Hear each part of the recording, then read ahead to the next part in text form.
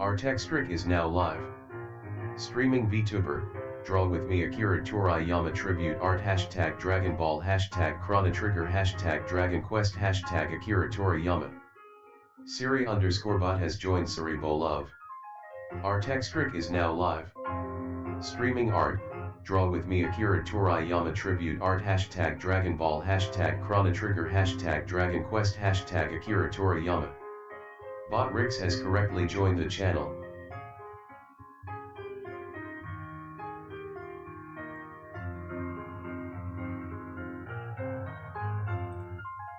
Says he taught me how to draw poses, BTW. Thanks for that, BTW. I appreciate it. No problem. I'm glad that my work has helped you in some form. I do appreciate it. Thank you for letting me know on that. Thank you.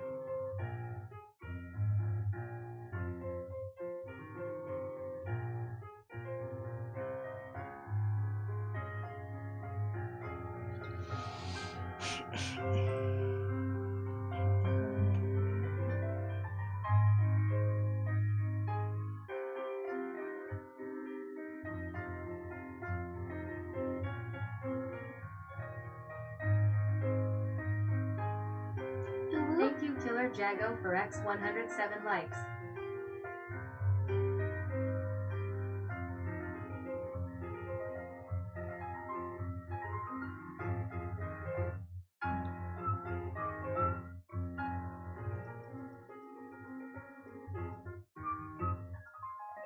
Thank you Killer Jago for X 197 likes.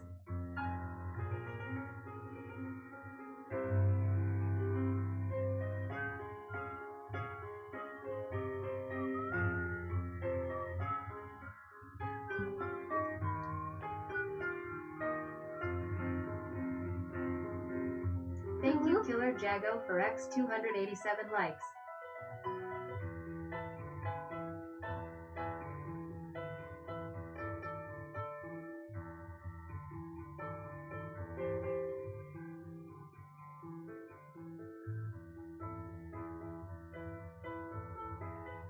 Thank you Killer Jago for X 377 likes.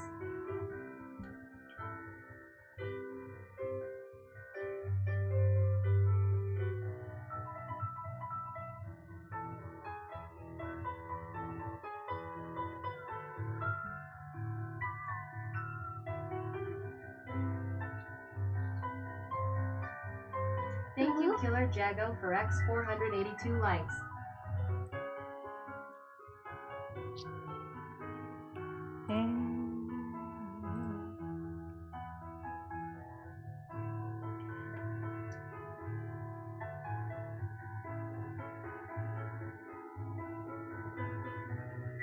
Thank you Killer Jago for X 572 likes.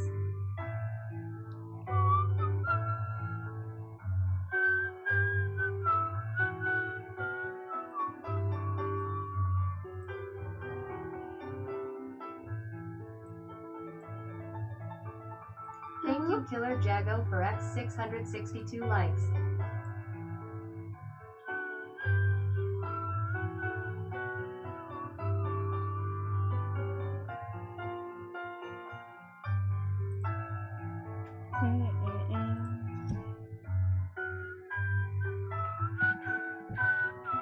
Thank you Killer Jago for X 752 likes. Thank you Jolie Pigeon for following. Thank you, I appreciate it.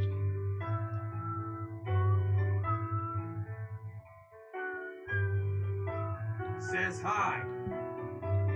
Hello, Devon, what's going on, bro?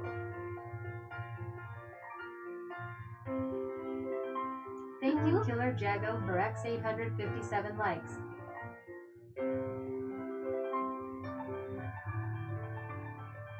Says good. It's good to hear. Every day is going well. Everything's going well. Thank you Killer Jago for X 947 likes.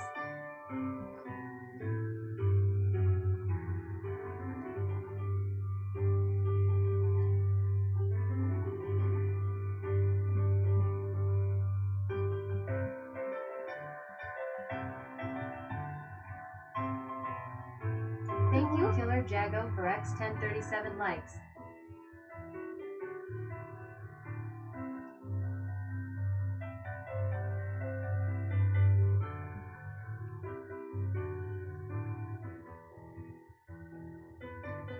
Oh crap, I forgot.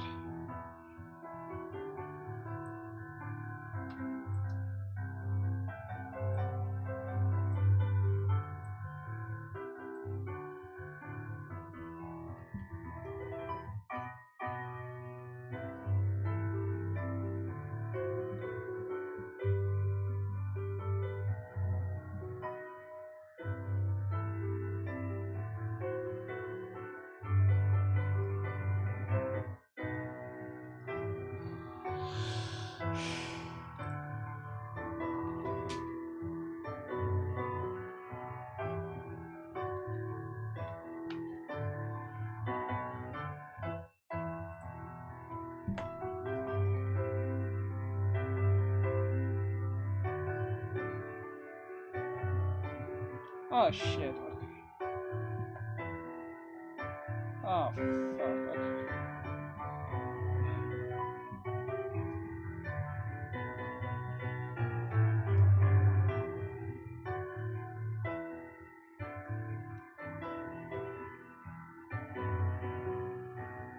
And you put everything on the wrong layer.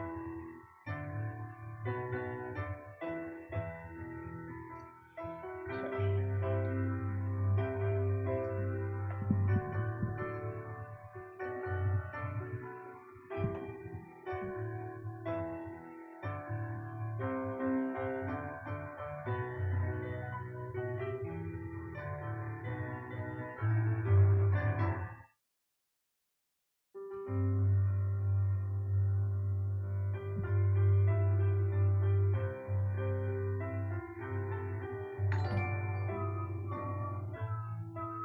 Thank you for the follow, I appreciate it.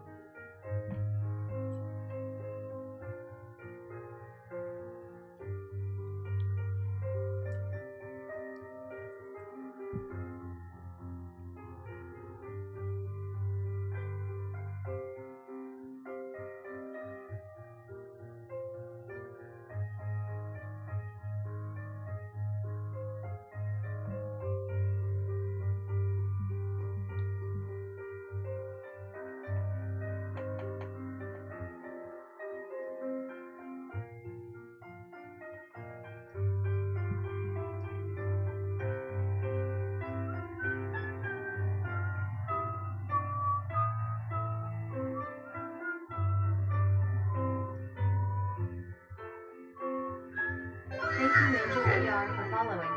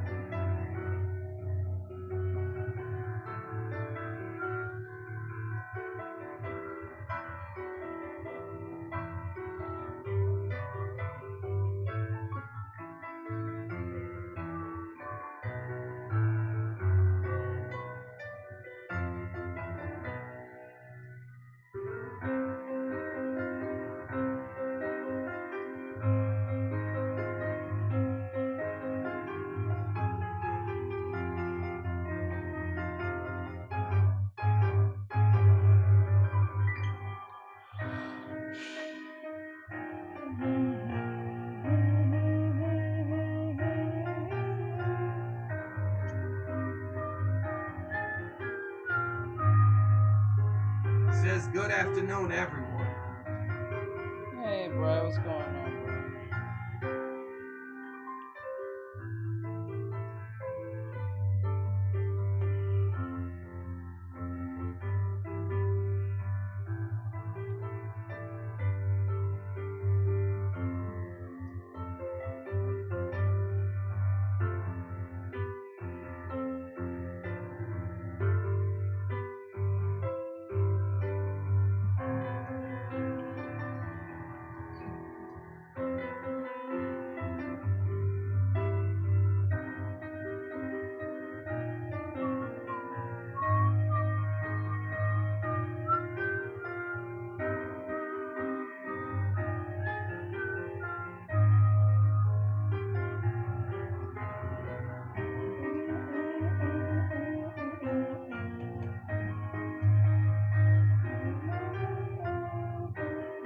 Says to humans.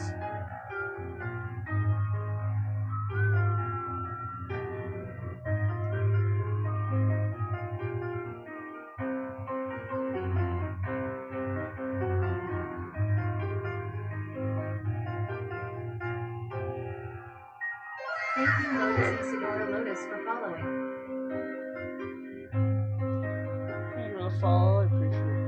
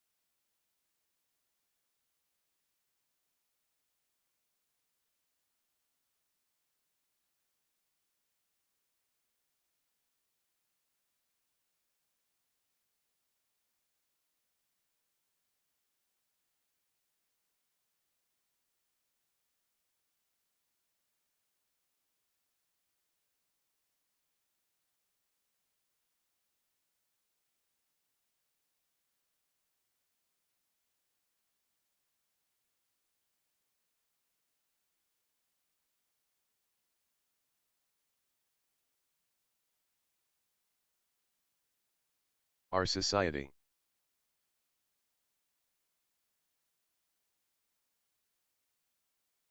And what that's supposed to mean by saying that?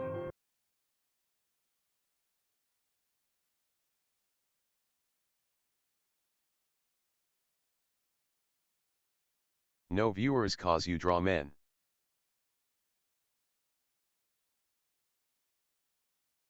Did you take the time to read the the title in the slightest? Does it matter if I'm drawing men right now? Says at Britriclose, hello, Bri.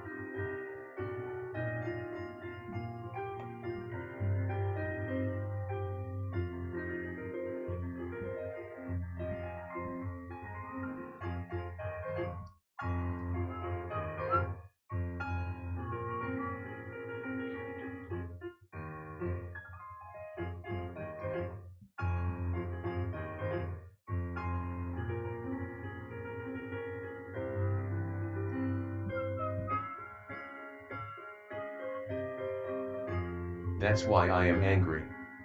You draw a passion project, and there are no people to watch it. Well, there was never. Oh, that's not the. That's. Well, technically, I get what you're saying, but like, then again, I don't care. I'd rather do what I feel like doing, whether someone's watching or not. If they come, they come. If they don't, they won't. Even though it should be otherwise. Well, it is what it is. There's nothing you can do about it. Whenever I draw dudes, no one comes, but it doesn't matter. This is more important than just some views.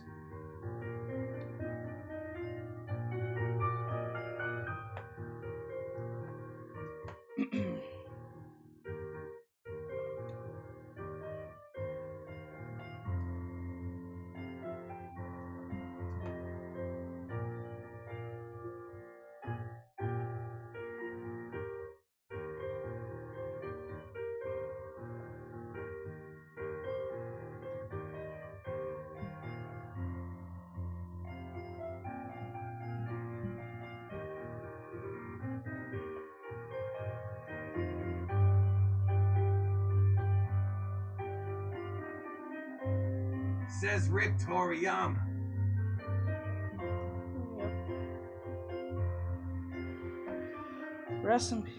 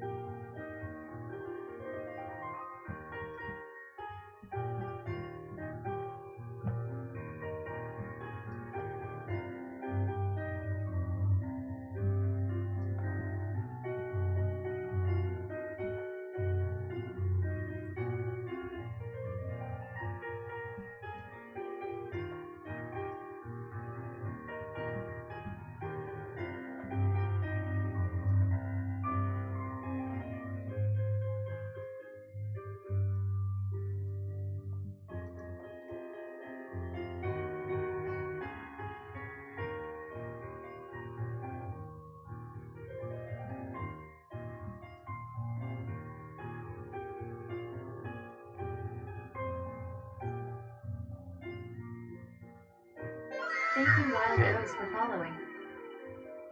Thank you, I appreciate it.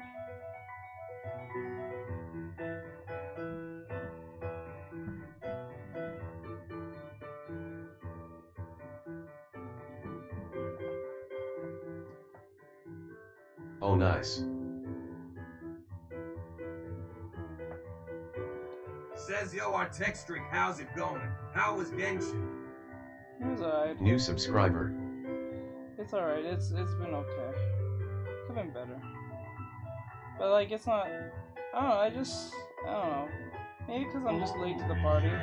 when it comes to Genshin Impact, but like, it's alright game, it's not that bad. It's enjoyable to an extent, and after a while it gets kind of boring, but it's more of a feeling thing at the time. But it's not a bad game, it's fine. I see why most people play it, because it really hits you with the BTW, what does Dragon Ball means to you? It actually means my childhood.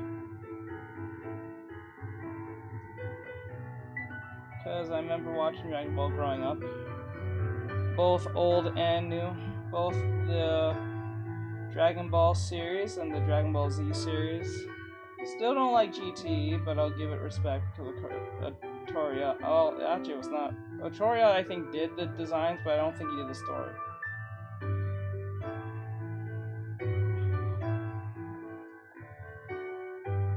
And I never watched Dragon Ball Heroes. I don't think that one was a good one. Just the way it looks. I don't know. Something about it just didn't. Says I discovered Dragon Ball way before Dragon Ball Z, and Akira had little to do with GT. Yeah. I think he just did the designs only. And that was it. I don't think he had any say in the story. Says hello. Hey Zach, what's going on?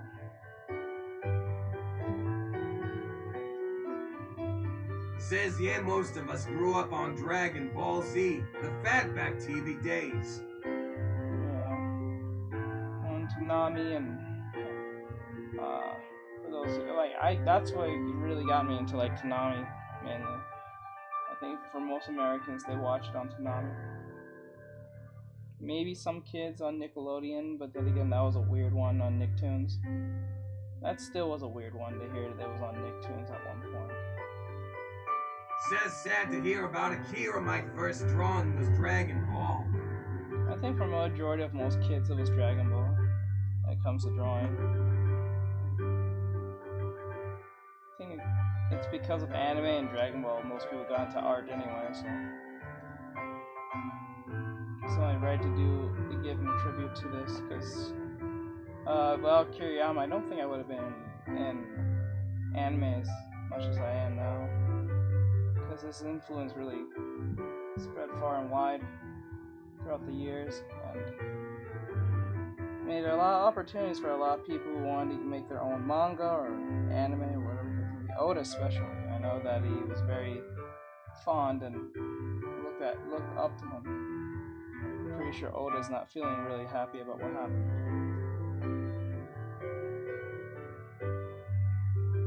I'm not sure if they was close, but I know he saw him as like a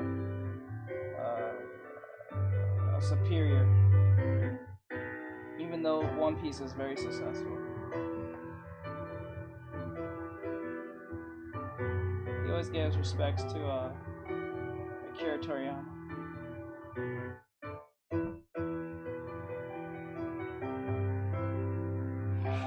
Okay. Come on.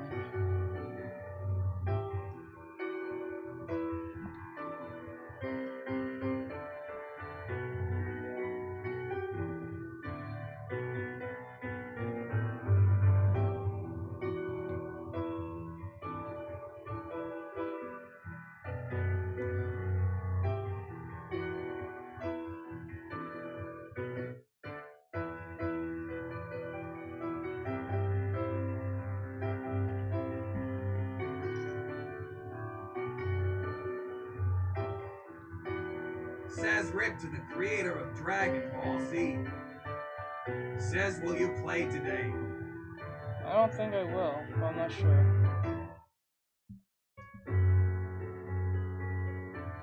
I'm not sure, to be honest with you.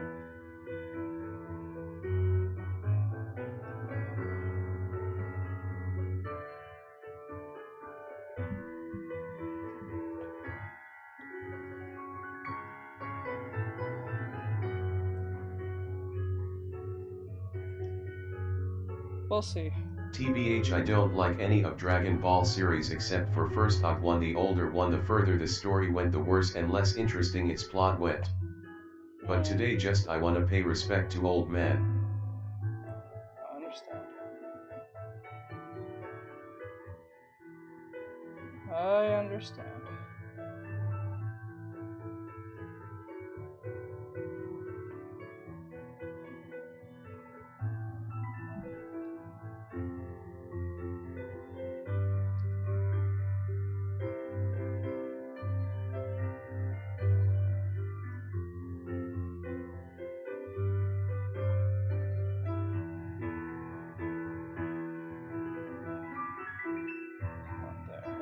arms are here.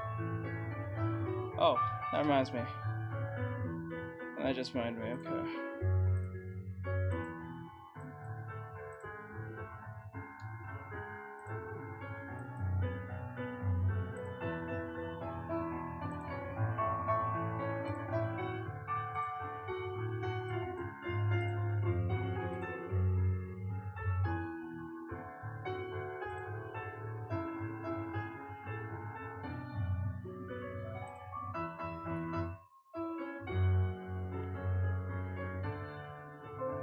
This guy shaped manga industry. And his tile and paneling is truly outstanding. Yeah. Yeah.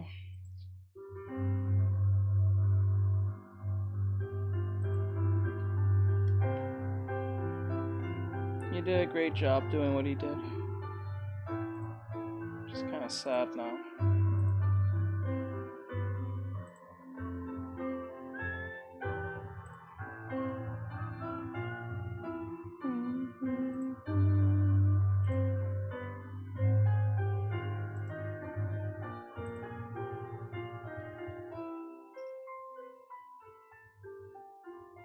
Why are you sad? I mean more than usually. What kind of question is that? I said it's sad. I'm not saying I'm sad.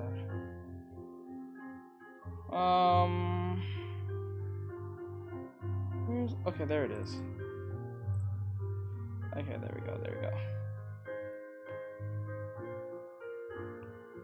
Make it easier for people to find it. Okay, there we go.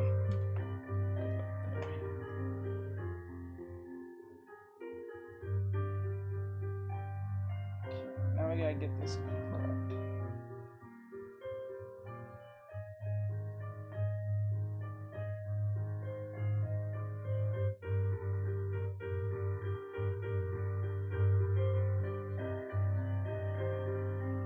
That.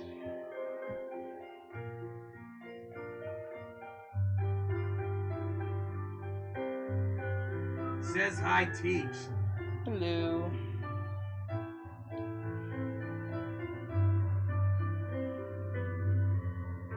How goes it?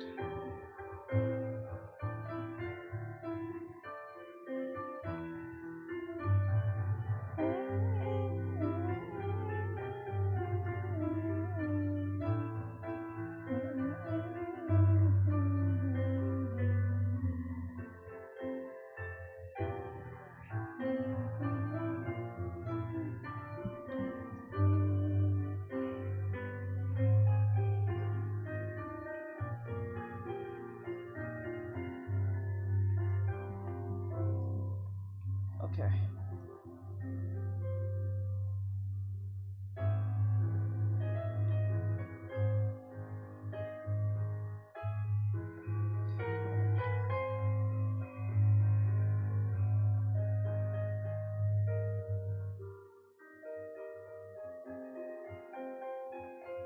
Says had a known user for 5 high Ari.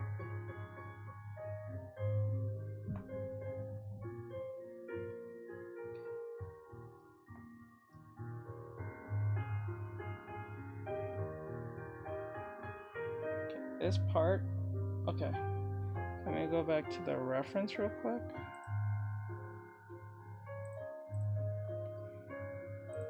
Just doing it from the top of my head is always such a pain in the ass. Okay. Says, is this a commission? No. It is not a commission. Okay, so right here.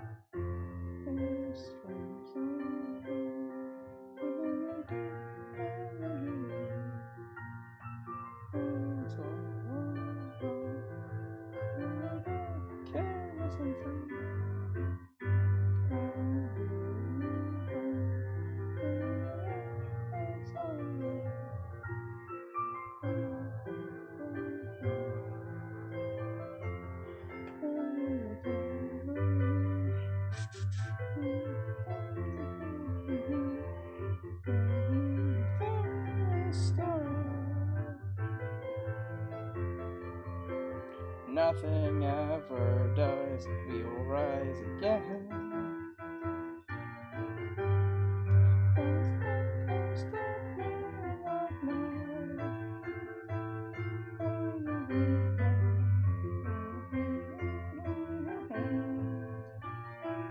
Says paying my tribs.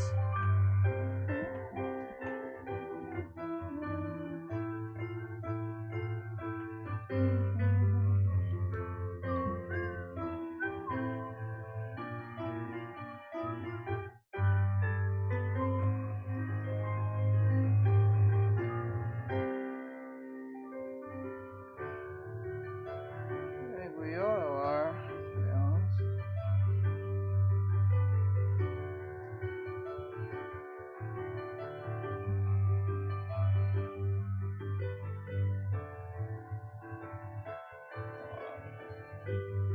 Okay.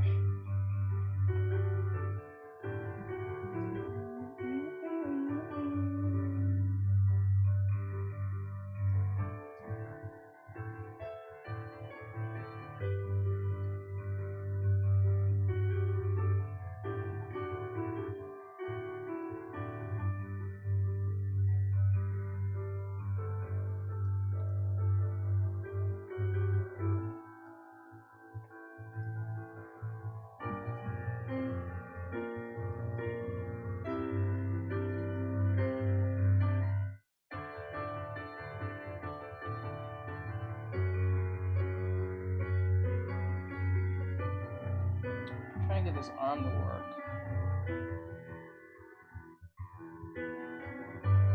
Yeah, the arm is not working. This arm is not working. That's where the problem's coming in. It's the arm here. So what I need to do is look at it more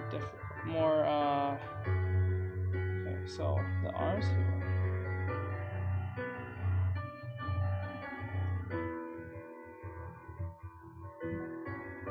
Says I can't use Photoshop for free anymore if they caught me.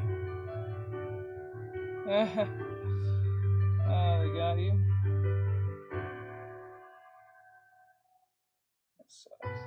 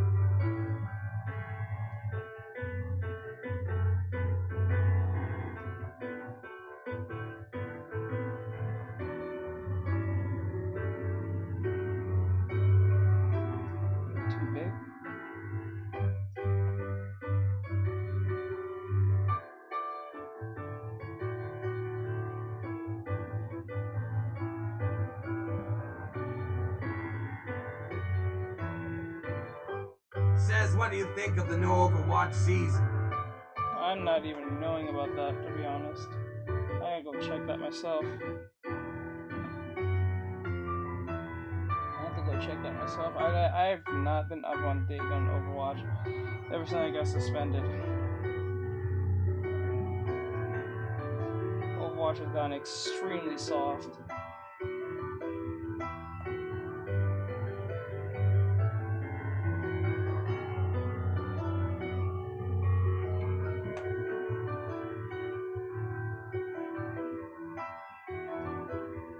Says for what? I don't know, toxicity, I guess. That's what they said, but all I said, you guys suck, and that's it. Gone super soft. I didn't get into detail on who sucked. I just said y'all just suck.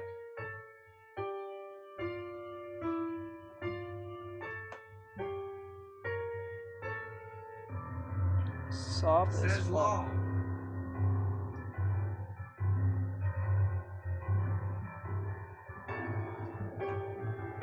So I said, nah, I'm not gonna do this. Like, when they said I was suspended till the, was it the 13th? I was like, fuck this game.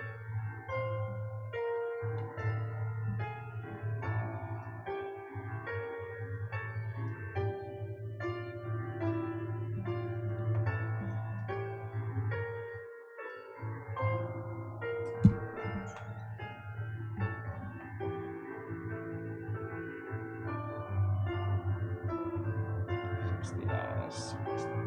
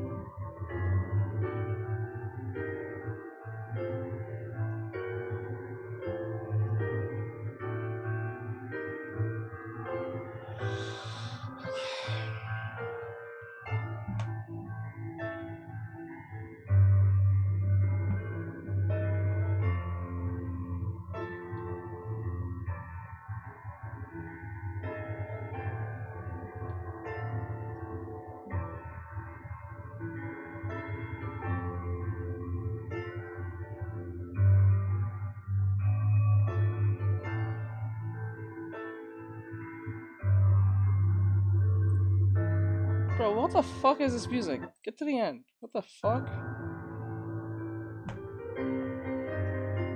What the hell was that?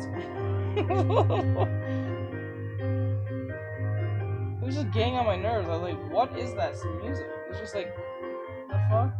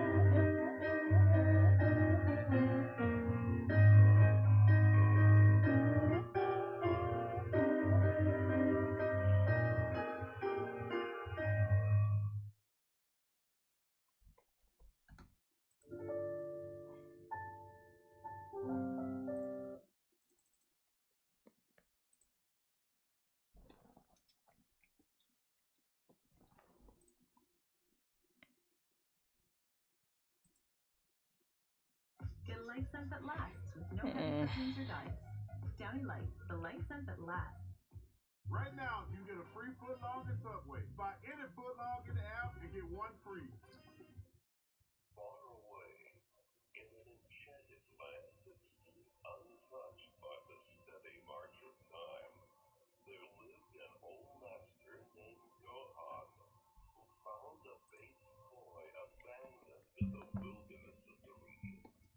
The old master raised the boy as his own child, and marveled as the youngster grew and became uncommonly part of it too.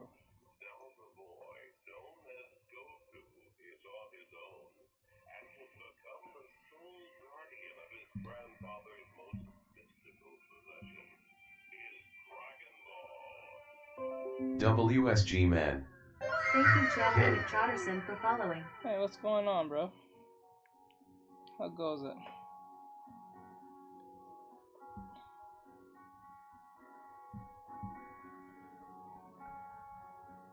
Thank you for the hearts over there. Over there on YouTube Shorts.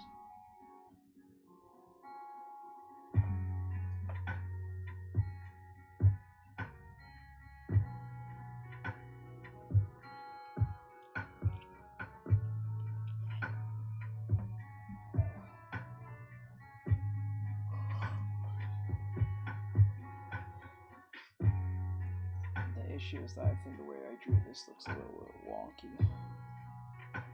Little bit wonky. Need to fix some parts here.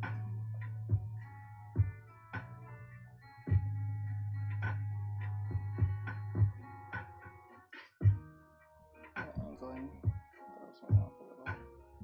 And the arm here needs to be fixed. It's always this arm here that's bothering me because it's like it's not either not working, it's not keeping up.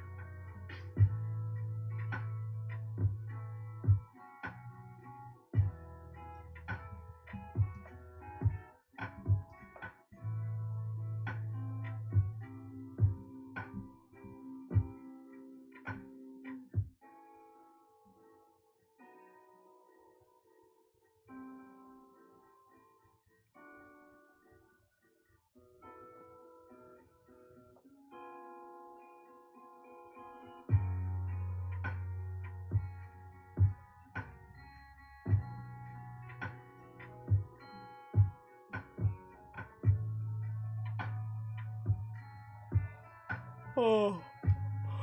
Oh.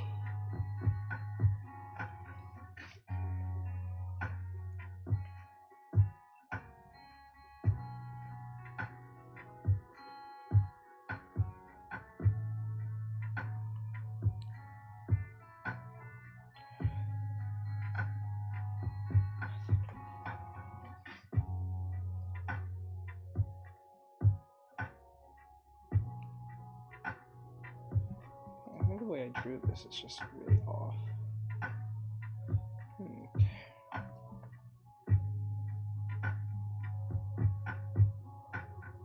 He doesn't have his arm down.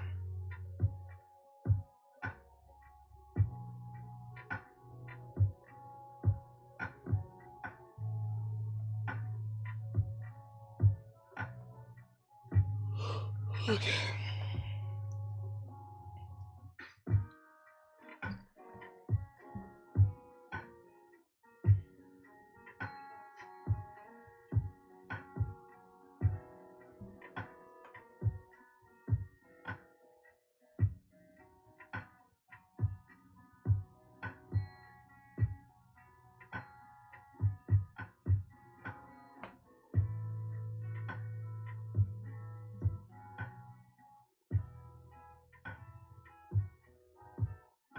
I never seen you on this earlier.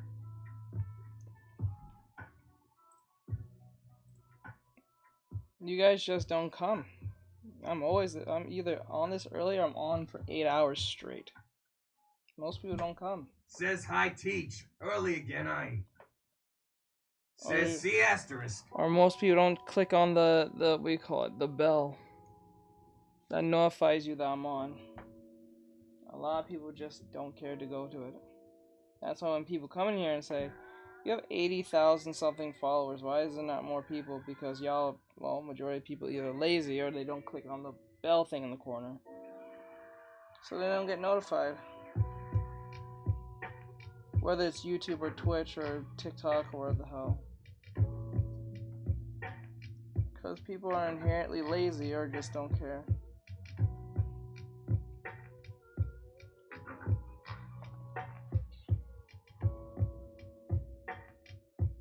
I remember one time someone complained, is there a way you stream on anywhere else? It's not that I don't mind looking at your work, but Says at high I see. I remember one person, as brain dead as this response was. Says I mostly don't come because it's already late. No, it doesn't matter to you, Mono, because you live on the other side of the Says world. at bright for close high brine. I'm talking about the Americans that are in my area or like that lives in my what do you call it, my time zone or so. So like what's the most brain dead thing I heard? The most brain dead thing I ever heard Says is when someone came to my stream and said, I like your artwork, but I don't like watching you because your hands always gets in the way. Is there anywhere else I can watch you? I said, yes, I stream to other platforms. You can go watch on YouTube or Twitch.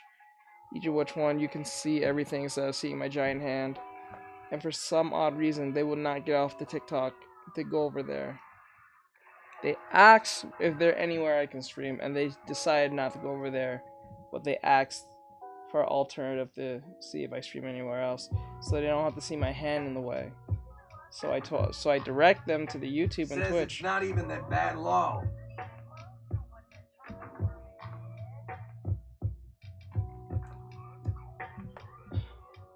But like that's the thing, people say that all the time. It's just like they say shit like this, and I'm like, what? Says I can watch on Twitch later because I will have to go in about 20 minutes. I understand. So when I tell them to go to the other platforms, they just don't go over there because they're so addicted to TikTok. Says I was thinking, don't you always say to follow your Twitch? Oh, I was thinking. Either follow the Twitch or the YouTube or whatever. Because I stream to all platforms. I want Kick, YouTube, Twitch, Trovo, and Facebook, or where the hell. But for some odd reason, they just don't move off it.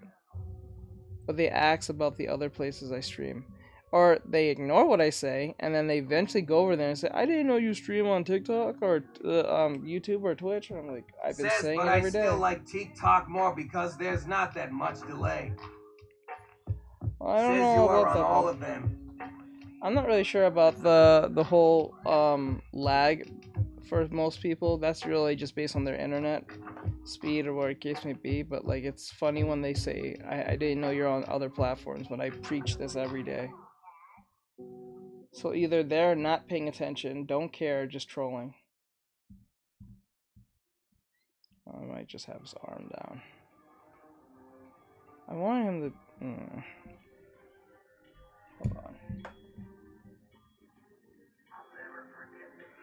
People don't use their brain till they really need to sometimes. Yeah, it's really annoying, but it is what it is, though. Hey, I don't know how to say your Says name. If that's true, the voice thing takes a few seconds longer than TikTok. You look tired. Nice drawing. Says Thank maybe you. it. Plus the drawing is closer, which is good to observe. I guess. But I always tell them just to follow the other platforms just in case, because I get frequently banned on this fucking app. It's really annoying. For like most dumbest things. Just yesterday I got, I think, bully and harassment warning, and I didn't say a thing. I was mostly quiet. I was just not saying anything. I was talking about any topics or anything specific, no woke shit or any of that stuff. at the time, and I was just drawing. Says it bright for close, yeah that. On YouTube there's about 5 seconds, but on Twitch is about 10 behind TikTok. Ooh. Okay. That's crazy.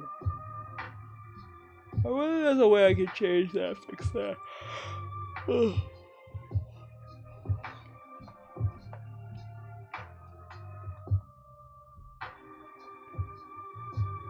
How do I say your name?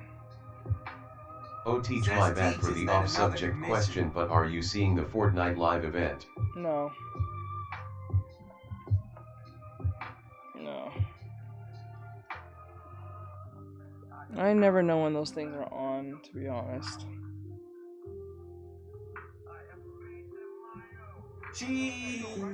When is the Fortnite live event? No, it's not on our commission. It in 8 hour. I don't think so. I would find it really funny if Fortnite managed. I heard that Sonic the Hedgehog might be coming to Fortnite, but what's funny about the Fortnite thing is that I would find it funny if they somehow get Genshin Impact characters over there. That would be funny. Says okay. I kinda like it when you just draw what you want. Today is one of those days, kind of.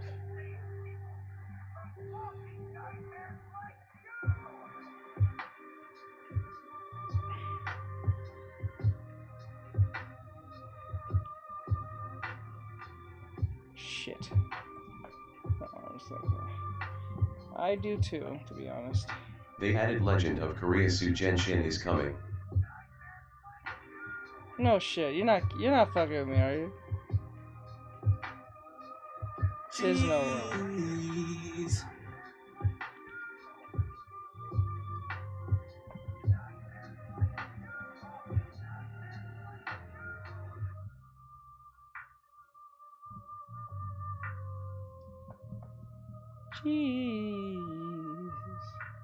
Cheese. All about that cheese. No, they add Legend of Korra to series.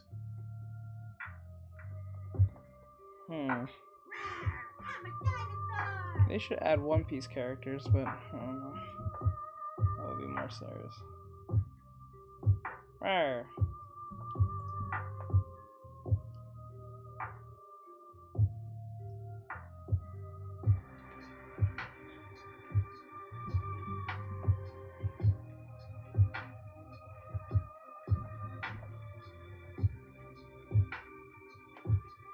UK how they Jews be adding anything. Yeah, they add virtually everything and anything. Virtually anything and everything. Okay, this part, the body looks really odd, so I need to fix it. Okay, so what we're gonna do is...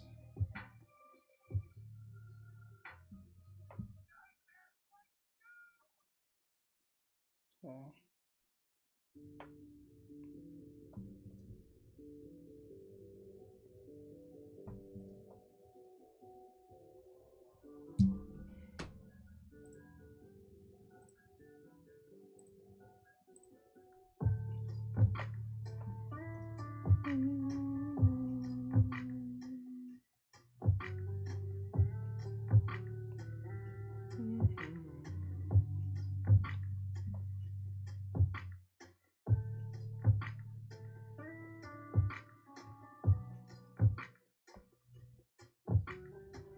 I feel like it's kind of like weird looking, which I will have to fix. Again, I keep adjusting and fixing Goku's outfit because it looks really weird or too baggy or too weird and strange. I just realized you're drawing Goku.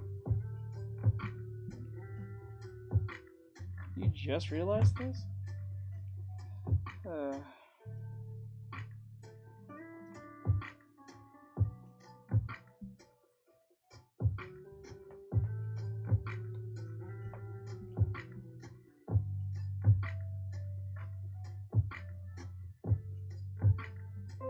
I was half asleep. Alright.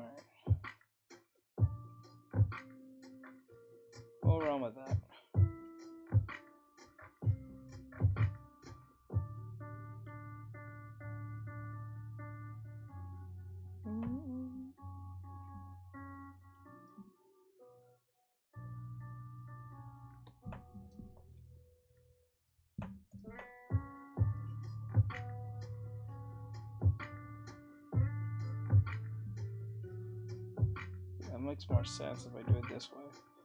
Put his hand on it, put his fist on his hip. That makes more sense in my head.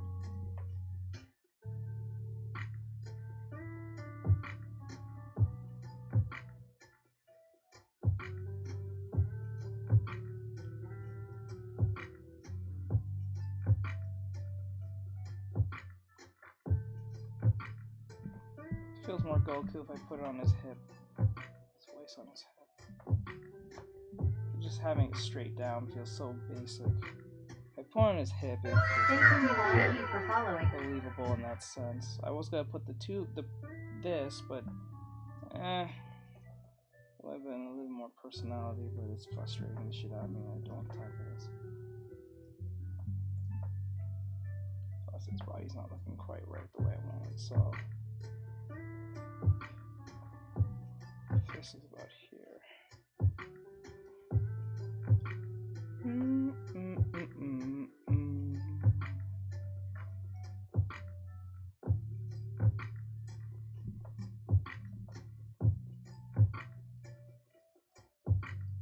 don't look like he has titties right now. That's weird.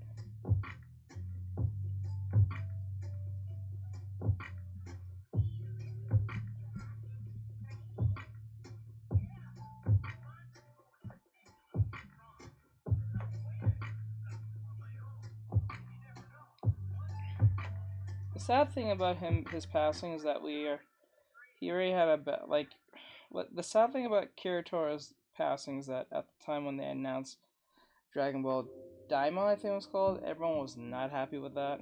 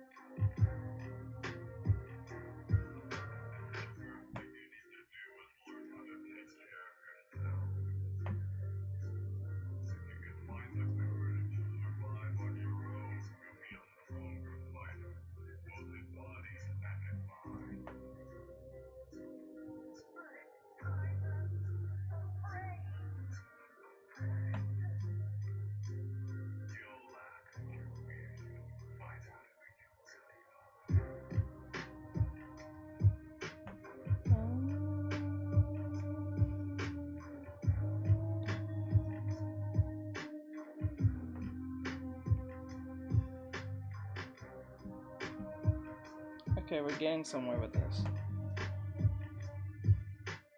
We're getting somewhere with this.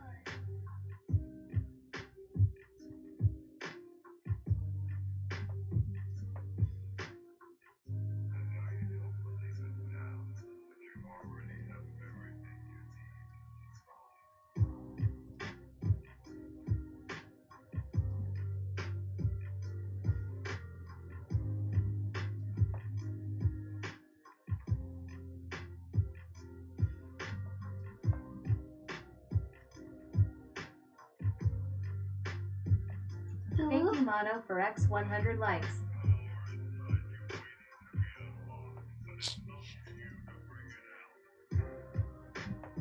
Thank you, Mono, for X 190 likes.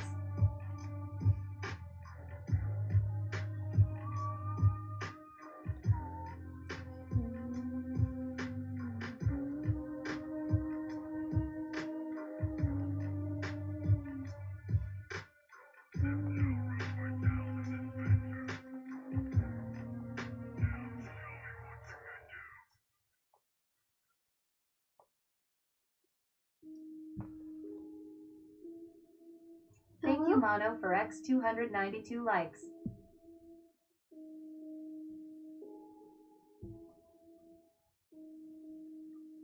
Thank you. Thank you, Mono, for X 382 likes. Thank you.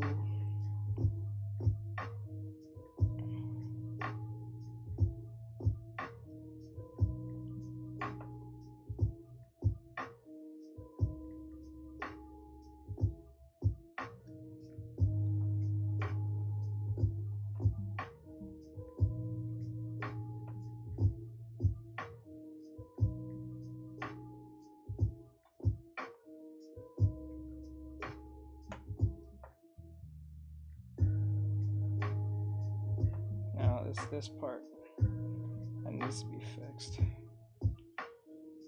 Oh, first thing, I did this wrong here. It's not supposed to look like that. It's just this piece now that needs to be worked up on.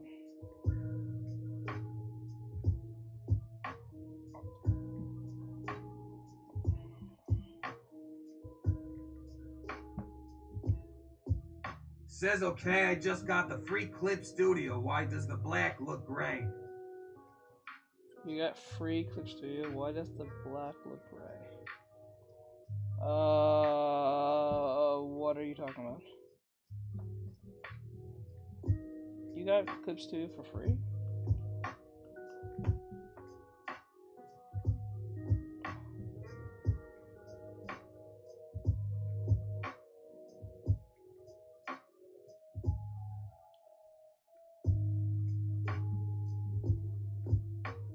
Says 1 month. Oh, why does the black look gray? So wait, you made the color black? Like you're going with the color black and it looks grayish? Is that what you're saying? Says the color. I don't know about that one. I've never heard that before. Says yachts. That's a weird one. Because like if I went here, let's go straight black, and then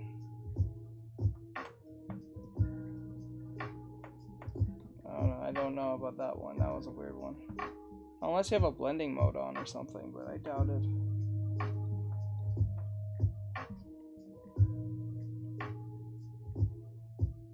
I've never heard of that type of problem, if that is a glitch at all.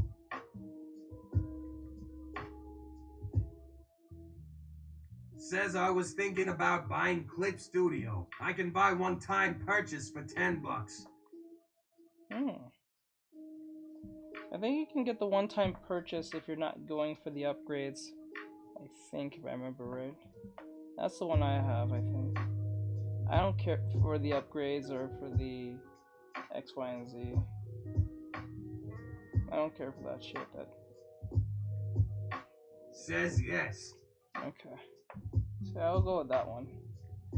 I suggest, yeah, get that version and get used to the program the way it's supposed to be.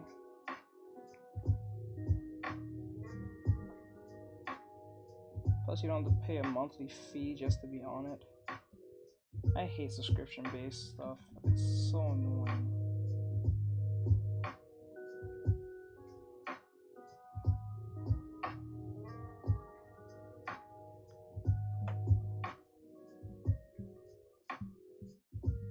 You know, it's funny. Where's those people who constantly bother me to draw Goku? Where are they? Where are they? Very weird. Very, very strange. Says he'll be right back to each. Alright.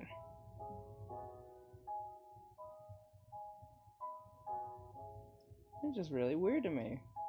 Why is there the guys with such a hard-on for Goku not in here? It's not like I didn't say I was going to draw Goku in them. Especially when I entitled it Akira Toriyama Tribute. Says I don't know yet, because I got pretty used to Ibis paint, but when you draw I see how many cool. Thank you. Says functions it has. Yeah, Says funny. I very rarely ever mess with the functions at all, or the thing. Amazing drawing. Thank you, Henry Edits. I think that's Henry Edits, if I'm saying that right.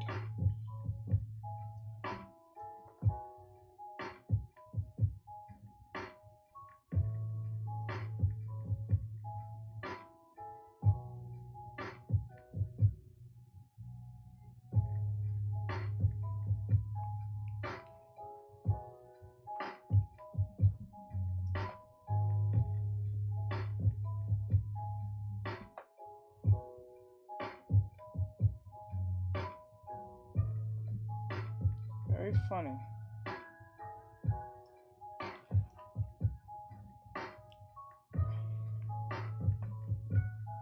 Says I want Viral Pocket, but it's Windows and Linux only. Windows and Linux only. Well, you're on Mac, I guess?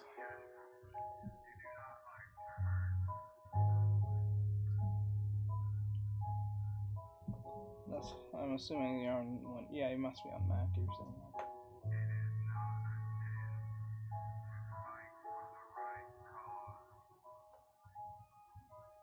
Says tablet. Says Android. Oh, Android, okay. Okay.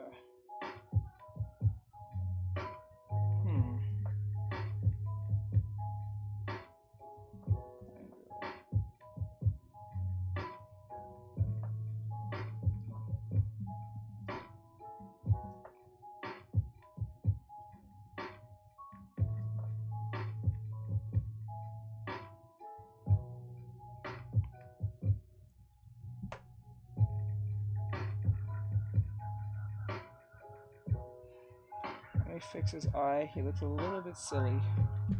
I think I can fix it. Oh, I'm looking too weird.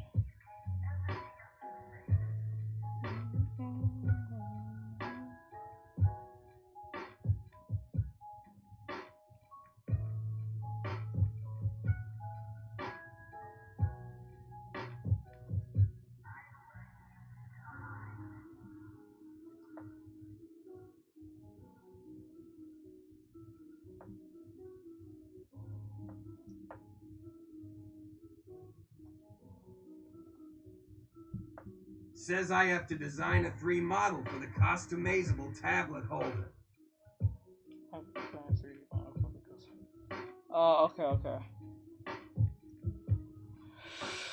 Here we go.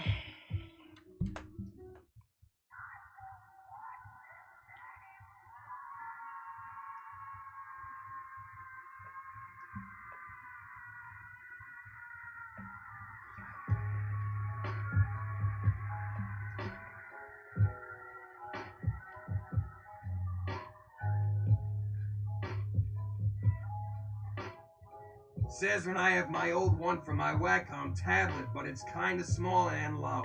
Okay, okay.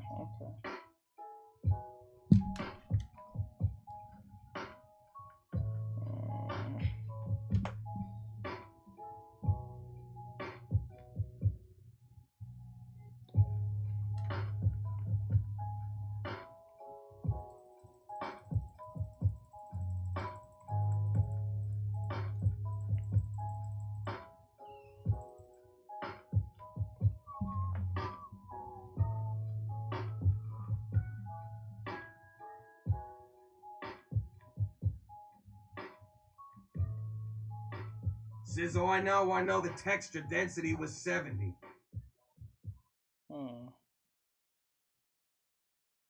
Just using a special brush.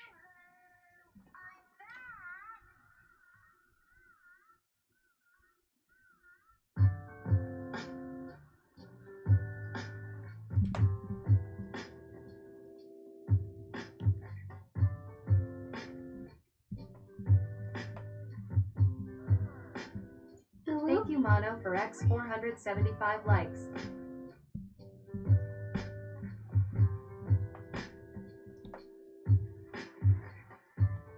Thank you Mono for X 573 likes.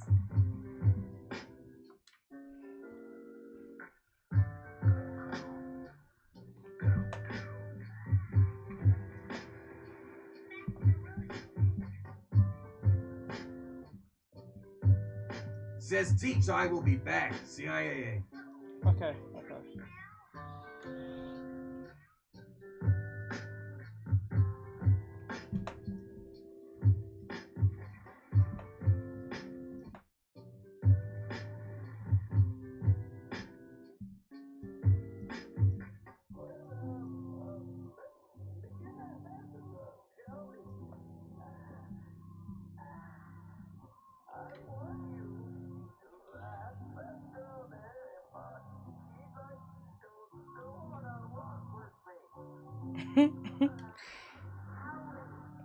That'd be part of my training.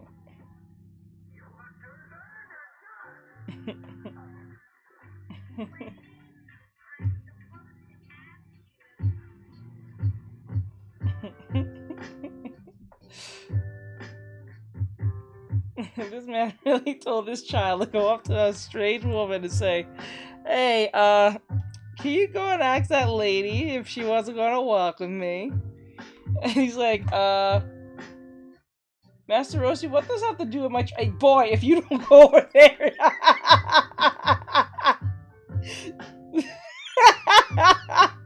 Says Law. That's still funny. Boy, if you don't go over there.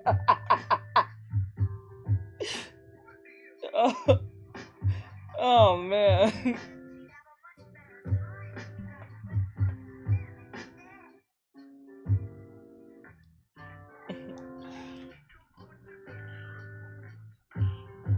That was funny. No, he didn't say exactly those same words or same outcome, but it was close enough. That was still funny. He's like, boy, if you don't get over there right now.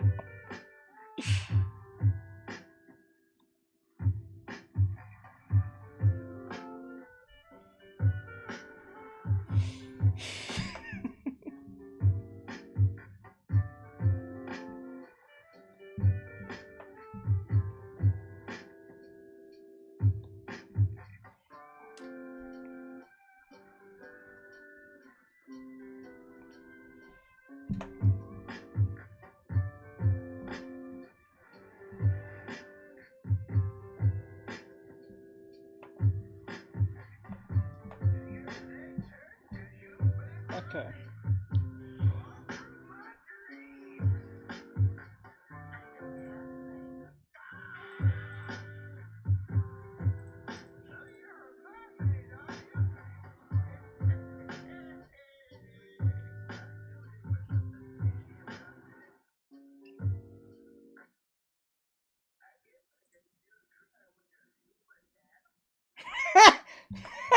I think you can still try with our human half. You love all its shockingly low prices.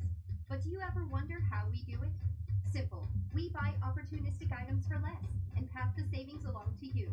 When a brand has excess inventory from packaging or manufacturing overruns, they call us. There's no club membership needed. So, stop by your local grocery outlet today and let the bargain hunt begin. Grocery outlet, bargain market.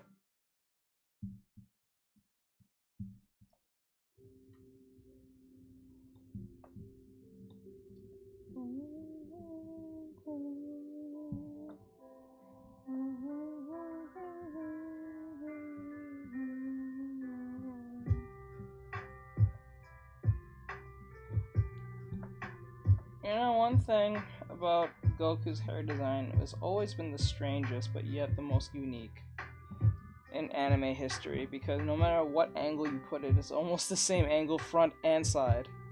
It is the most interesting hairstyle ever to draw, because it's ever rarely you have to do anything with the hair. If you can try to just draw it the way it looks on the side, you pretty much drew it in the front too.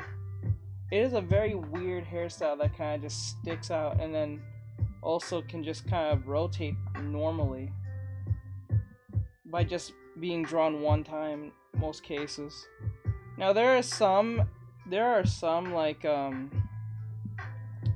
some parts that needs a little bit of finessing, like this one and this one. But if you just look at the front and the side and even the 3/4 quarter, 3/4 first and 3/4 from down and even up bottom or up top, or frontwards like this, it's pretty much the same drawing once. It's these two that actually stands out a little bit more, but you're not doing much here. But you're doing this is more finessing than all of them put together. This one's a little bit more. But Jesus, like this hairstyle is no one has always managed to be so different from all different hairstyles in anime, and know how to like. You can draw if you can draw it once, you can draw it, or if you can draw it at least one time, you can draw it again. It's a very unique hairstyle.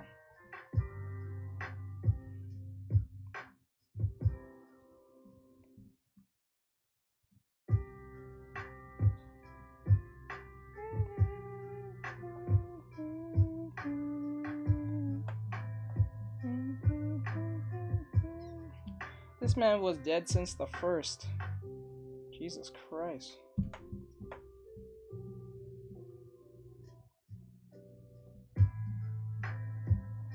That was 8 straight days. That was 7 days.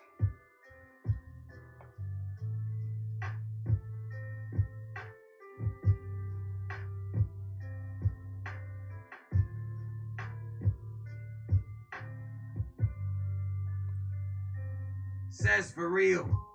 Yeah, he was dead since the first. That's the part that throws me off. I was like, wow, that's 7 straight days.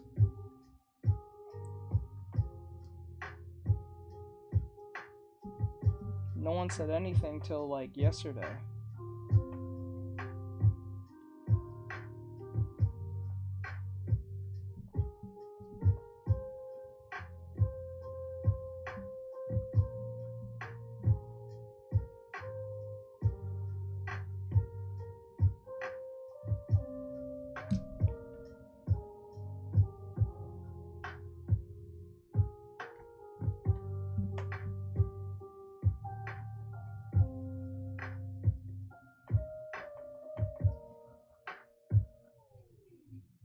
Nah, I don't like how that looks. That looks really basic.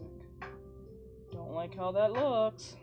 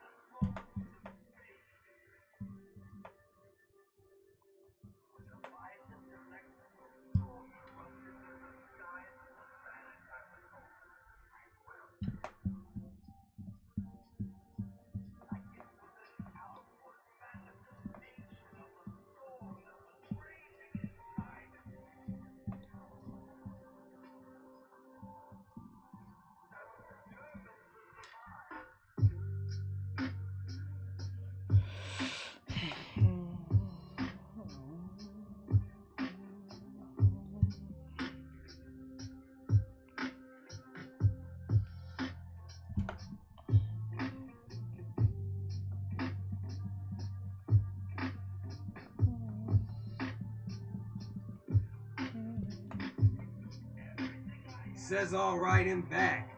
Okay.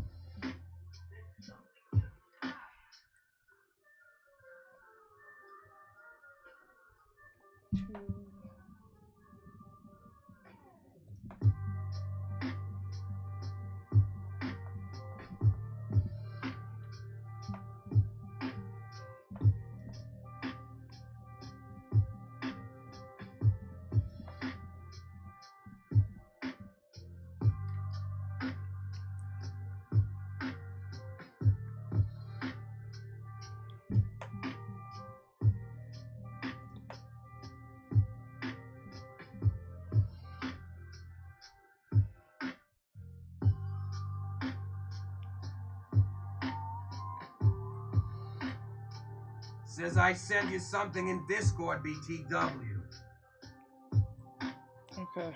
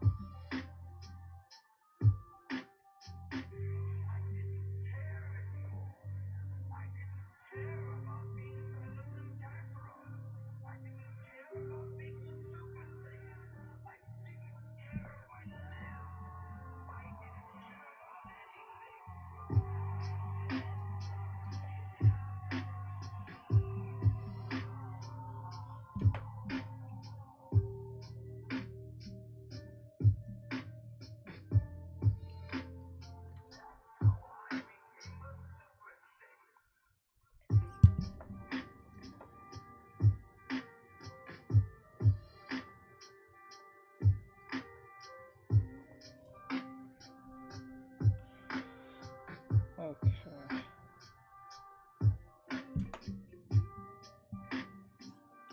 Okay, everything's in there for my full place in that sense. Okay, that looks a lot like Goku now.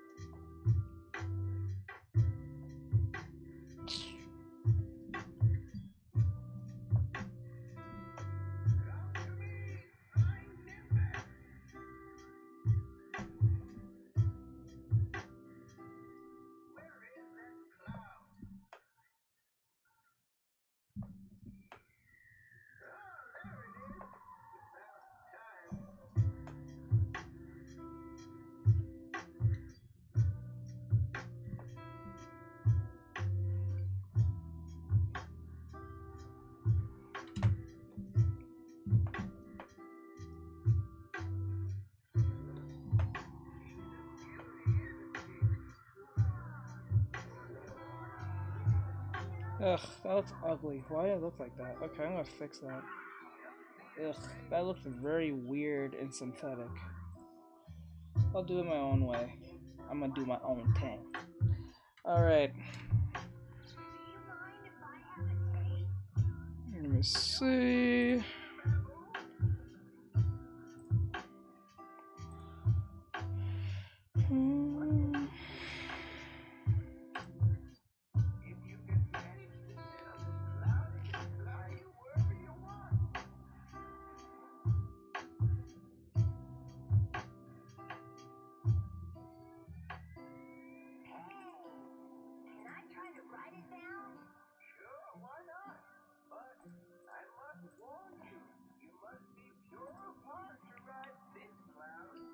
Yeah, you would just draw it normally, as if you were drawing breasts.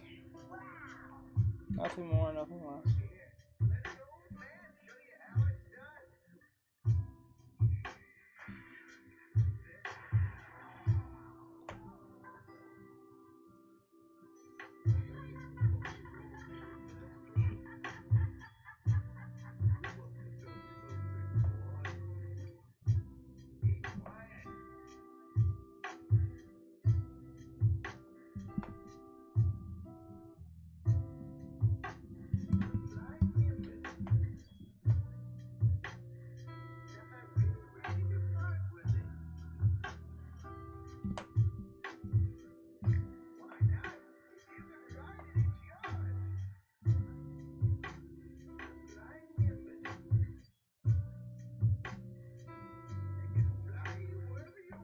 Says he's looking good.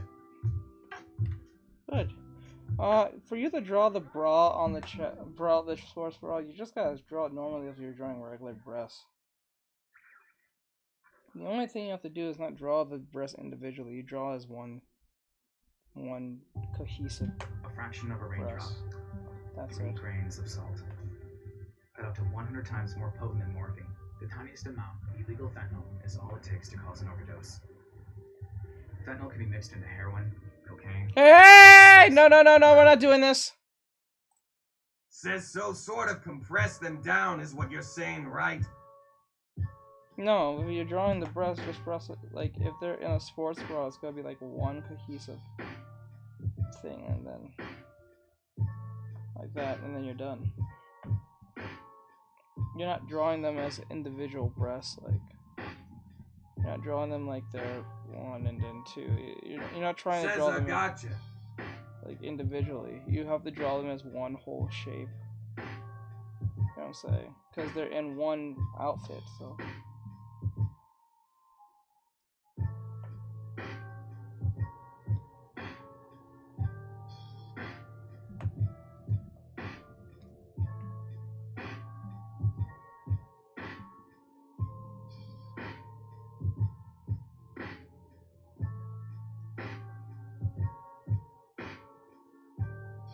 Says what about her on her shoulder, though? Would that bend a little since her arm is raised?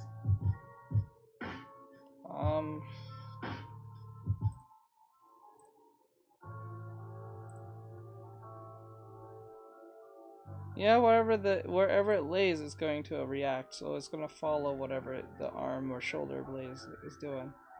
So yeah, pretty much, it will not bend, but it will interact.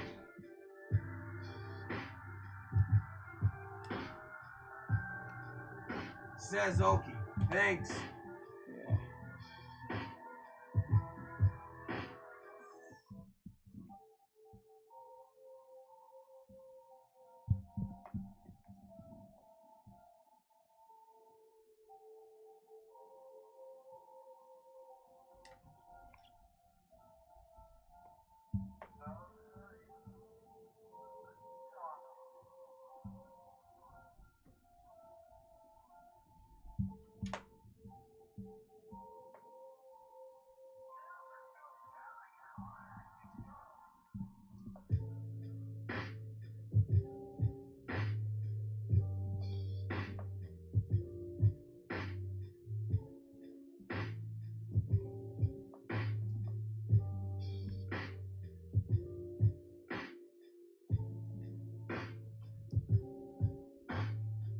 Has anyone here watched Boy Meets World at one point in their life?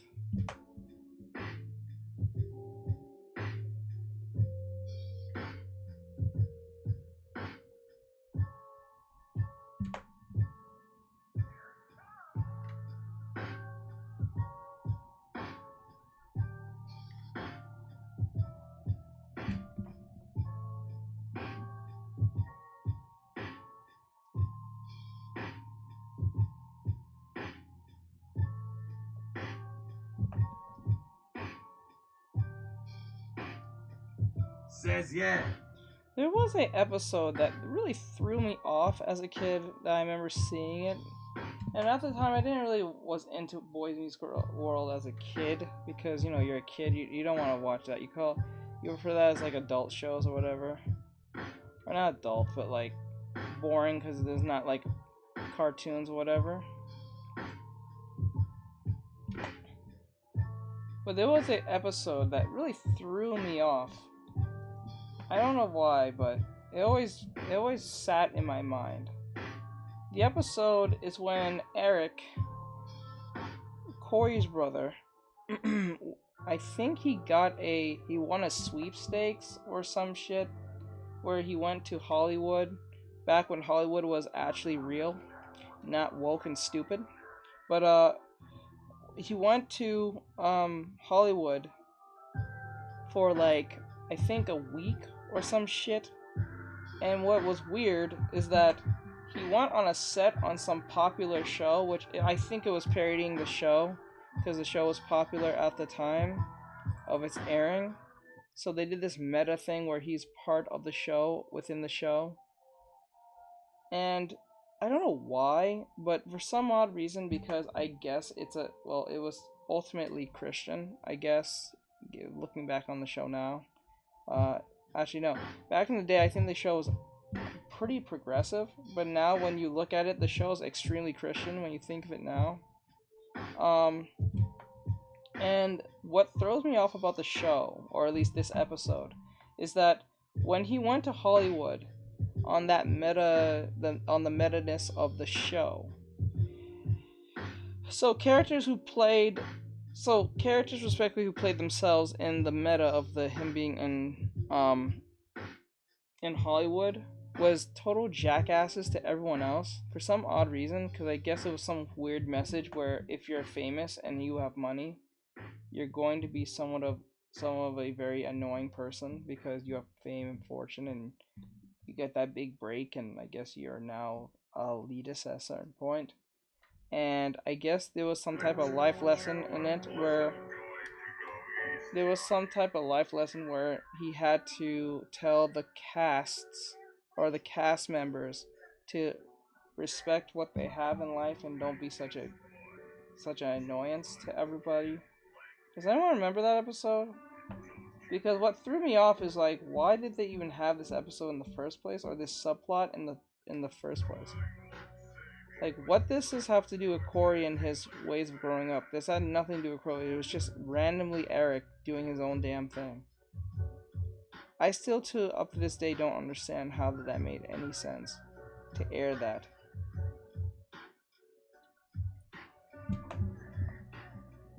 It felt like a giant reach to have Eric do something and also learn something in the process.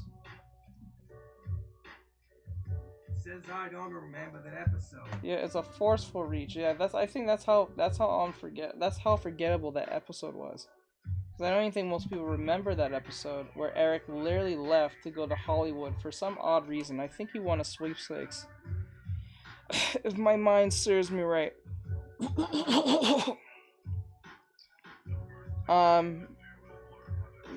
I don't know, it was just a weird thing. I just never understood why that was a thing, but it was a thing. It was like one episode. I think it was only for one episode. It's not like for two or anything. It was just like one. But it still threw me off to this day as a kid. It sits in my mind on why they even bothered to make this episode. It felt so boring now looking back at it, or thinking about it now.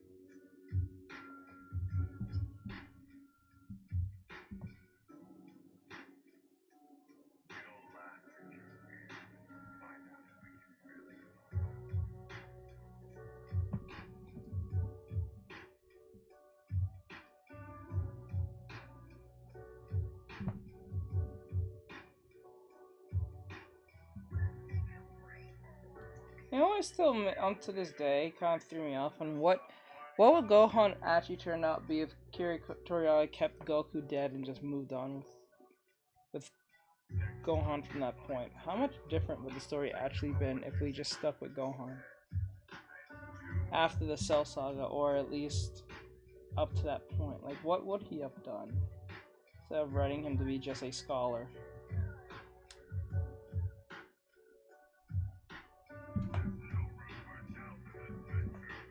Maybe he would have been like the future Gohan we wanted. I don't even know why we even call him future Gohan or like future Trunks. I don't know. What's the point? It's not even... I wouldn't even call him future Trunks. I will call him alternate Trunks. Wouldn't that make more sense? Not future Trunks. He's an alternate version of what Trunks is in another timeline. So wouldn't it make sense to call him alternate Trunks, not future Trunks? He's not from the future, per se. He's a grown-up version of Trunks, but he's not exactly the same Trunks that we know from with Goten.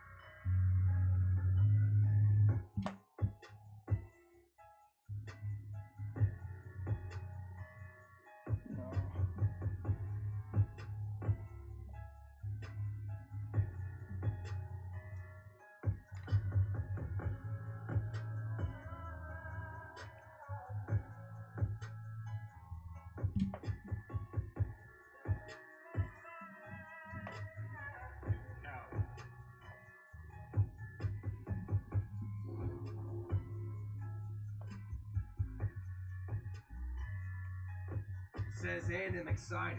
We're cooking up kebabs tonight. Okay.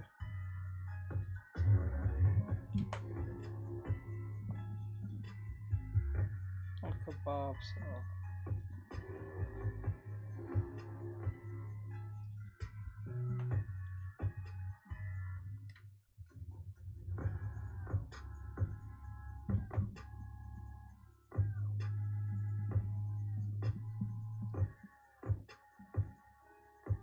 Shit. Says barbecue ones too. Barbecue. Where are the Goku fans that keep harassing me to draw this man? Where are y'all? Where are y'all? Where is the Goku stands? Huh?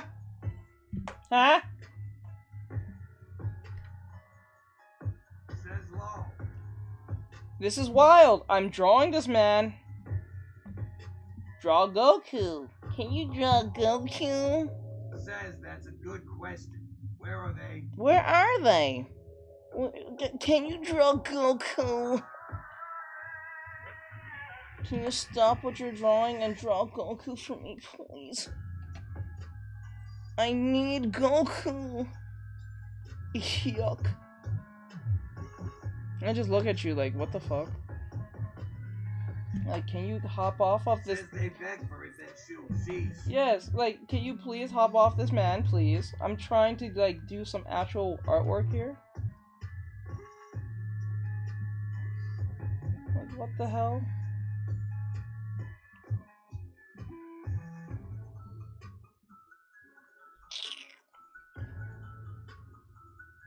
Still to this day asking this man to draw Goku. Like they say in the comments, they like saying that stupid shit. I've been constantly asking him to draw Goku. I'm like, bro, if you want me to draw Goku, just pay me. It's not that big of a deal. Drop a gift. It's not that hard. But I don't have any money. Well, you're not getting Goku then. What the fuck? You'll pay Crunchyroll, but you won't give me $1 for your Goku. Okay, I see how this is. We're gonna play that game. Okay, we can play that game.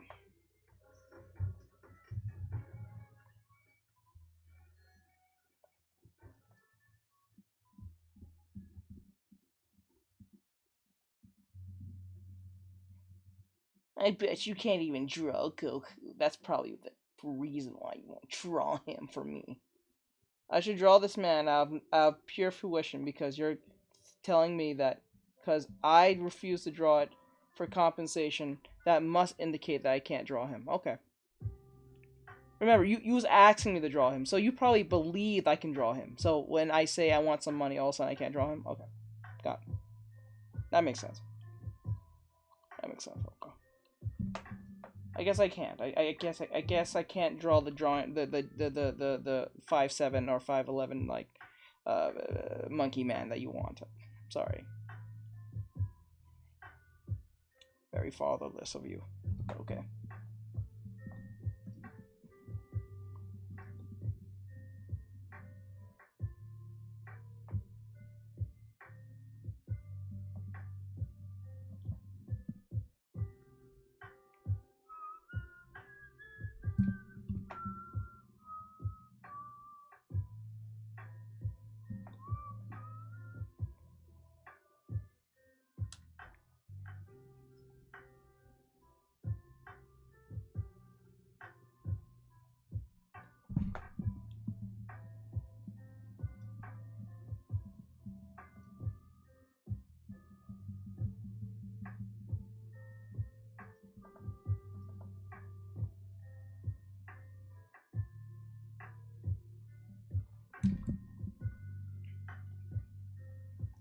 That's not looking right. That's really weird.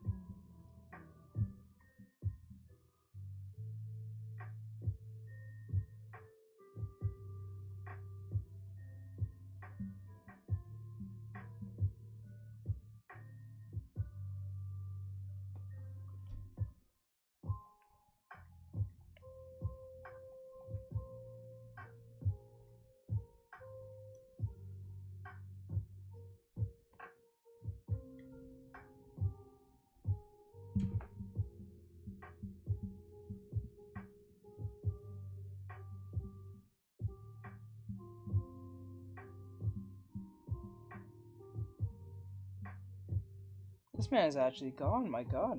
Akira Toriyama's gone, bro.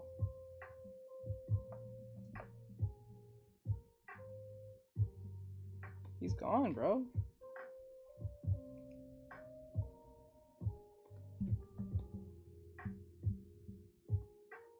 Just poof.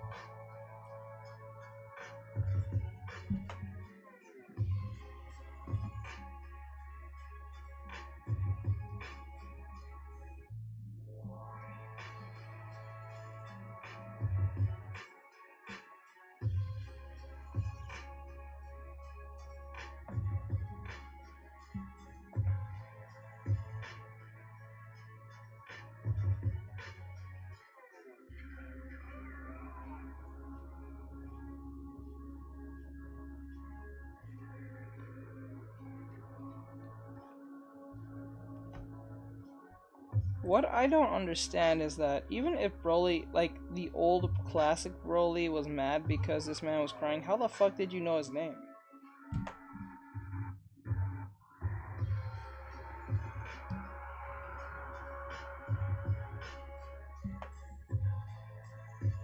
How did you know it was Goku? You was both babies. Your eyes was closed. Like, let's just say, like, if we're talking about classic Broly, shit makes no sense. That is the most weakest villain backstory ever.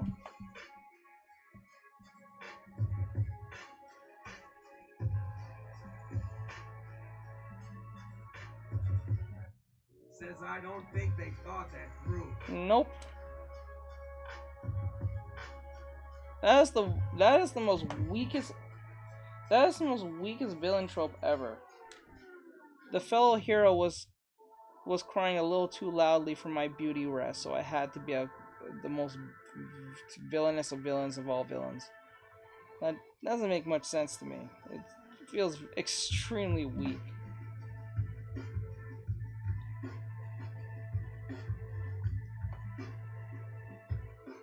And no one said,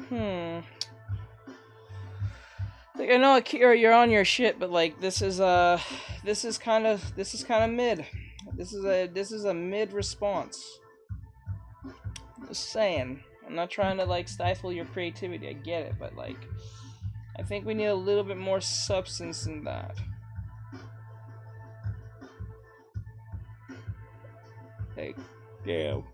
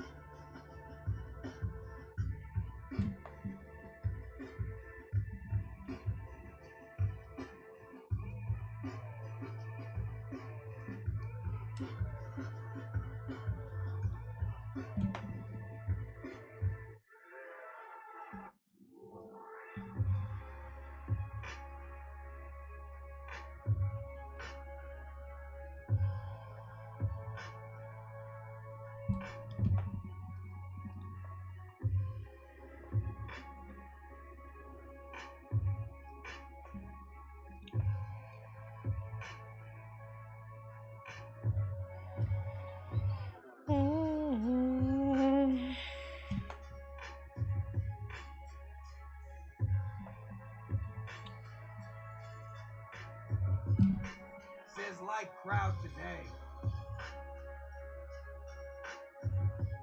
Yeah, I'm drawing a dude. I'm drawing Goku. If they ever come here tomorrow and tell me nothing, I'm definitely blocking them.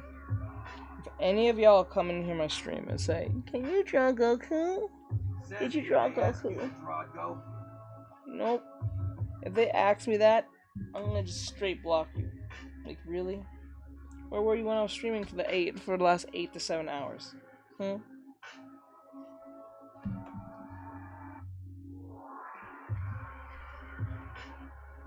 know what's gonna be fun? No, that's all I'll do.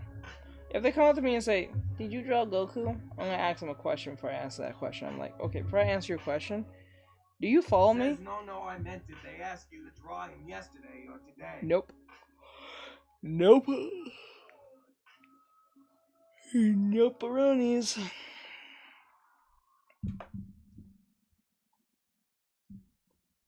Like, if they bother to, oh my god, if they ask me anything about, "Can you draw Goku?" And I was like, okay, before I do that, before I even answer that question, do you follow me? And if they say yes, I'm blocking you.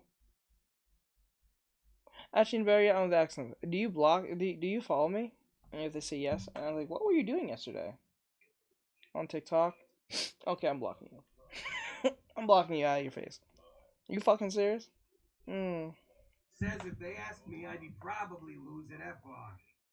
I'm blocking you right in your face. I'm not even gonna count. Says no. I was on TikTok. You was on TikTok, you followed me, and you asked me this question, yes, the following day. When I was sitting there for 8 hours. You couldn't... And you come bother me about drawing some monkey man from space? Okay.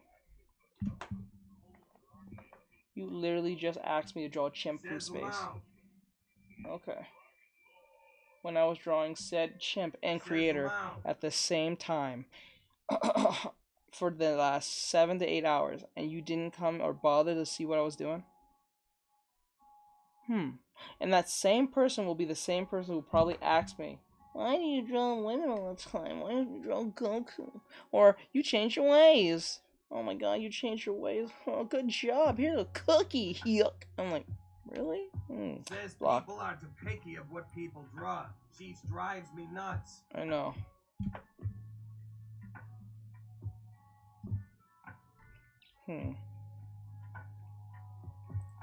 All you do is draw women. Why do you draw women? Let me ask you a question, person with problems. Do you watch anime? Yes. You know, the Asians are just drawing a bunch of, like, people with no noses half the time. Little to no noses all the time. Are you gonna tell them that too? They draw a lot of fan service. You gotta tell them that too? You probably do. But then again, you gotta tell them that too? You think they're gonna listen to you? So why should I listen to you? You're not creating anything. I'm creating something. You're in here. You came in here to watch me create something and you don't like it. So all you have to do is get the fuck up out of here. You didn't do that. Very weird. You could not just leave? Strange. Because if I don't like seeing something, you know what I do? Leave. I'm not even gonna put a complaint. It seems pointless to even do that. Because 9 times out of 10, I have never seen people that come in and say they don't have a body. Please. Yeah, like they'll come in here and then we're like, what's worse is they'll come in here and then I'll tell them to, like, they don't even, like, if you don't like what I'm drawing, right? Why do you think you telling me that the drawing looks terrible is going to make me stop drawing it? Or even if it's not terrible and you ask me to draw something else, why would I stop what I'm drawing to draw what you asked me to draw? Why would I do this? And these same people will sit there for 7 to 3 hours straight and quiet, don't say anything, hoping that I draw a male. Why don't you just literally, like, I don't know, drop a gift and then I'll draw said male you want. Like, I draw a Stoffel for y'all. I did that, and I didn't want to draw that. I didn't draw Chica doing that nonsense she was doing way back when, back in October. So it's not like I won't draw it. It's just that you just need to provide the right stuff so I can provide the right gifts in the game and the TikTok, and then I'll do it. But they won't do it. I think this is where I kind of hate subscriptions, and I understand why they exist at the same time. I understand why they exist, but I hate that they exist. Because people like that would want everything for free. And everyone should just do things for free because they ask. That sounds maddening. That's not how the world works. I'm surprised they're not charging us to keep emails these days. That day might be coming. One day they're going to charge us to have emails. Watch. That day will come. Says TBH, I'm half tempted to start calling them all Karens. Well, I'm gonna start calling them communists. That's what I'm gonna start calling them.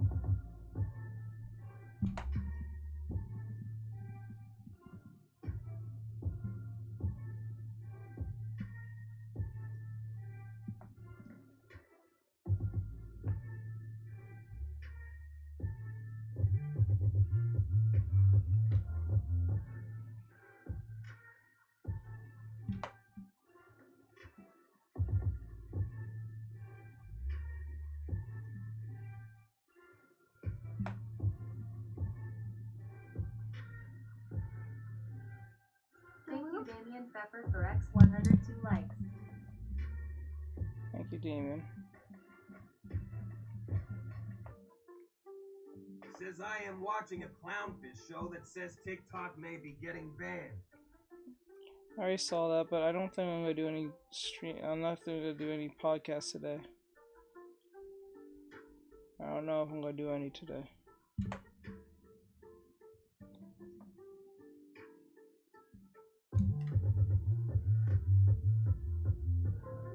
You know you gotten older when your heroes start dying. Yep. Says okay. Says okay. I'm not sure yet. Says TBH they've been saying that, but it still hasn't been banned. I think they're joking. No, it's gonna be. Biden needs it to be existing for now, because he knows that's what all the young kids are. I'm not surprised if it does or doesn't. I'll be surprised if it doesn't, but but then again, I won't be surprised if it does at the same time.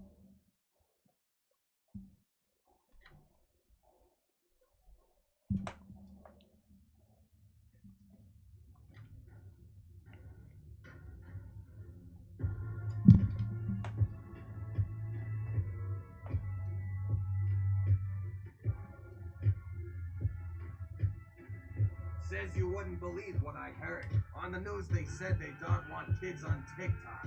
I wouldn't want kids on TikTok either. That makes total sense to me. Actually, I don't even think that kids should be on the Goodbye, internet. Akira Toriyama, for making our childhood so much fun and showing us to go beyond. Yeah. I don't think kids should be on the internet like that. Says hadn't known user for 5. I don't blame them.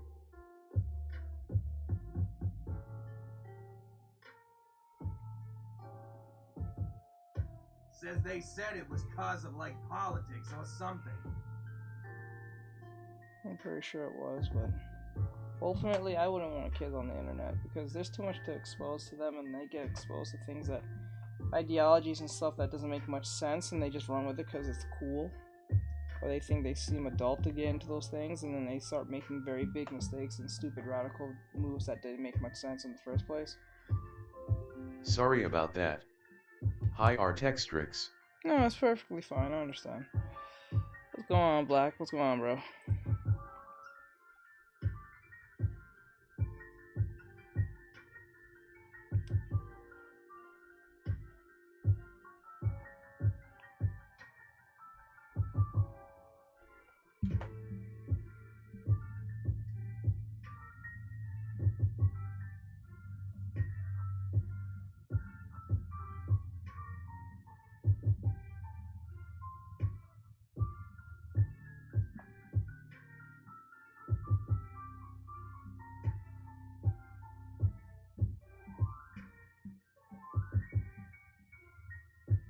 Got me a bowl of mac.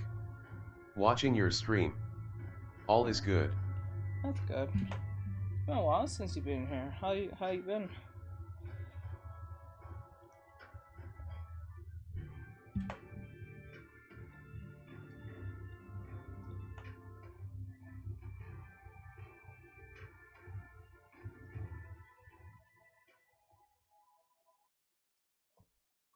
Like, what you been ultimately up to, though?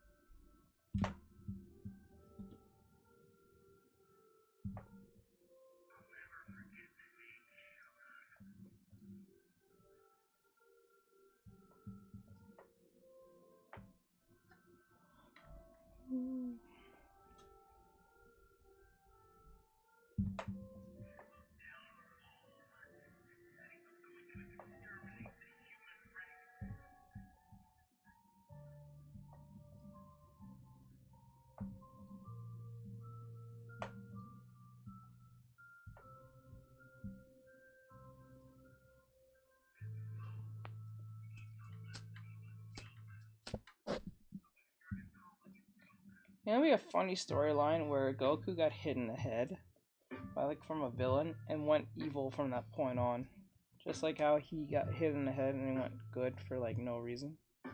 That would have been kind of funny. Given how this man took so many lickings before, especially with the fight between him and Broly and Jiren. How funny would that be? I know that'll piss off the Dragon Ball community, but that'd be funny as hell.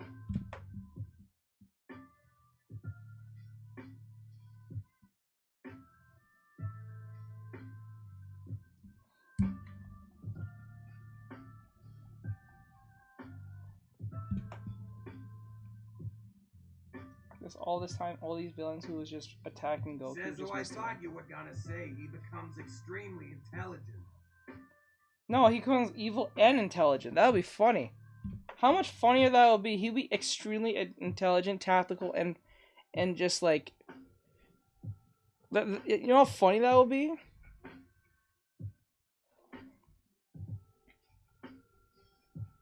Extremely funny and tactical and intelligent, just like Vegeta. But with Goku's strength.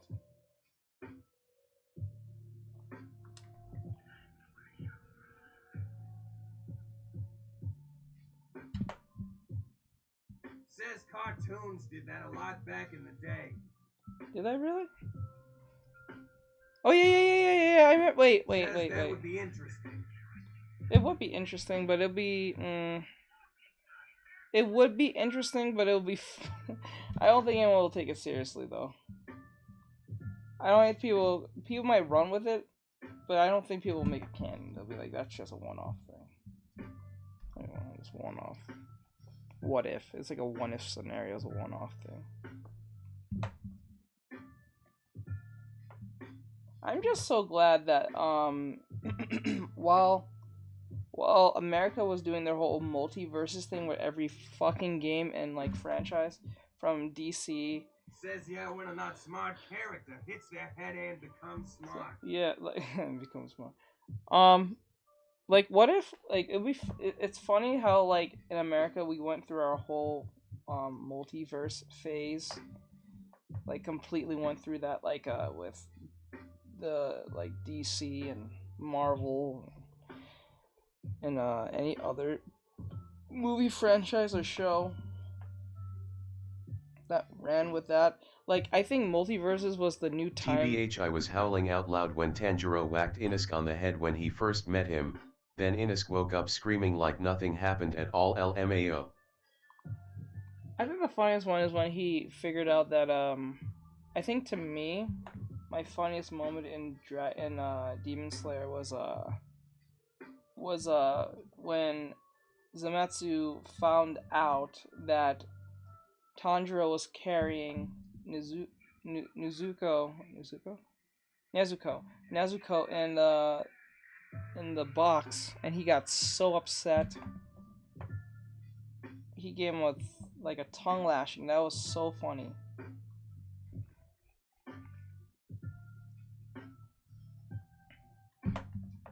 Says oh my god, yes. That scene was hilarious. Man, it was so... Bro gave the first... Bro gave the first simp speech ever that was legit funny and felt like kind of legit on his behalf. Like, actually, in a way, he was not right to be that upset, but it felt like he should be that right based on what he said and how he said it. It's just based on how he said it, not what he said. So you kind of legit felt bad for him to a certain extent, and like he sounds like he has a point, but he doesn't really have any foot to stand on here. But he feels right though.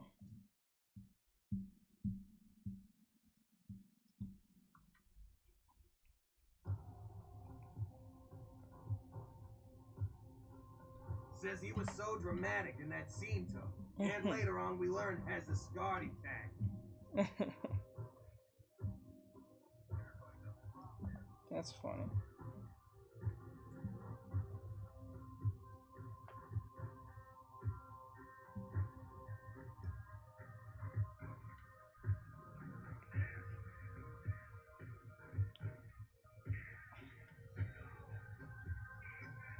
Says I mean it, as a demon slayer and is scared of everything.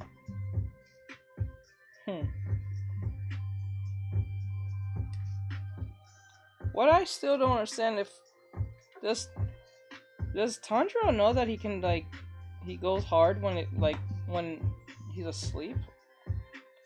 Or he's still not aware of that?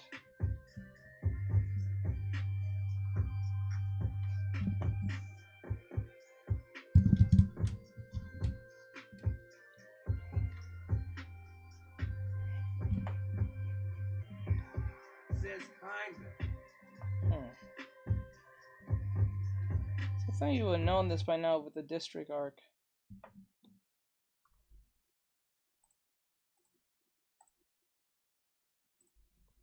I know. Hold on. What the hell?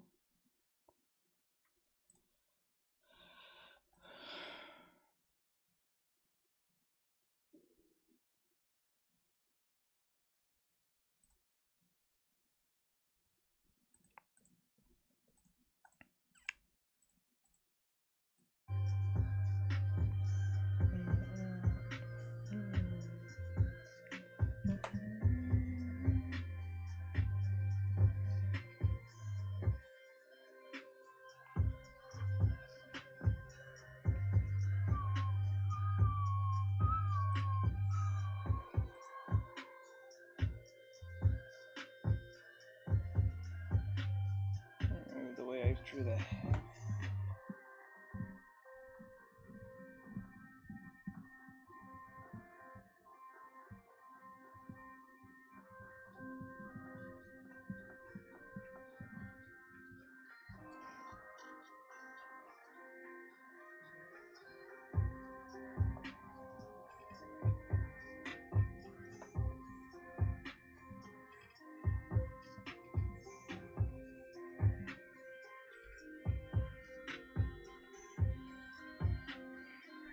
The only thing that got to me in Demon Slayer was how big of a perv Zenitsu was to Nezuko.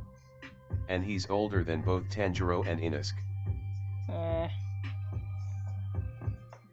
Me, not really. That's like almost a trope in anime. Those type of dudes never get anything, and that's the part that I understand for like females per se. They'll say like a character who acts pervy is a problem. I'm like, majority of the time that person is a gag character that is not supposed to be taken seriously in the slightest.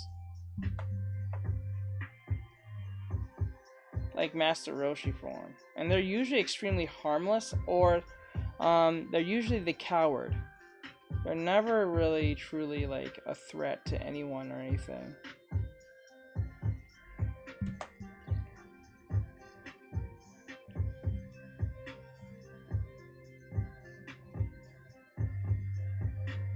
I know some people are gonna make the strongman argument saying, but that's still like bad behavior, and that shouldn't be like be glorified. It's not glorified. That's why in most cases when they're ever doing anything like that, bad things happen to them.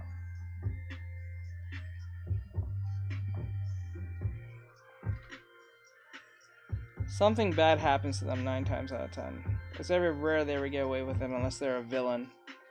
And that says he always got whacked on the head. Yeah, so like it's never nothing to worry about.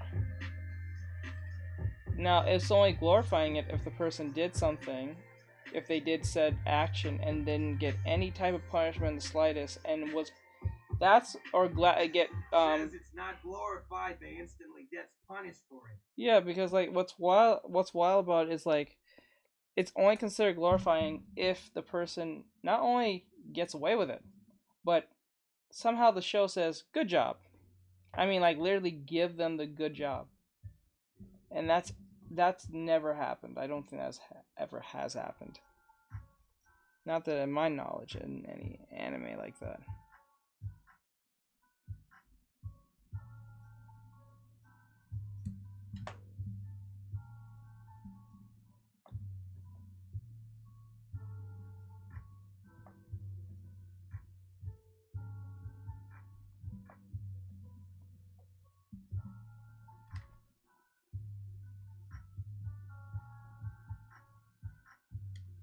I like how people be like that type of stuff should not be in anime or whatever. I'm like, you might have a point, but when you think about it, if that's the case, then don't have no death in it either. Don't have no battles or don't have any violence in it. Just let everyone stand like NPCs all day. Become like a total like robot rock. Beep bop boop boop bop. Nice day we're having. Yes, the weather is quite nice today. That's your plot. That was the whole show. Because anything else beyond that is probably problematic in some way in your woke understanding or your Twitter-like thinking.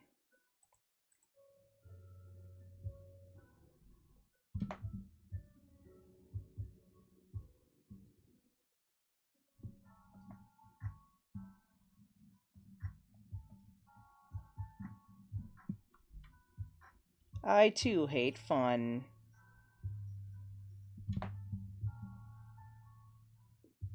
That's not right.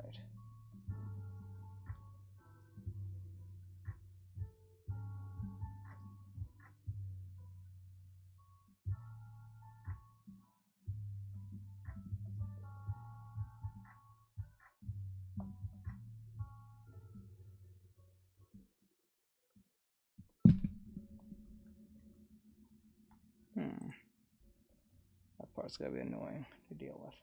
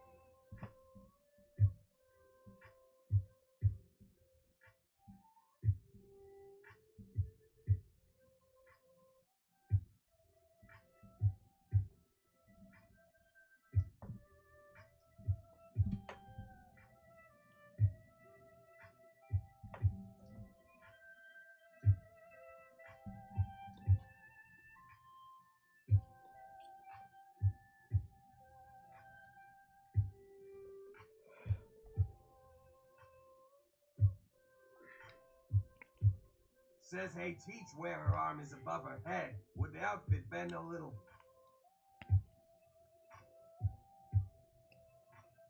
No. Well, the outfit won't be all that bothered because it's not like it's being messed with. It's not like your hands are just going up, so I don't think so. And since it's in the sports bra, then no. If anything.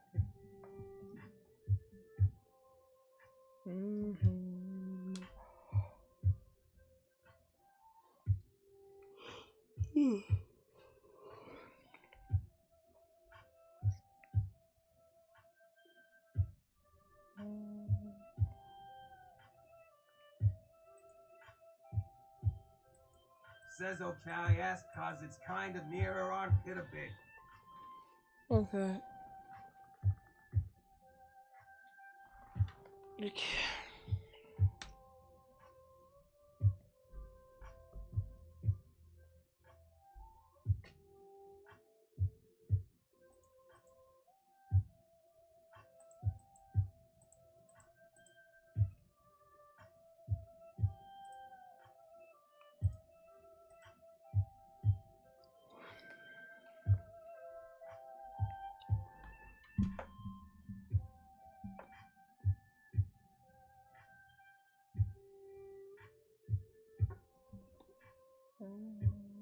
Says is that Goku's dead.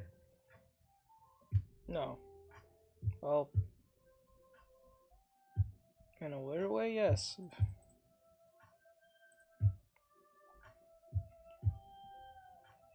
If you're asking that question, then you probably have not seen the show.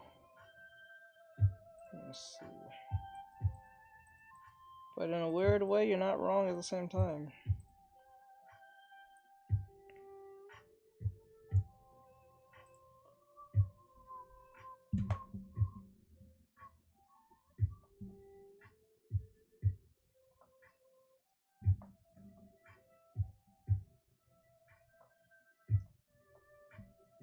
Says had a known user for 5 technically.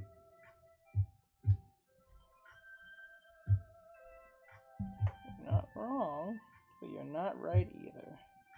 You're right, but you're not wrong. And you're wrong, but you're not right.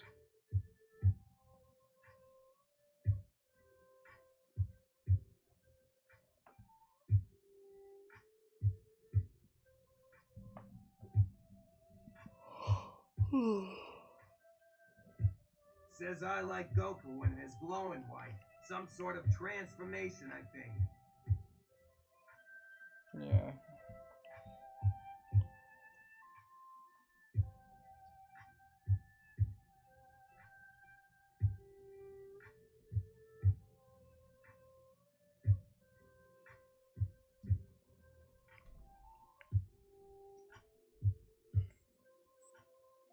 Hold on. Says I need to read that anime TBH. You don't have to read it. You just watch the anime. It's fine. Yeah.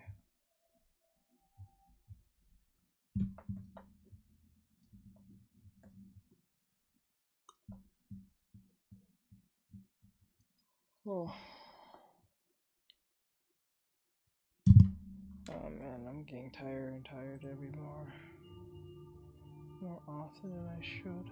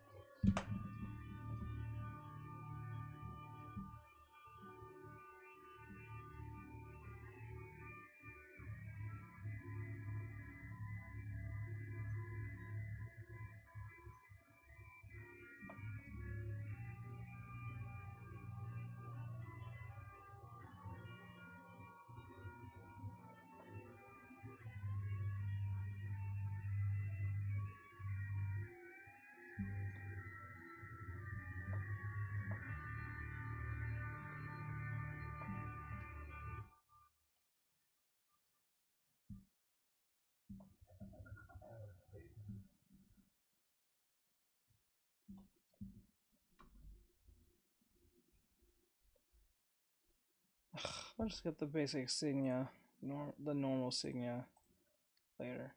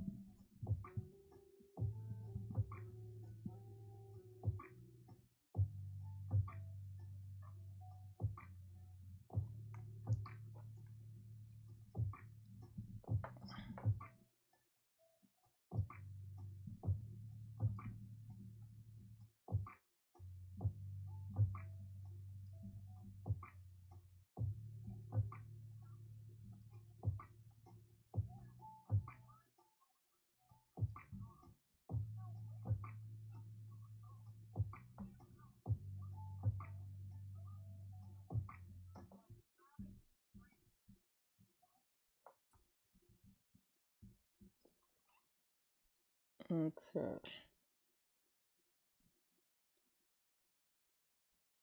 All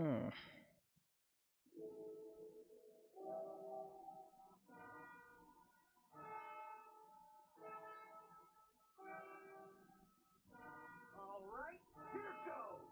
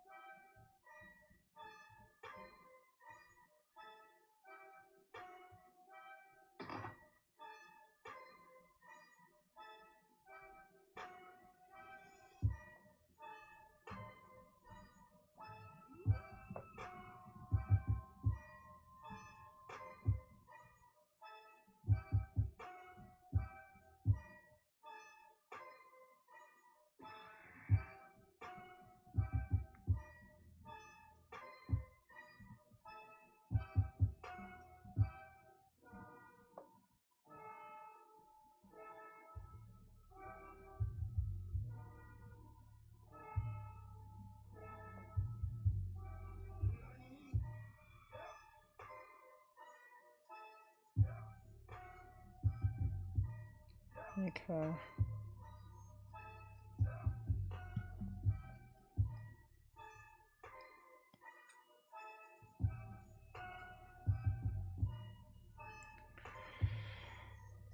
Okay.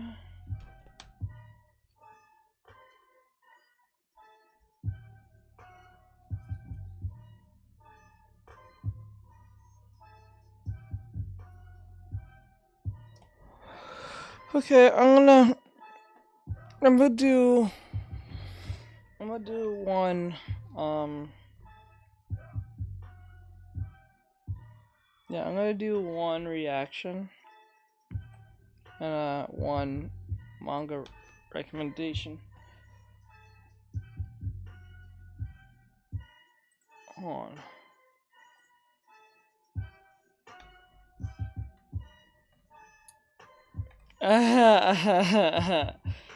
Speak about International Women's Day. Is that what today is? No, that got overshadowed. Oh my god, that shit got overshadowed.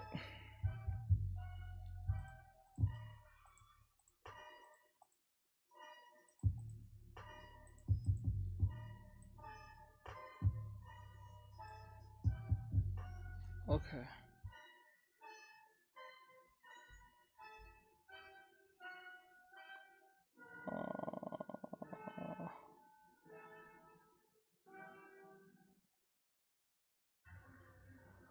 Okay. I'm pretty much done at this point.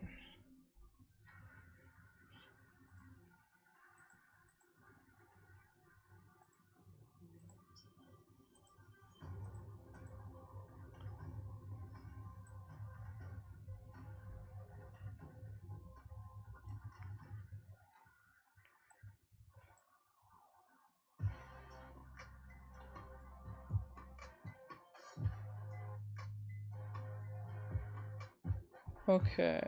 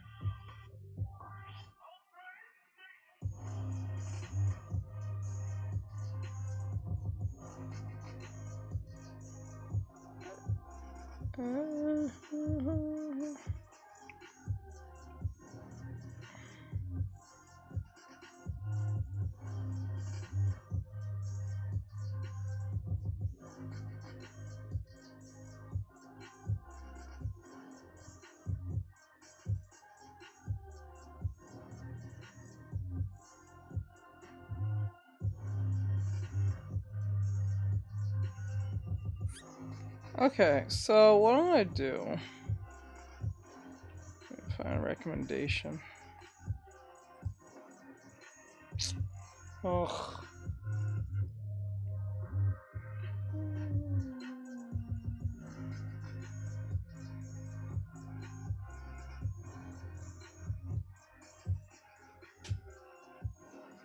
Says, hey, Teach, is it alright if I send something through Discord?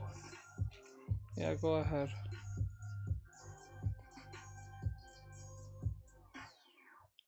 Sub_Hirsch I lurk. Hey Hirsch.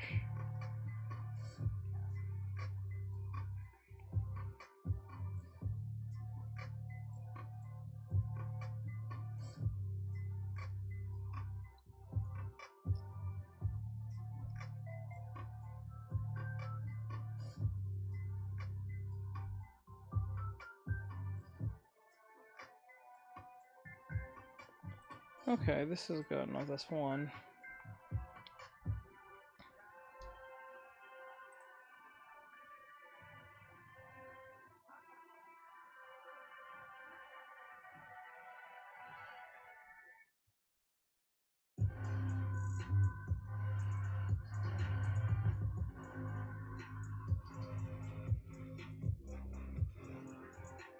Okay. So come over here if you guys want to hear the thing. If you want to hear the podcast on this, and then we'll go play Genshin. I'm going to finish the rest of this on my own, because I've been very exhausted. I don't know why. I've been feeling more exhausted than ever.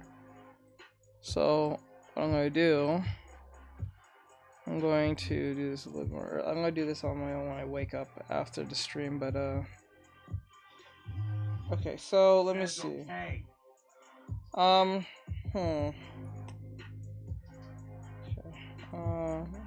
Okay, you can stop. There you go. Please stop. Okay.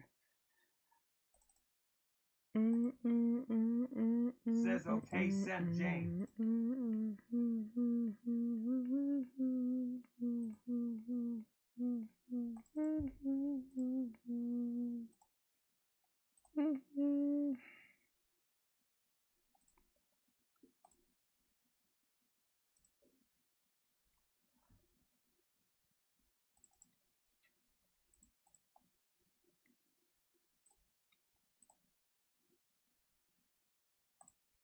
Why is not showing? Oh, there we go. All right. Says I am starting to understand how to draw those folds more easily. Good. What is your method? What is your method? Okay,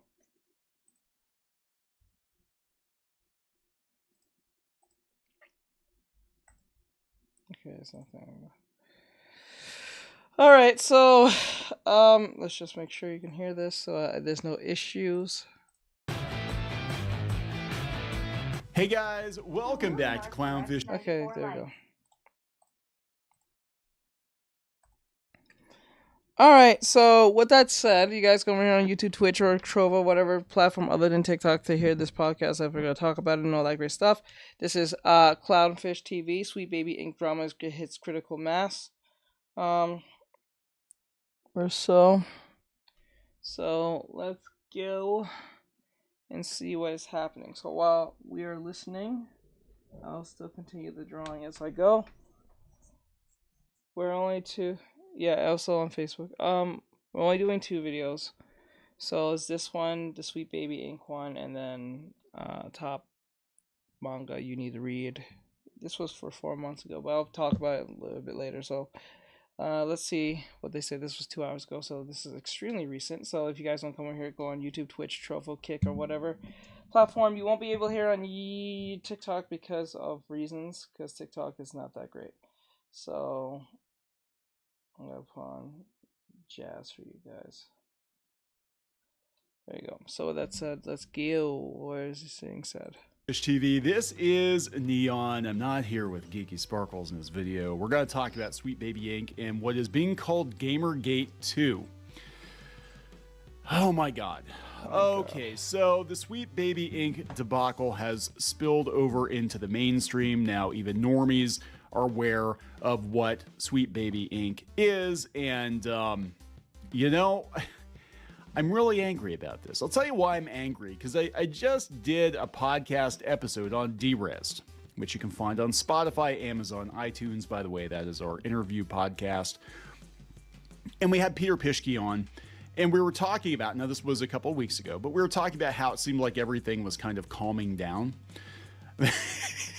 Everything was calming down, and now Sweet Baby Ink is what everybody's talking about right now. Hard drives even got a parody article. Sweet Baby Ink confirms you need no prior knowledge of Gamergate to enjoy Gamergate 2.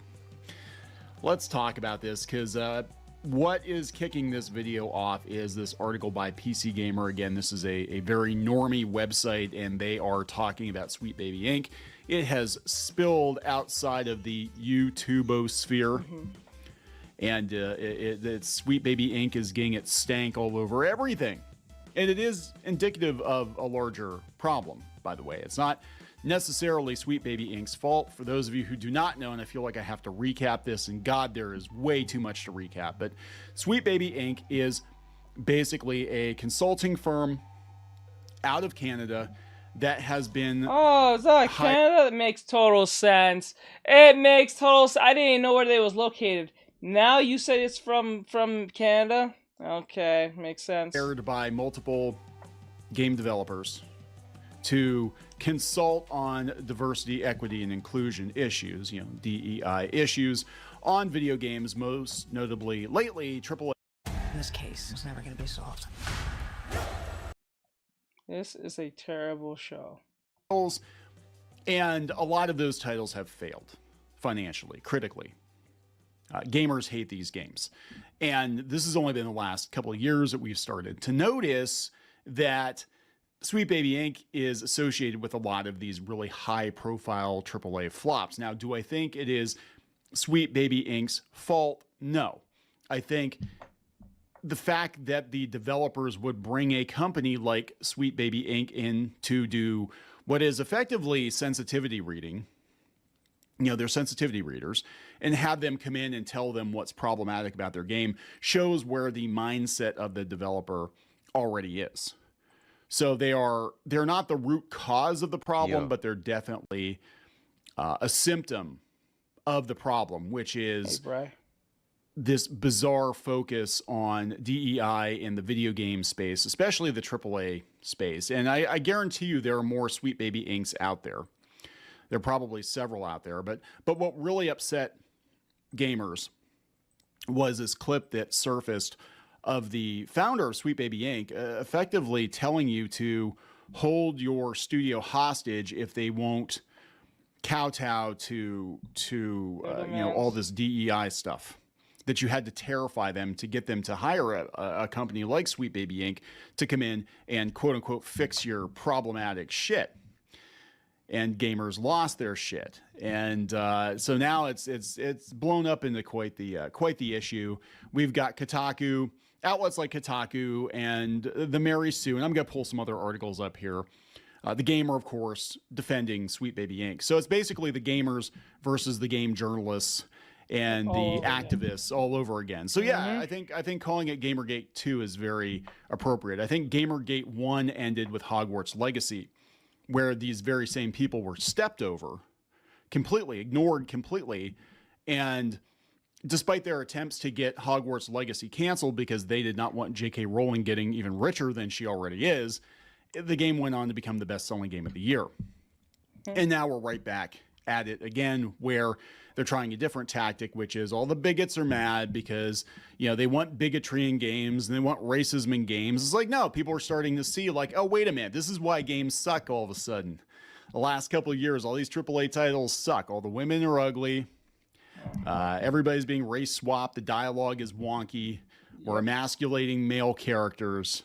Anything that's problematic, we're going to take out. Freaking Saints Row is about paying off your student loans as a bunch of like Portland people, Portland peeps, Portland folks paying off student loans or some shit like that.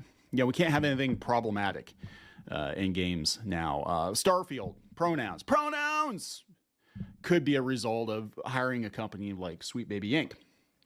So let's talk about this a little bit more. Before we get into it any further, please subscribe for more pop culture news, views, and rants. Go out to Clownfish Gaming as well. We have gameplay videos and gaming news out there. We're going to try to figure out what works for that channel. Gameplay videos are fun. Gaming news is fun. I'm thinking maybe do a news roundup instead of multiple gaming videos. I don't know. We'll see.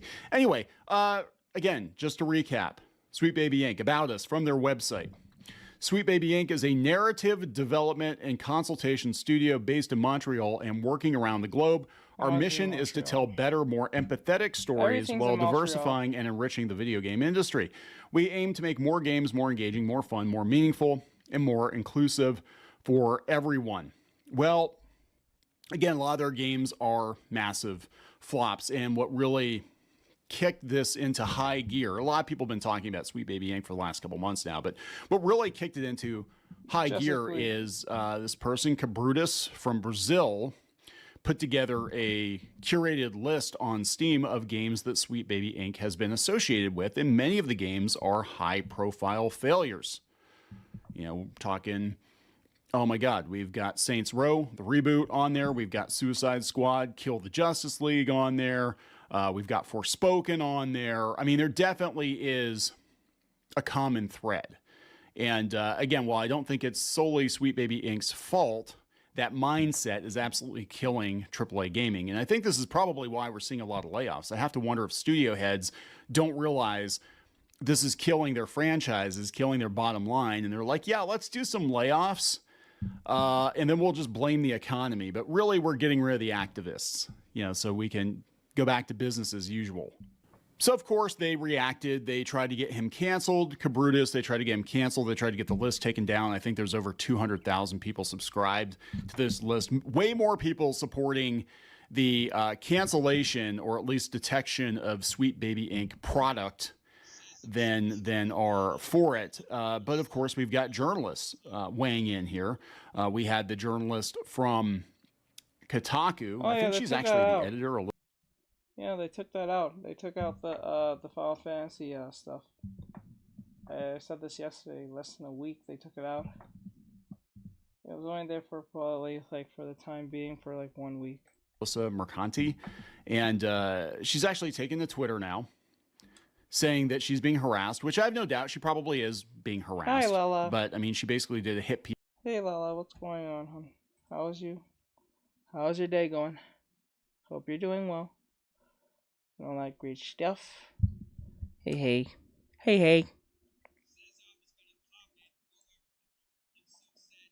I know. They took it out. I have no power over them taking it out, sadly.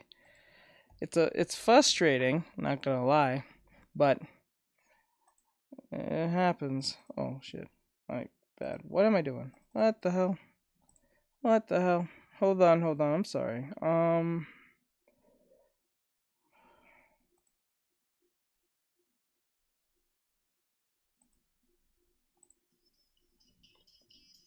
Jelly bear. Oh yeah. Rawr. Let me see. Ooh. If you want to hear the sound effects, you gotta come here on YouTube and Twitch. So when you send something from your phone on TikTok, you'll hear the sound effects because we're doing the podcast right now. What's going on with Sweet Baby Inc. So that's why you may not be able to hear the sound effects right now.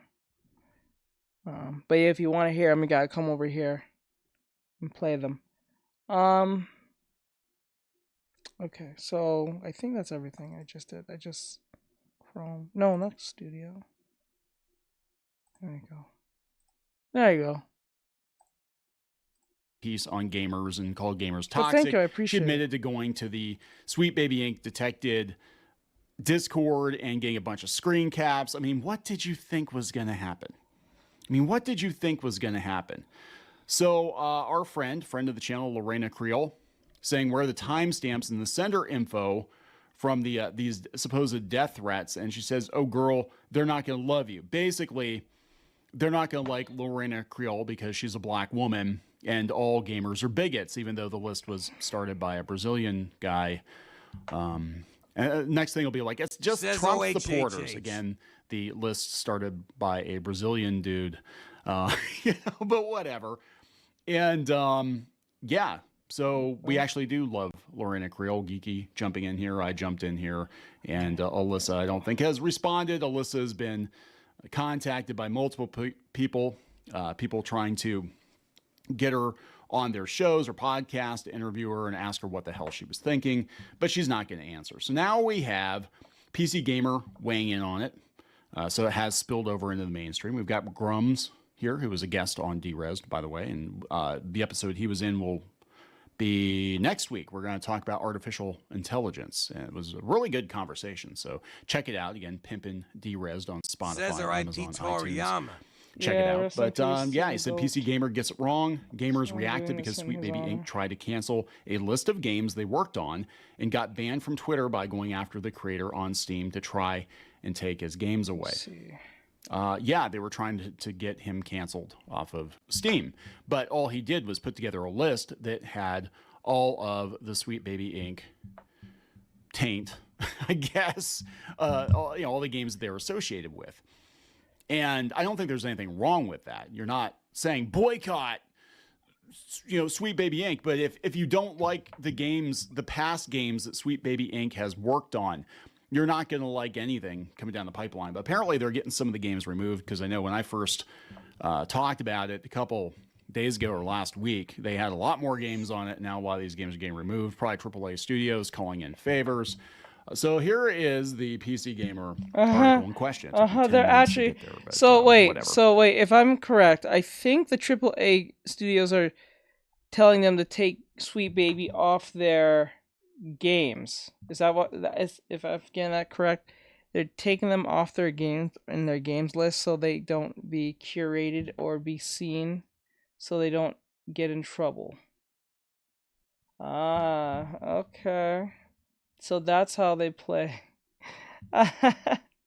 Talk about like, so they're gonna take them off the credits so they don't get in trouble, so they keep their sales. Okay. Sorry. PC. Hi, I'm Katya. Just last year, my I don't care. PC Gamer, a company called Sweet Baby Inc. has become the target of anti-woke gamers because it offers consultancy work and industry standard service that's been normal for years.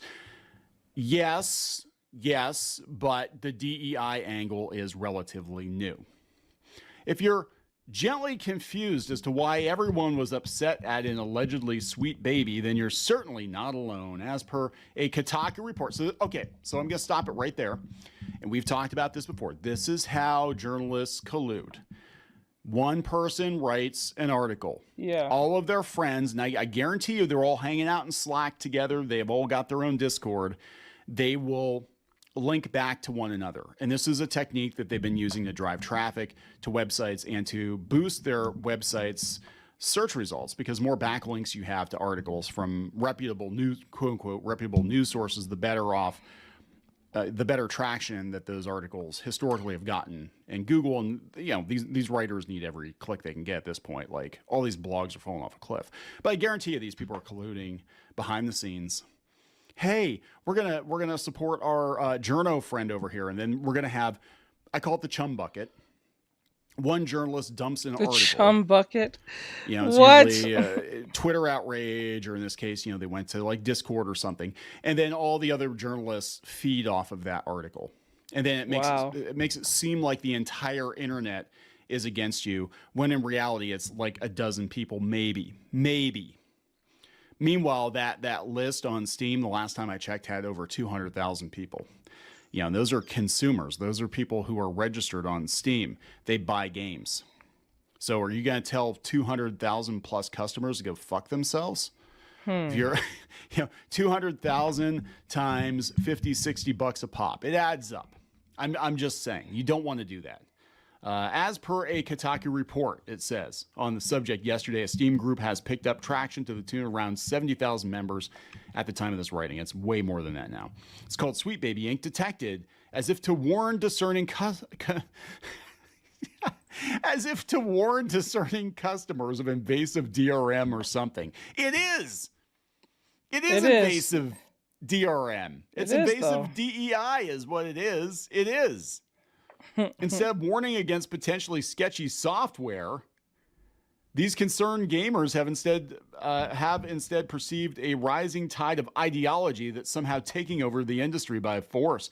Kotaku's senior editor spoke to a handful of members from the group's Discord who are primarily concerned about ideological worldviews that I believe have taken a hold of the Western world media and gaming as a whole, and race and identity group quotas. In other words, the kind of stuff that caused an entire fleet of gamers to construct their own anti-woke sci-fi convention.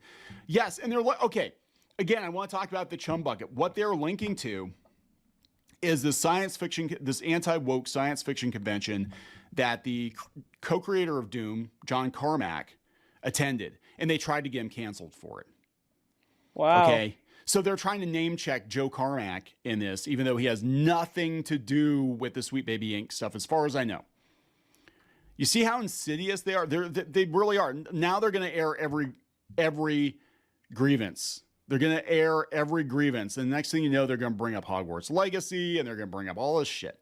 These people need to be fired. These blogs need to be shut down. They need to be shut down. They need to be fired. They need to be fired. And if you're a site owner, right? If you're a site owner, one of these days, in the very near future, one of your writers is going to write a hit piece on the wrong person, and they're going to sue for defamation, and they're going to win, and they're going to take you for millions of dollars. Yep. If they help end somebody's career, you're going to be paying out millions of dollars. Ask CNN how that worked out for them. Ask Deadspin. Deadspin is in the middle of a lawsuit right now over that Kansas City Chiefs kid that they said was wearing blackface to the game. Yeah, then end well. Ask them how it's going for them. Hey, so one of your writers, one of your rogue writers, your Kotaku writer or your PC Gamer, whatever, they're gonna piss on the wrong person. Says hell be missed dearly. They're gonna get slapped with a lawsuit, and you, the publisher of this website, you're gonna pay for it. You know, you're paying these people like $10 an article or something, and they're gonna cost you potentially hundreds of thousands or millions of dollars in damages. So just think about that. Think about that. Next time you let these people run at the mouth and you look at the short-term games of like, well, we got a lot of traffic off of that. Yeah, you think about that. You might have made $50,000 or $100,000 in traffic, but are you prepared to... Says honestly, kids, Dragon Ball won't be the same sad face. It will never be the same now. This is why I say... If a franchise, when the author dies, I think that's when the franchise should stop going. Because once it keeps going, people who are bad faith actors, who are bad faith actors will get a hold of this property and do very malicious and evil things with it. I just don't trust humans like that with other people's stuff. So... because it's never going to be the same. So I that's why I always think, like, if that's up to the creator though, right? So like I think that should be a thing that creators should have the opportunity to say, like, once I pass away, no one cannot use my characters anymore and my IP anymore. Well, I don't think you can just say anymore because the studios use them. So like I'm pretty sure that it's at a very long certain amount of time or something. I think that should be the best thing to happen. Says I think we should put some trust into Toyotaro. I'm against it, but I don't really trust other people with other people's stuff because it never is the same. Because people tend to fuck it up, and then we're living in this DEI, ESG world where they're trying to bring that shit to Japan as best as they can. So, what is the best? Like, if DEI gets their hold of, or ESG gets their hold of something like Dragon Ball, it's over. No anime is safe.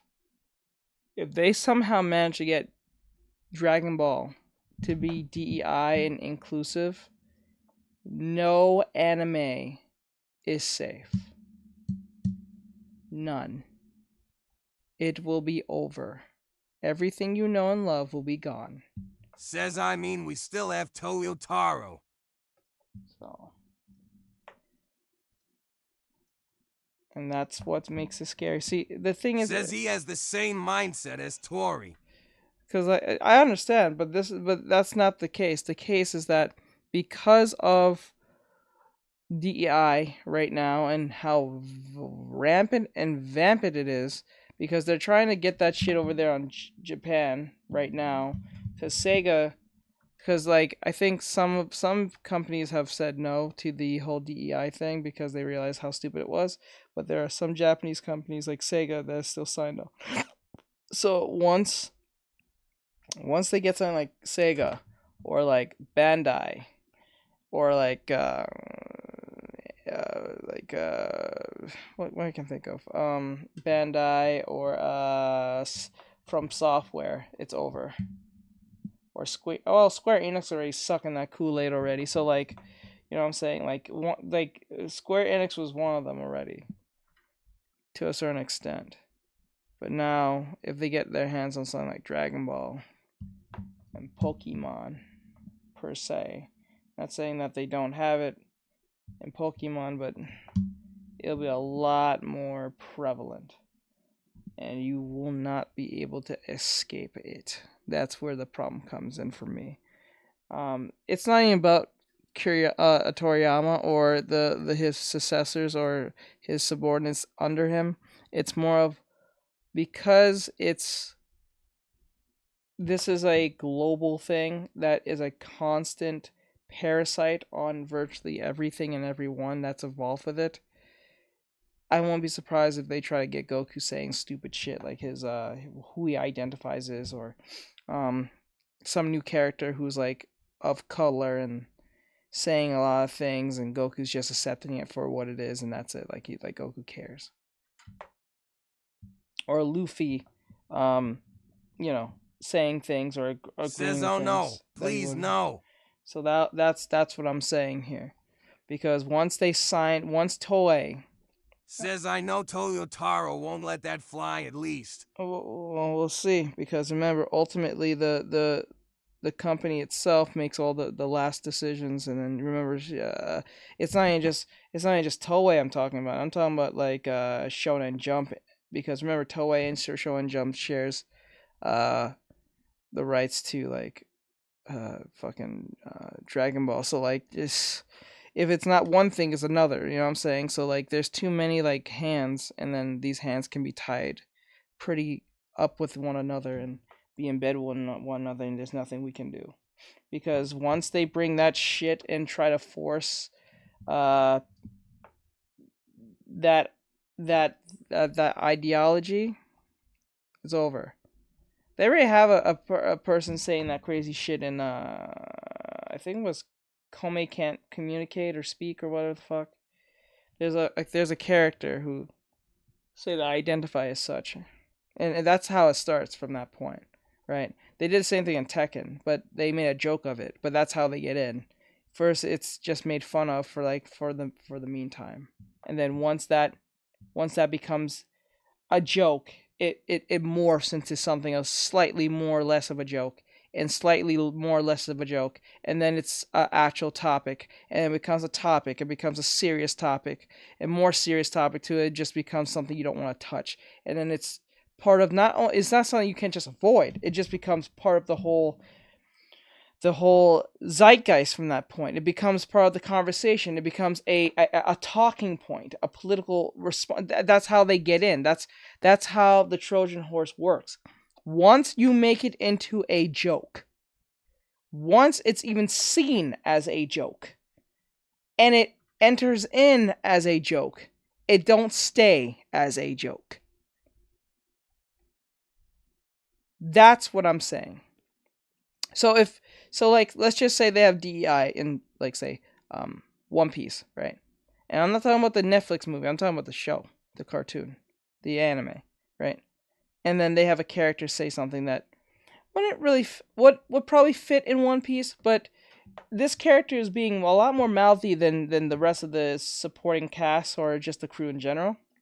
And then they're saying things that has really nothing to do with the story or the plot or whatever the fuck's going on.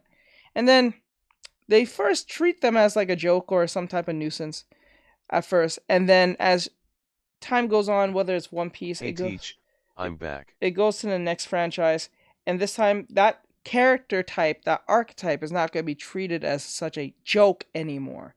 It's going to be treated more of a archetype, right? Like a tsundere, or just like a trope in general, right? So once that happens, the Trojan horse starts. Now they got a foothold somewhere. And then once that foothold takes place, it's just a matter of time until you have Gojo saying shit he would never have said. You have Gon accepting things that he never would probably said or go with. You have fucking someone like who can I think of?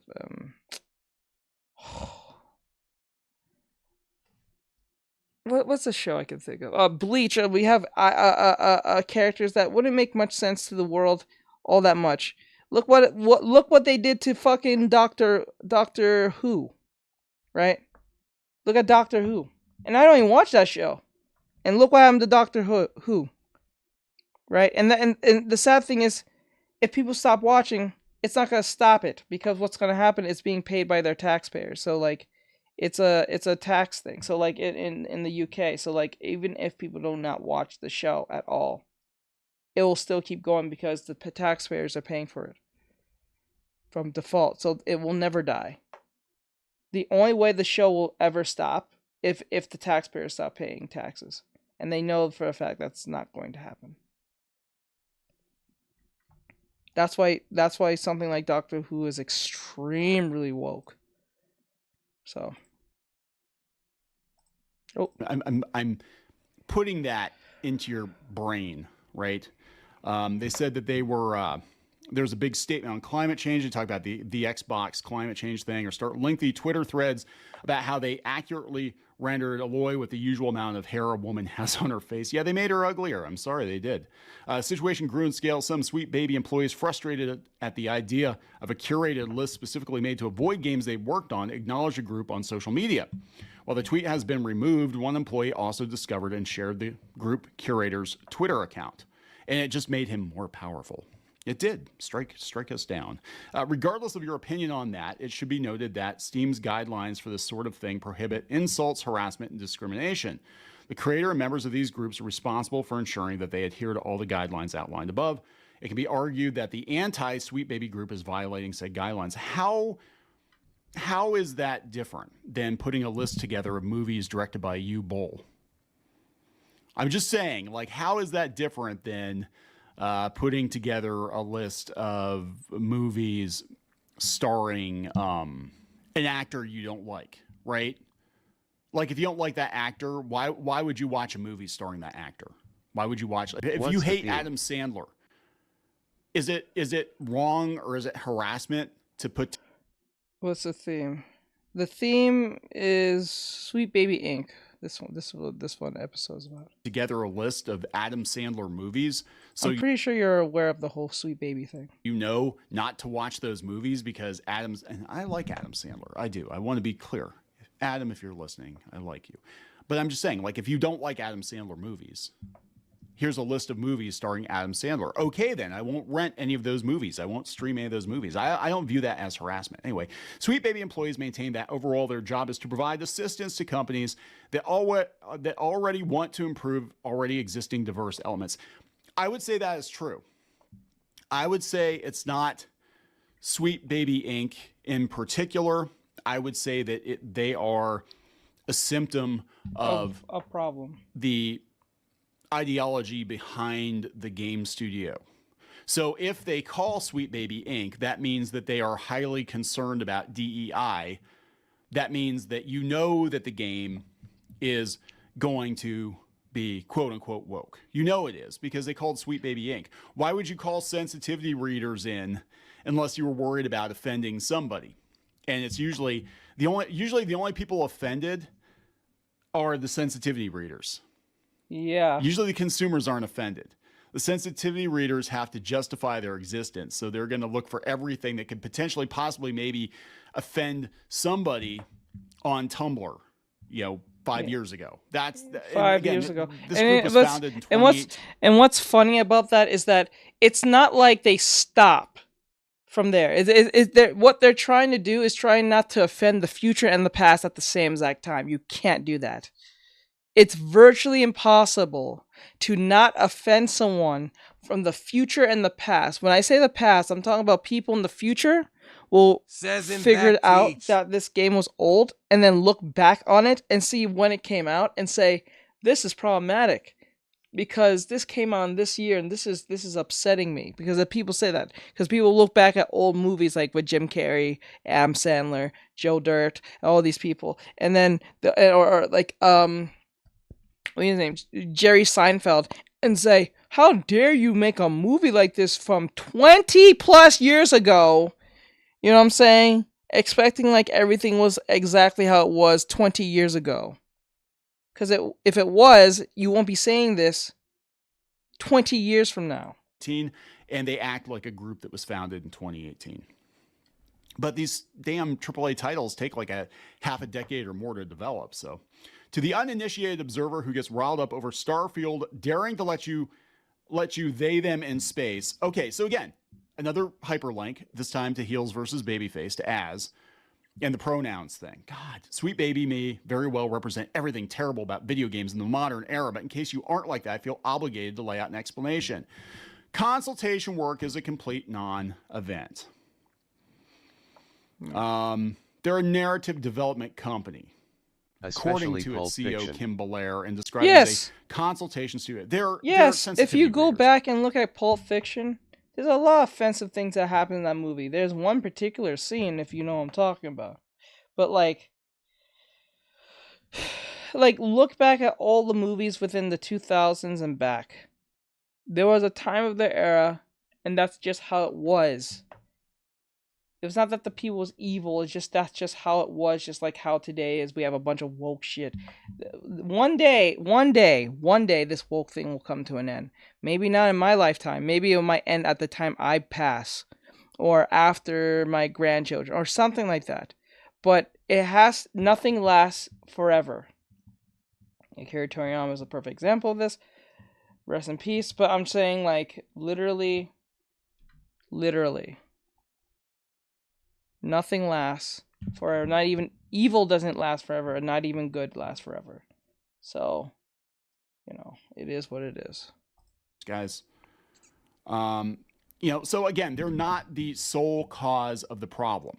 The problem is the studios were so worried about potentially offending someone that they called them in. Now, it doesn't look good for them that their founder was out there saying, hey, it'd be a real shame if you didn't call us in. You should make your marketing people terrified. And I think the people that are getting fired from the AAA studios, I'm going to be honest, are the people that probably called in Sweet Baby Inc. in the first place. They're going to say ain't that funny? Money. And Ain't I do that believe funny? on some level it's because the of people money. who called in Sweet Baby Inc. will probably be the ones who lose their jobs first. Ain't that evil and funny at the same time? That's crazy. It's a very convenient excuse to purge the activist employees from your company and be like, you know what? Oh, guys. Oh, God. Yeah, we didn't do very good last quarter. Yeah, we're going to fire about a third of our staff. Yeah, it's a real shame. Yeah, Fortnite. I know, right? Fortnite's like the biggest game on the planet, but yeah, trust us, bro. We're not doing very good. Yeah, so we're going to have to lay like a third of you off. Hasbro's like, hey, yeah, trust us, Wizards of the Coast. We need to lay like everybody off in Dungeons and Dragons. We don't understand what's going on. We're just going to have Larian make games for us. I'm telling you what they're doing. I think it is partially because of finances, but I think it's mostly because they're trying to get rid of the activists. They're trying to get rid of them. Get rid of all of them. The studios, because they're the ones who got the bright idea to call up a Sweet Baby Inc. in the first place. Mm-hmm. So it goes on and on. They talk about different games. Picking a fight doesn't matter who, because it's there. That's the whole thing, folks. If you're against games with inclusive casts, it's growing harder to toe that particular line. Such games have proven, not that they needed to, that they can be both good and bad in the ways that any game can be. It's hard to say, for example, that non-heterosexual folks like... Okay, here we go. Here it is. Here it is. Guys. I'm just saying. The truth. I'm just saying. Usually there's a personal stake. It's hard to say, for example, that non-hetero folks like myself are ruining video games when Baldur's Gate 3 is inherently supportive of queer players. Yeah, but you're not hearing the complaints about Baldur's Gate 3, are you? Pal World, it doesn't even have male or female. You've got body types, but I'm not hearing a lot of complaints about it because the game's not shoving it in your face. Yeah. In fact, Pal World, after you create your character, regardless of the body type, you can immediately go out and stuff human beings into balls and butcher them or enslave them. You can butcher? What the hell? Folks, if we're I gonna know win about the re-election, enslaving part. I need you by my side. No, Grandpa. Anyway, I know the enslaving part. I know the enslaving part, but I didn't know about that part. That one was off to me. Didn't know you can do that.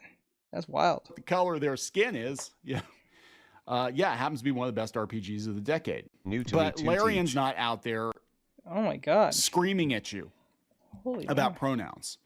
Larian's not out there. People working with Larian Studios, at least currently, God, I hope they do not call Sweet Baby Inc. But Larian's not out there. That's crazy. Saying that you need to add these DEI elements to your game, or it'd be a real shame. It'd be a real shame if all of our friends at Kotaku and The Gamer and Polygon came after you. So that is the article on PC Gamer. So it is spilling out into the open. We've got one on, let's see here. The Shortcut. Sweet Baby Inc. detected what actually happened and why should you care? And they explain it. They break it down. What do they do? We've got an article on the Mary Sue. Of course, Sweet Baby Inc. is under attack due to conservative conspiracy theories. Right. Conservative. That's their go-to place. Conservative conspiracy That's always theories. their go-to. This is Rachel Ulotowski. Is that Rachel Leichman under a different name? Who the hell knows? I think they only have like 3 writers on the Mary Sue at some point. They believe Sweet Baby Inc. is secretly poisoning their games with diversity. It's unclear how Sweet Baby got on the far right's radar, but somehow it did. The company's employees discovered a still active Steam group called Sweet Baby Inc. Detective. It has over 210,000 members who are trying to... That's a lot of customers, guys. Again, these people are registered on Steam. That means that they're buying games. I'm just saying. That's a lot of customers who are trying to compile a list of every game associated with Sweet Baby in any way. However, most of its forums and discussions have been wiped and locked. They're going after Kotaku's Alyssa Mercanti. Oh my God, how very dare they? After she infiltrated the Discord, loudly announced she was a Kotaku journalist and took screen caps of everything being posted. How very dare they get angry about that? How dare they kick her out of the group? Here we have the gamer, of course, Stacey Henley, who was advocating for Hogwarts Legacy to be canceled. Stacey Henley, who was advocating for a boycott of Hogwarts Legacy, and because of that, she made some comments about J.K. Rowling that apparently the BBC had to walk back because they were in danger of getting sued. Yeah, because they let Stacey Henley run at the mouth on a radio program, as I understand it. Again, you see what I'm saying? Like, you get these people. I think celebrities should do that more often. Just sue the fuck out of anyone who comes across them and start doing all this shit. Like, especially if they get terminated for, like, wrongly for reasons, they should just do that. It'll make them think twice before they do anything. It'll make them definitely think twice. So these companies can't just cancel you for, like, no reason. Because they heard something. They'll be like, well, we heard that something happened, but we need to wait till like, what they did with... I believe companies should stop working with you after if something happens, like says imagine how many would get canceled. Yeah, but imagine this. If every company just waited, just like how Disney did for Jonathan Majors, you can't be mad at them. I personally cannot be mad if, like, okay, so for instance, for Rooster Teeth, once everything was kind of inconclusive, and well, I know that Vic technically lost, but then again, he didn't.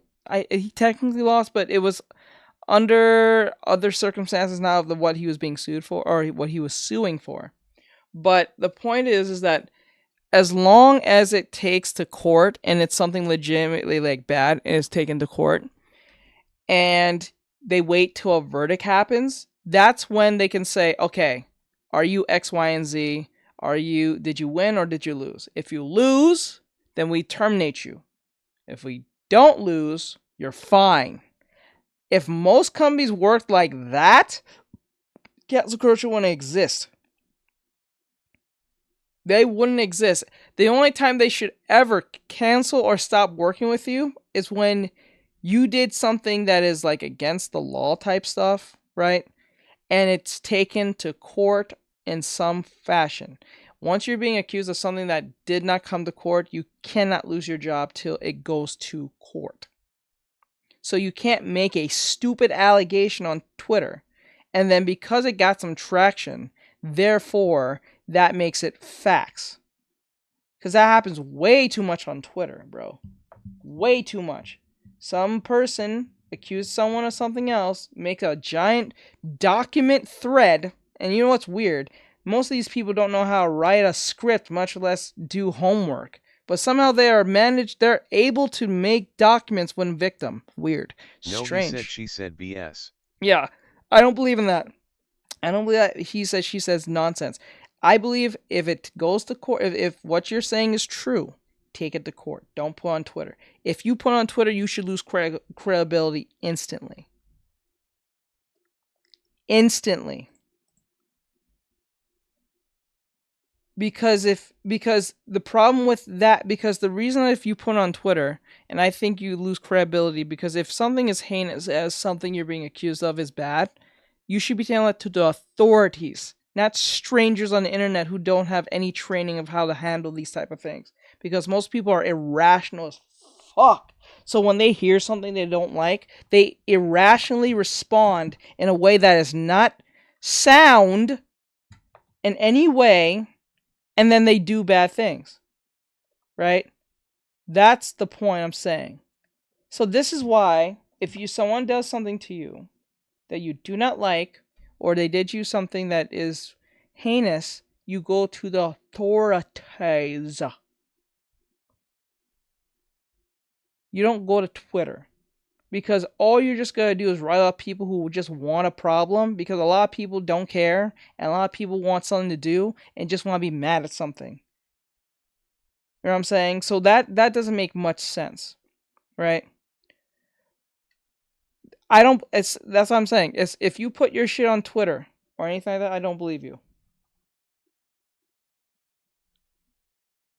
I would not believe anything you have to say. Because if you're going to make a 20-page document, which a lot of people have done that before.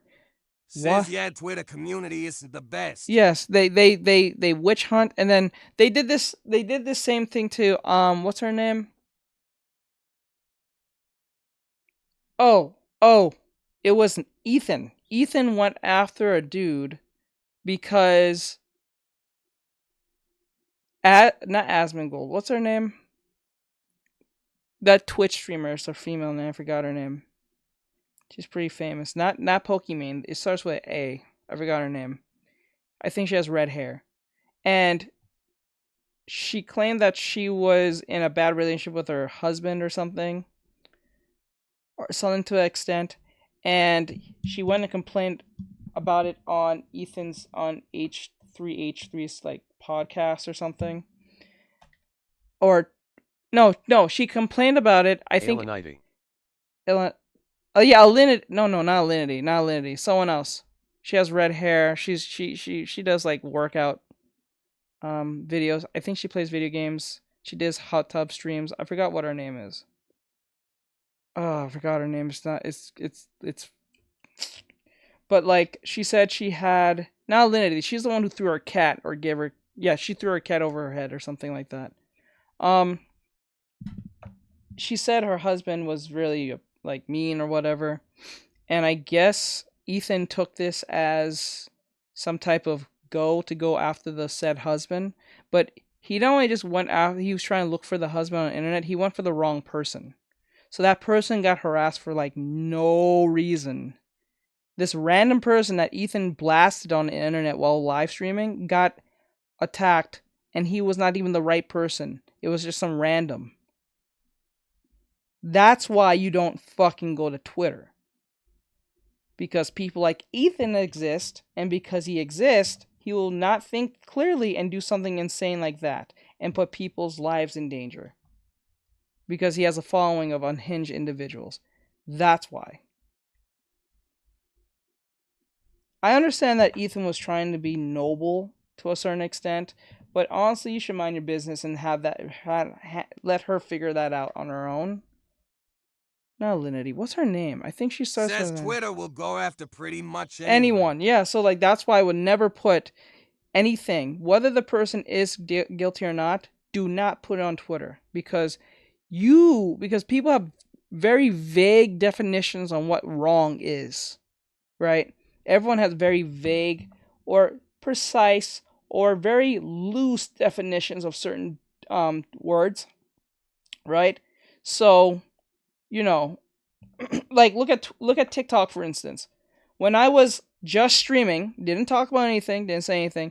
It said I got a warning on my live stream. It gets worse if you accidentally put a political message on Twitter. Yeah, it gets worse. Bad idea, thumbs down. Yeah, never do that. Never put a political message. That's why I don't stream to Twitter anymore. I stopped streaming Twitter because I thought of that myself. Once I started doing the reactions, I said no, don't stream to Twitter because I can go left real fast. Because people will take it out of context and then run with it, right? And not watch the whole thing because a lot of people are inherently lazy and don't want to put in the work and research. They'll just see a clip and witch hunt anyone if they don't follow the ideologue talking points of today, right? So you have to be very careful when talking about this type of stuff. I still can't get over the fact that you can stream on Twitter. Yeah, it blew my mind too. That shit blew my mind too. I'm not lying. Like, that shit is wild. It is the most weirdest thing ever to stream on Twitter. I don't ever see anyone stream it. I think I'm the only one on Twitter has streamed on it so far. I still don't see anyone streaming on that thing. Says your IP would go out pretty fast. Yeah. Yeah, so that's why I decided not to do that, because it's too risky and I don't have the FU They'll money. basically stalk you and harass you until you agree with them, or they love to start a fight in that app. Yeah, but and you know what's worse? Threatening people sometimes. Yeah, what's worse is that they'll go after your loved ones. That's how they really get you. It's not about, or they go after your job or your loved ones. That's how they play dirty. That's how they play the most dirty, because they don't like ways. I think some guy I saw on TikTok was just talking about this very thing. He got ousted on the internet because some person didn't agree with him on a Nicki Minaj hot take. And mind you, this is a man who's part of the LGBT. So when he was giving his opinion, it was about Nicki Minaj and her concert. I don't even think it was about Nicki Minaj per se. It was just about the concert. And because they didn't like what they had to say about said concert, that person's IP address was ousted. So that was crazy. That was crazy to me. That was crazy. So, like, yeah. They talk big, but I rarely see Twitter people execute their words or actions. No, they rarely do. One guy who tried it on Twitter and tried to attack the family in person and was arrested. Yep, I believe you. I believe you. I believe you. That's crazy. These activists, and they run at the mouth, and they say defamatory things, and they run the risk of getting your publication sued into oblivion. So I'm just if you're a site owner, I would watch yourself, because if you publish this shit and you call people Nazis and you call them alt-right and you call them bigots and you call them transphobes, and it has an impact on their careers because you put this label on them because of a couple of things that they've said on Twitter or whatever, you do run the risk of getting sued. I want to be clear about that. You know, if it's not opinion, if you're definitively saying they are these things, you run the risk of getting sued. Diversity is not your enemy in a live service world. No, it's not. It's not. But Sweet Baby Inc. is very ham-fisted with their messaging.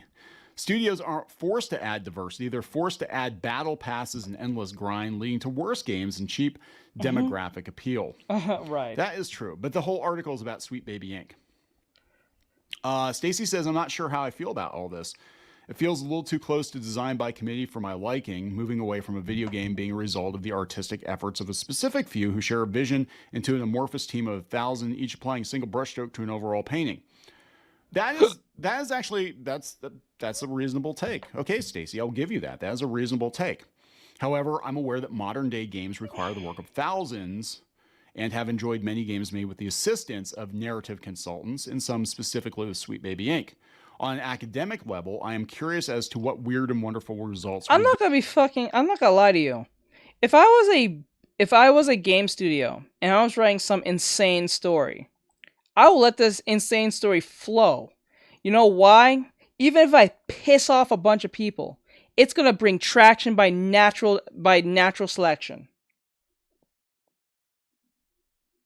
Think about it. It will bring natural selection if people really gravitate to it. Because if you're being a genuine individual, if you're being truly genuine on what you're doing and or writing, you don't have to tell people you're genuine. Like, you don't have to say you're diverse. You will see the diversity. This is why people love animes like One Piece. It is vastly diverse on all spectrums, right? From all body parts, body types to like different personalities and orientations. Some games have even let insane game stories be added to the gameplay. Exactly. They're doing it more and more now, I think. Thinking face. And then and this is why I'm thinking, if you write an insane story, it's like, let's be honest. I'm not too sure if Larian Studios was DEI to a certain extent with the whole like inclusivity, if you know what I'm saying. But everyone freaked out when they saw the bear, right? The bear scene in the trailer, right? And everyone freaked out. But that probably was a genuine choice to put that in there. That's why a lot of people don't complain about it as much, right? DEI is diversity, diversity, equity, inclusion. God, I can't speak. It's pretty much ESG. It's pretty much the same damn thing. They're not all that different. They're extremely the same thing. If anything, they are the same thing. But they do pretty much the same exact thing. Diversity, equity, inclusion. ESG is environment, social governments. It's the same fucking thing. It's like saying I'm a football player, or I'm a soccer player, or I'm a striker on the team. You're still a football player. You know what I'm saying? It's a different name, same fucking thing. Or a point guard in basketball. Like you're a point guard and you're a basketball player. You know what I'm saying? It's all the same fucking thing. I think if you honestly believe what you're writing is true, like genuinely believe, not being paid to or being forced to, I think if you honestly believe what you're doing is true, it will shine through. Now, will those things be negative? Probably. Will people take to it kindly? Probably not. But then again, if the story makes sense, because these are people who are trying to look for anything in your story that is offensive, right? So if you're purposely being offensive, but people who has a brain can figure that out because of the messaging, because a lot of people are not dumb. People can read between the lines of what a metaphor is, right? So like, if you can read between the lines, right? They show insane stuff in games that normal humans wouldn't show, like murder and violence to a brand new extent. Even like government topics etc. they've added on as well and advanced it, but TBH, I'll admit in all honesty, it's getting a tad insane. It is getting a tad insane, but it's not about really like, it's more of the messaging than it is the violence. Violence will always be the same, no matter how you look at it, right? No matter what reason of violence is used, it's going to be all look the same. But violence will never go away. That's something that has been with human. That's a natural. It's a dark natural part of us as humans. Animals too, bugs too, right? But wokeism is not. You can't force people to like you. You will gravitate to what you're liking to by like are you that hungry? By natural selection. You will gravitate to what you like by natural selection. That's just human nature at best. So like, let's use an example. Bry loves watching manga, right? Manga recommendations. He likes mostly, I'm pretty sure he likes mostly manga recommendations that are like shonen-ish, right? For Ari, hers is more like self-discovery, identifying, or like something about love, or something that's, I don't know, positive in some way, or something about being broken but somehow finding a light at the end of the tunnel, right? That's something that Ari might be more into. You're going to naturally be close to that because that's something you can... know in one game they even tried to add in a transgender character? And made the other game players accept it like it was absolutely no big deal. It made a lot of people upset from what I heard. Yeah, it's called, if I'm right, the game is called Far Cry. I know Far Cry had one in the story. Didn't really make much of a difference in the story or make much sense to, but like it was in the story nonetheless. If that's what you're referring to, I think it was Far Cry. I think the latest Far Cry 6, I think, with the dude who's Far from Cry, yes. There you go. So yeah, that's the it's things like that is usually a big problem, right?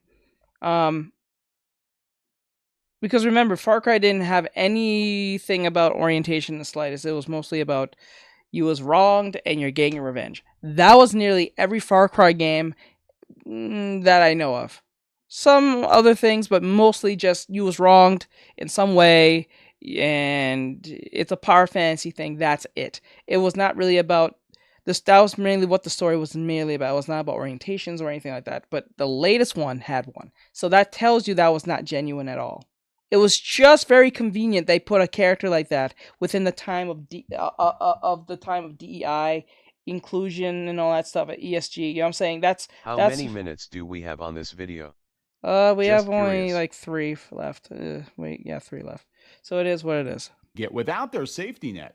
In reality, I know they have made my favorite games and characters more enjoyable, relatable, memorable, all the ables, and it's difficult to begrudge this. I will give Stacy says that developers only add diversity when they want to. I will give her that, because again, Sweet Baby Inc., not the cause of the problem, but rather a symptom of it. I would say that these developers were already thinking that way, and then they called Sweet Baby Inc. in.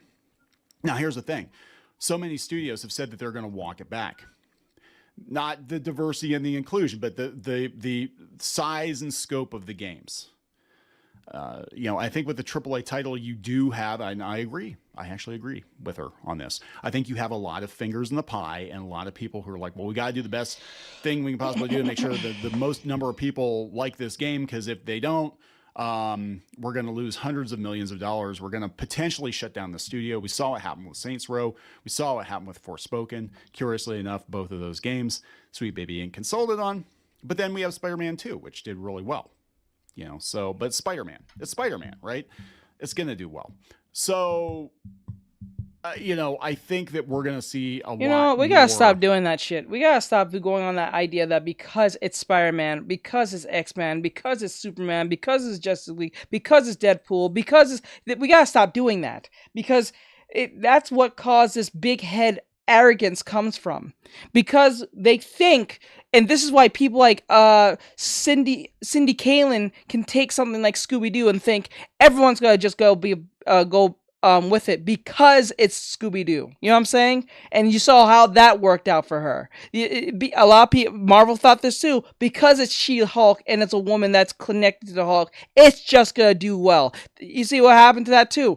Because it's Captain Marvel, she was sidelined in her own damn movie, and because it made $1 billion or something close to that, it's not because we like Captain Marvel. I don't even think most people knew who the fuck that was after Endgame. They only knew that because it was connected to Endgame. That's the only reason why people even watched the damn thing. And when they realized you didn't have to actually watch it, it was a waste of time. That's it. That is it. And when I think about it now, the only reason why Captain Marvel was even relevant is because she just had to find Tony Stark in the space. That was it.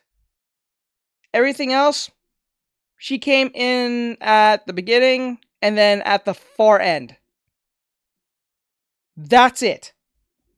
And she didn't make all that much of a difference. She just kind of fought Thanos 1-2 punch, and then Tony got the glove.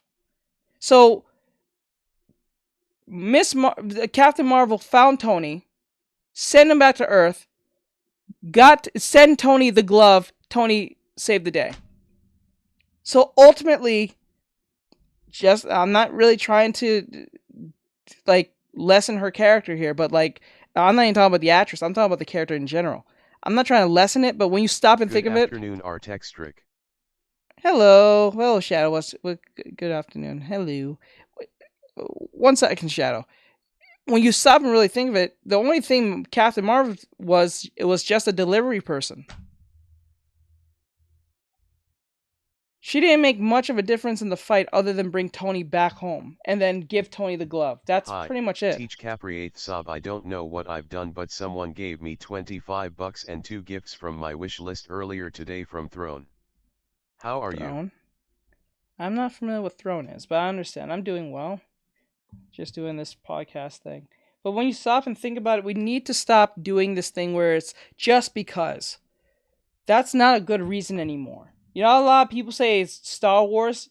You see what happened to the Mandalorian? Do you see what happened to Ahsoka? We need to stop doing this. We gotta stop relying on because it once was good, therefore it's just gonna be forever good. No, this is why I'm saying because of Toriyama's passing, it's not gonna be as ever good as ever gonna be.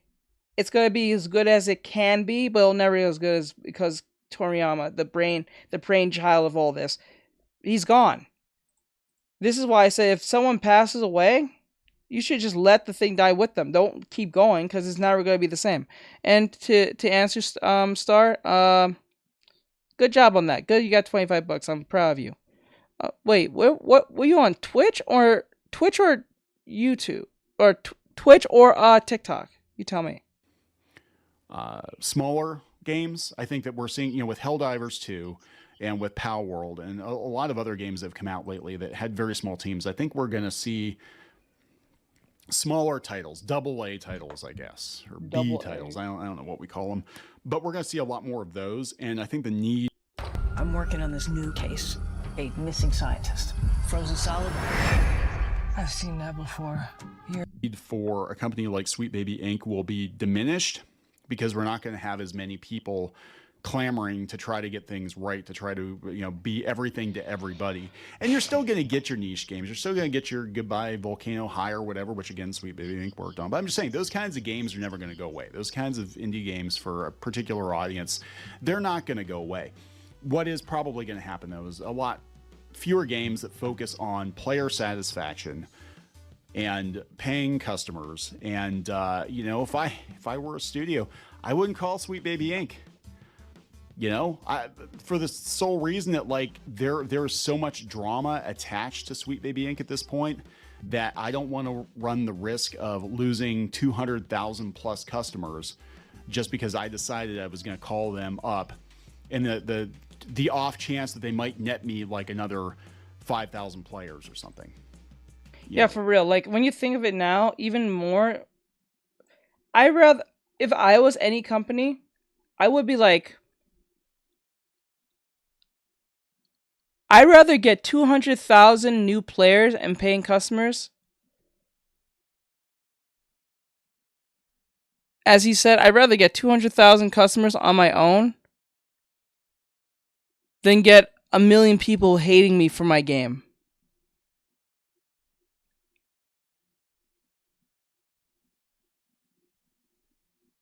That makes more sense in my head. Money speaks, right? So I'd rather have 200,000 new customers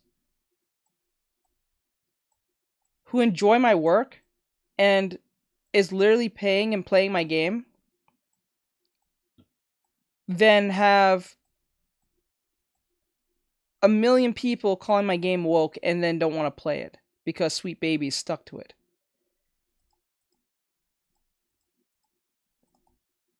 Because if you go to the curator, which I'm part of that curator, I think it's past 200,000 followers on that thing already. So that tells you something. Suicide Squad Kill the Justice League should have been money in the bank. It was an Arkham game, and it was completely destroyed for many reasons. It wasn't just because of Sweet Baby Inc., but it was definitely a symptom of a bigger problem. And now the damn game is lucky if 1,000 people are playing it at once. Last time I checked, it was like 400 people were playing it concurrently on Steam, and it's already on discount. So, I mean, that could be the end of Rocksteady Studios. So I hope it was worth it for you guys. I hope it was. I'm going to wrap this one up. Again, check out Derezed on Spotify, Amazon, iTunes, wherever you listen to podcasts.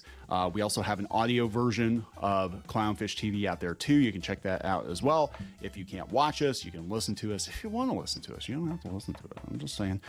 No Sweet Baby Inc. detected here. Please subscribe. We'll talk later.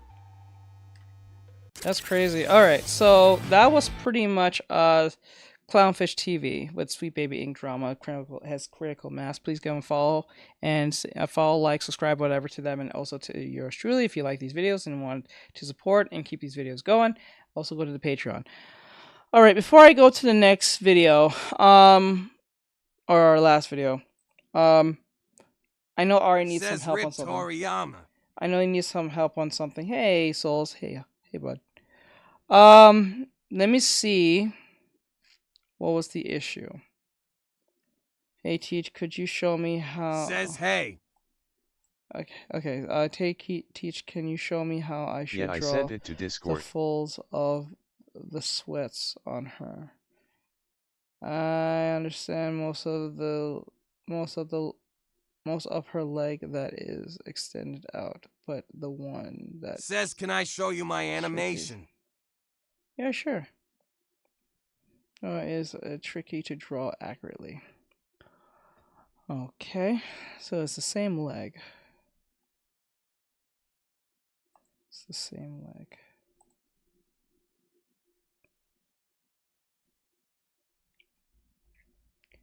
I'm not sure how to do the folds cause of that one leg that's bent in. Damn, I am hungry. If the leg is like this.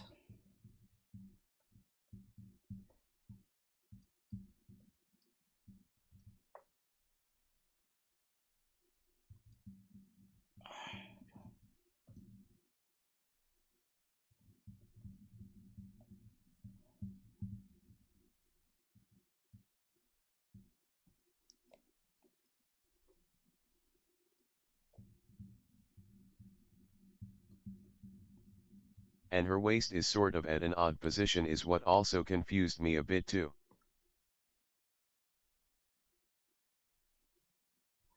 Excuse me. Okay, could not. Oh my god, that was messing with me. Okay. Foot is here. Okay. Says bless you. Thank you. Bless you. Thank you. Let's see. Leg is going like this. Let's see if I can curve this over here.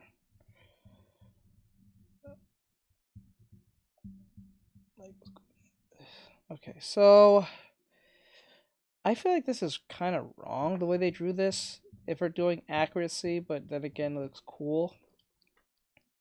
I think the leg that is bent is kind of wrong.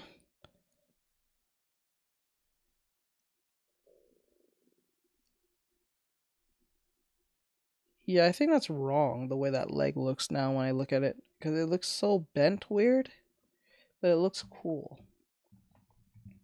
Bless you. Thank you.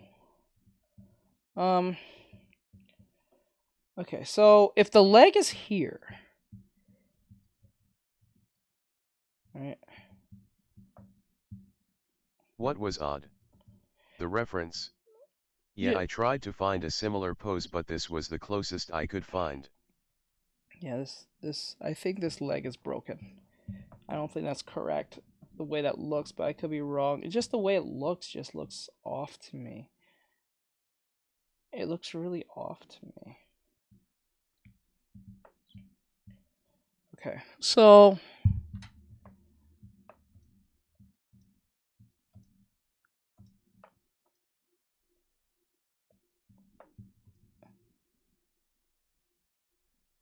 okay.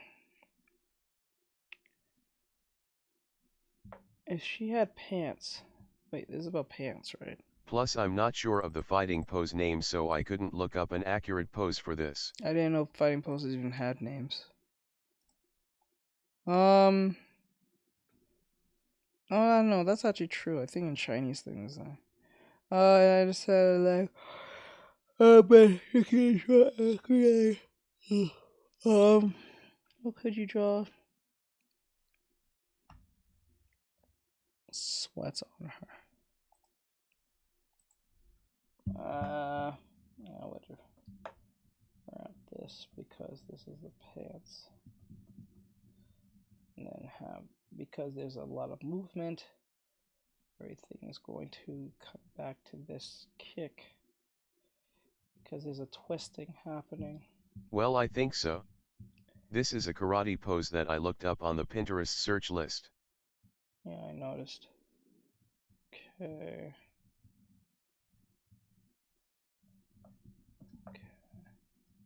What's that?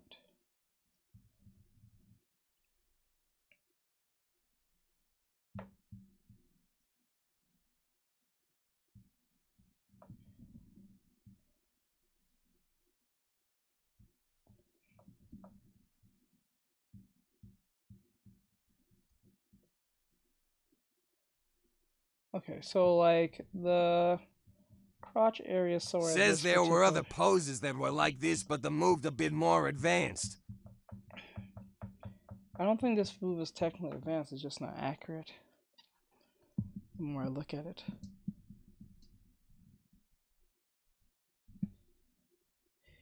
Actually, the prove that actually the pose that's under it is more accurate. When I think of it now. Says yeah, that's what the people on Discord said too. Yeah, the pose under it is more accurate. The pose over it is broken. There are 4 joints that's having this. 1, 2.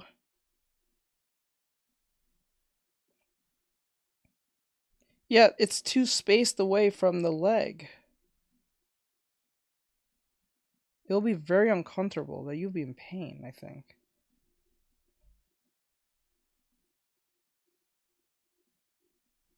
I think you'll be in pain. Your leg will be more closer than it is that far. Jeez. Hey, bub. Anyway, so let's just say, okay, like that. Jeez. Okay. Says maybe the leg is like the cause is moving in the air. No, it's her leg just in general. It's the problem. Because the leg will be more closer. The one on the bottom is more accurate and more comfortable to do a kick. The one is just being difficult for the sake of being difficult, and it will be actually really uncomfortable to do something like that. Okay. Like that. Like that. This is how I probably would have made the pants. So like... Okay, so I'm going to erase okay. this. So I think I could try to draw the way the leg is below her. Like this. Actually, not like that, because it's too tubey. So, like, I would... Because this is sweats. Sweats tend to be very... bumpy. That's the right term.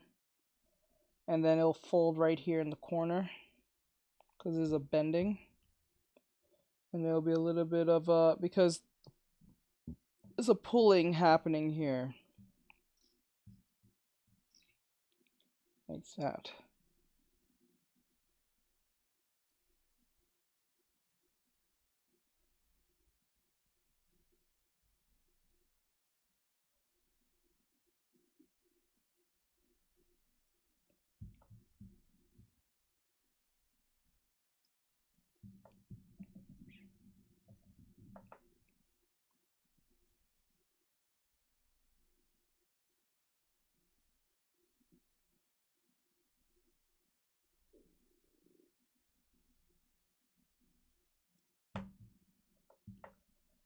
This one's a weird one because it doesn't look right. So it's like one. I will wrap this around this like this with a lot of bumps and lumps on the side, but more closer to the skin. So it doesn't feel like it's just floating from the skin. It has to be more closer on the skin or even on the skin. Right? And then bump. Like this and bump. Not too many bumps, but like... I won't bump too much. And bump here. Right. And then what we'll do is put some folds here because there is a folding that's happening. Here.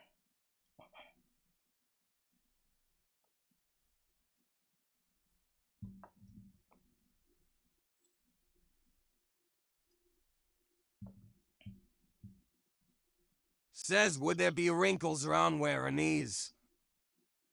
No, there's no wrinkles because sweats are folding. They're like sweaters. If there's any wrinkling, it'll be around the joints where there is gotcha. Compression happening. If anything, the compression here will... Any type of wrinkle or folding will be mostly... The folding will be going towards back to the compression.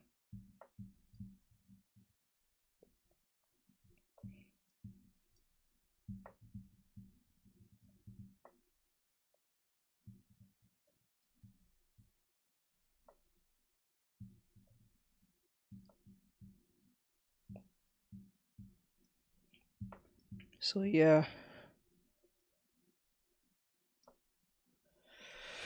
That's a weird kick. Because it's like one space and then like that. That looks so weird. There would be a little bit of wrinkles near her waist where the pants would rest on yes, her hips, because, right? Yes, because since her legs are moving. None of that are legs, it's her waist, because the waist is looking this way as the leg is going that way. So there's a twisting that's happening here.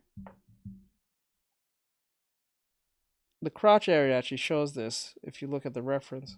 There is a twisting that's happening here. Going back to the crotch. Now everything's going to kind of pull back to the crotch. Not that much, but it's going to pull back more. The more closer to the crotch, the more pullback you'll have. The further away, it'll be more whatever joints is closest here. That's going to be pulling that too.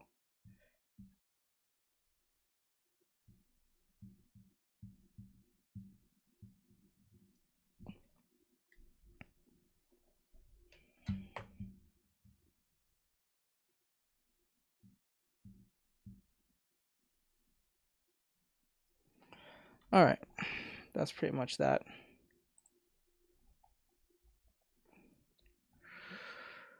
All right, did that answer your question?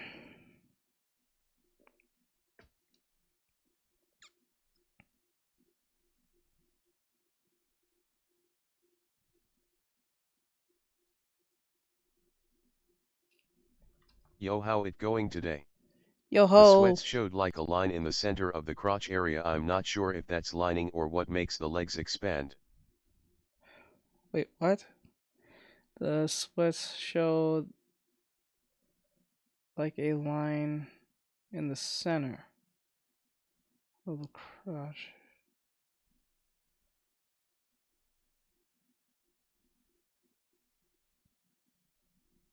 Yeah, that's just showing a twist. That's just more indicating of the twist that's happening, because that lining right here is just indicating that this is twisting towards this way. So like everything from this point is being pulled because of that reason.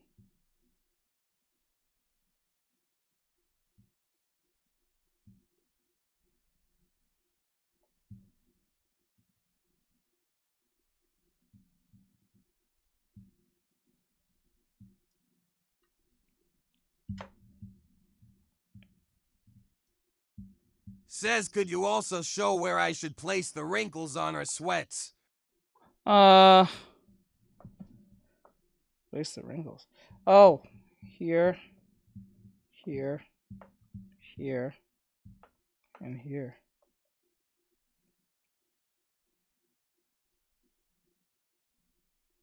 Says, yeah, trying to show movement.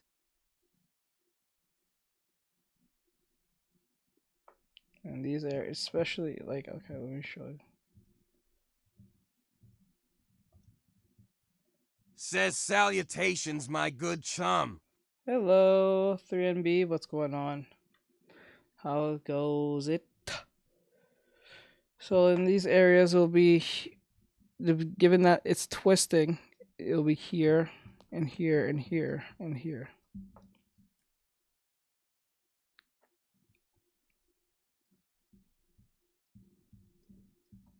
Says, not much. How is thee doing this splendid time, O slumbers? Like I meant, could you draw where the wrinkles would be placed on her with these sweats? Oh, shit. I worded that wrong on TikTok. Hold on. Hold on. Gotta, 1 second.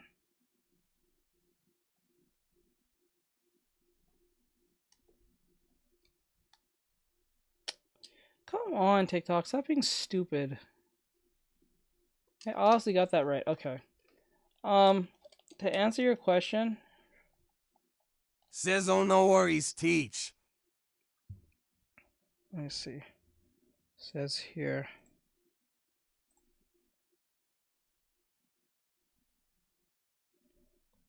You know what? Let's make this faster. Says that's a weird pose. Very much so.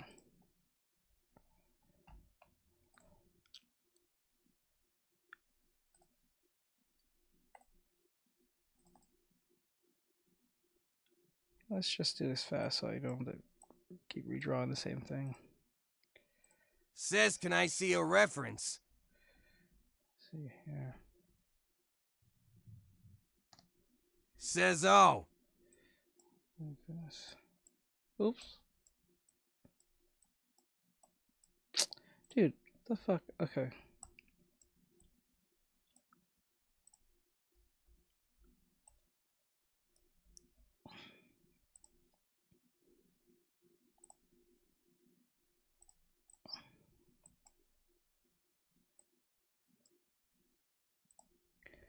I save myself the headache. Most of it will be here, here, here.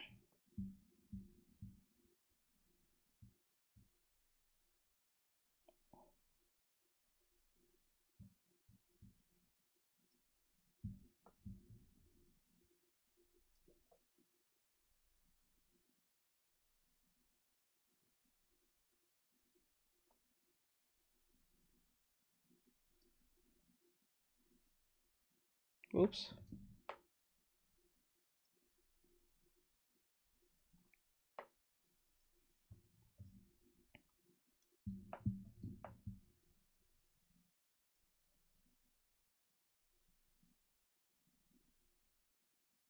Says, I see now. I draw the wrinkles the way she's moving.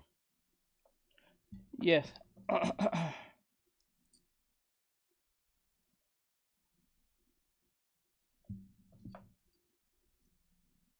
No. Put it like that.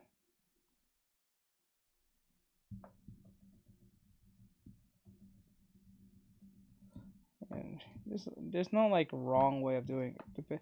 You just have to be Says good to know. Thanks. I didn't understand that at first. Yeah, it's fine. I would do the outline first.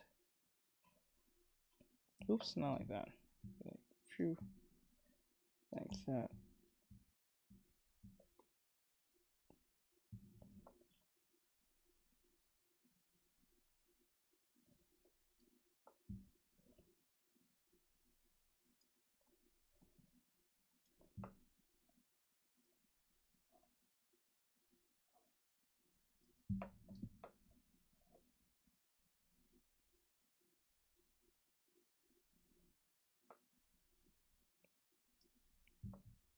So I'll be like,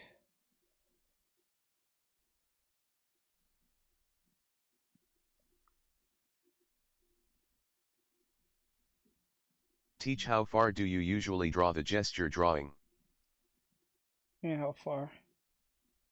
How far do you usually? How far? You mean, how do I draw it, or I mean how far? I don't mean by that. Yeah, explain to me what you mean by that. That one's throwing me off. Give me an example, or just rewrite that differently.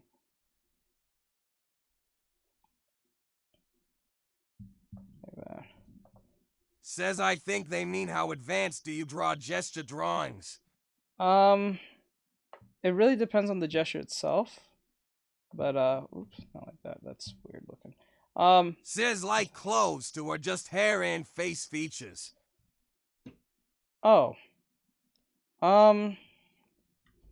It really just depends. Like, first thing, I need to get the pose right. So when I'm doing the pose, so like if I'm looking at the like, says this one I'm doing is a practice. I can't do like backflip poses though. So if I was doing like a pose,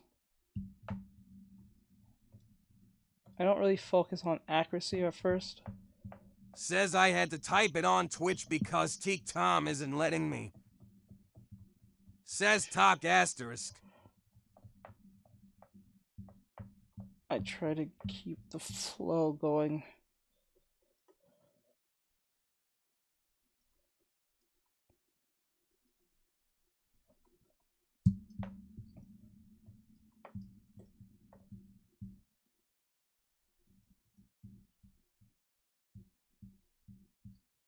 Says thanks, Teach. I understand how to draw those sweats now.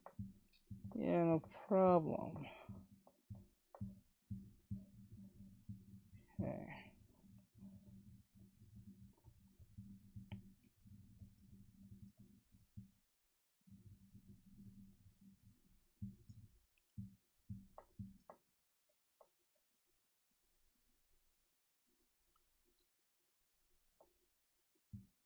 Says I just wish I could have found a more accurate pose for you.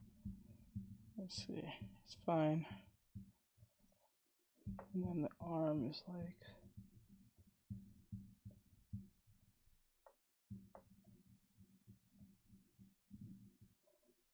and then the breasts kind of like...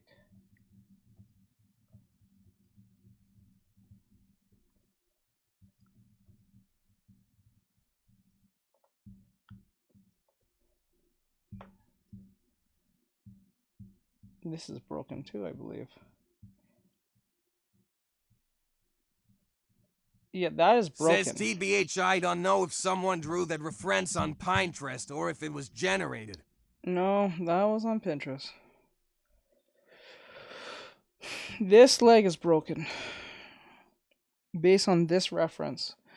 Because there's no way in hell that the knee is going to look that way and the foot's looking the absolute direction of that. That's impossible. Says, man, my back hurts. Like right there. Like it goes this way and then back and then up. With this knee still looking that way, that's impossible. That would be painful. You broke the ankle. I just realized that when I'm just drawing this. Says maybe they were trying to the muscle. Yeah, I don't know, but it's not right. It's not right. If that was what it was going for, it looks cool to a certain extent, but it's lacking. Says kinda looks like how my ex-classmate walks and stands. See here, and the neck goes like this. I'm saying it's all about energy. Says I wish they'd show accurate poses when I look these up. This is why you don't look at anime. Like, this is more anime drawings. This is why you go look at a real person. So if you don't have a real person, just type in like sports people, like Derek Jeter, I think his name, or like Michael Jordan, or LeBron James, or says he has his foot out as far as he can. Weird. That is very painful. The one thing I learned is that the foot is always in the same direction as the kneecap. The kneecap and the foot points in the same direction. Says gotcha. I was drawing and I'm not too much realistic with this sketch. I understand. Alright. So with that said, I think I helped Ari. So, and to answer your question, Mono, I go as far as possible based on the gesture and the reference, and then I just add my own stuff afterwards. I don't really I like combining gestures. I don't like going with just one plain gesture, or at least work off. If you're going to use one gesture, work off it by, adding something to it. So like, let's use an example. This is originally was the reference for Toriyama and Goku that you see here. This was originally the reference, but I added more to it for not only because it's Toriyama and Goku, but I added more to the pose overall. I even changed the pose because the arm was just not fucking with me. Says, hey, that's a cute reference. Yes. So like that was the difference. And I didn't want to go exactly the same. I wanted something a lot more alive. And I think this is fine. To a certain extent. Says him back. Alright, so with that said, we're gonna Okay, with that said, we're gonna do our last video here, and then we're gonna go play Genshin. Or so. So for those who don't know, Says, did you look at it? Oh shit, I forgot. Yeah. Says someone told me those work if you're drawing like a half body pose, but not full pose. Yeah, that's a half body. Damn. Says I see. I added more things on my sketch gesture. Ah, look at that. He made a ball bounce. He made a ball bounce. Let's go. What did you use? Flip a clip? Why is it not showing? Hold on. Hold on. Says that's cool. Hold on. It's not letting me see it. I don't know why. Oh, not make it big. Says Clip Studio. Okay. Clip Studio. Oh, you got EX? Let's go. You got EX? Or the you got the 60 frames, the 24 frames. Says yeah. Ah, look at you. He got Clip Studio Fit EX. Let's go. He got the bounce. That's cool. Makes me want to go get it now. That is so cool. And that's the best thing about doing animation. You'll kill several birds with one stone. You'll learn how to draw and make things move. So your gesture drawing will get even better by that time. So you see what works and what doesn't. All right. With that said, we're gonna do we're gonna do this drawing here. I gotta go. Goku, who's that? Oh my god! I just realized that was Lala. I totally forgot about Lala. I was just too busy talking. Goku's I gotta go by. Okay, for Lala, she was saying hi to me, and I didn't even notice. Says Law. My bad, Law. Too bad. I'm sorry. Alright, so with that said, the Prom G, I think that's named. The Prom G has the top short manga you need to read. So these are short manga you need to read. Maybe they're one-shots for all I know, but maybe they're short because they're just written short. So let's see where this goes. So let's play this!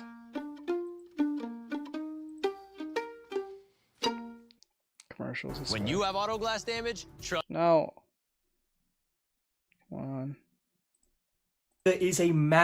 Reading manga is a massive time commitment, and I don't just mean sitting down and reading a volume for half an hour. Looking at the lengths of some manga series, it could take days, months, years to complete a manga series. So sometimes you just want something short and sweet. Hey, what's going on, guys? My name is Prom G. Welcome back to a brand new video. Now, like I just said, today's video I'm going to be talking about my top 10 favorite short manga series. So of course we all have our different definitions of what a short manga series is, but for the sake of this video I'm sticking to manga series that are 6 volumes or less. Mind you, that is not 6 omnibuses or less, that is 6 single volumes or less, just so there's no confusion. I'm also choosing to omit manga series that are 1 volume exactly, just because that could be a whole other video of my favorite one-shots. And the final thing I want to say before I get into my top 10 list is, of course, this is strictly my opinion. There are manga series that I've never read that are probably your favorites, so instead of being rude, make sure to go in the comments below, leave your top 5, top 10 favorite short manga series, and we can continue this discussion of our favorite series, granted it's done respectfully. With all that being said, if you guys do enjoy this video, make sure to leave a like and subscribe for more manga videos just like this.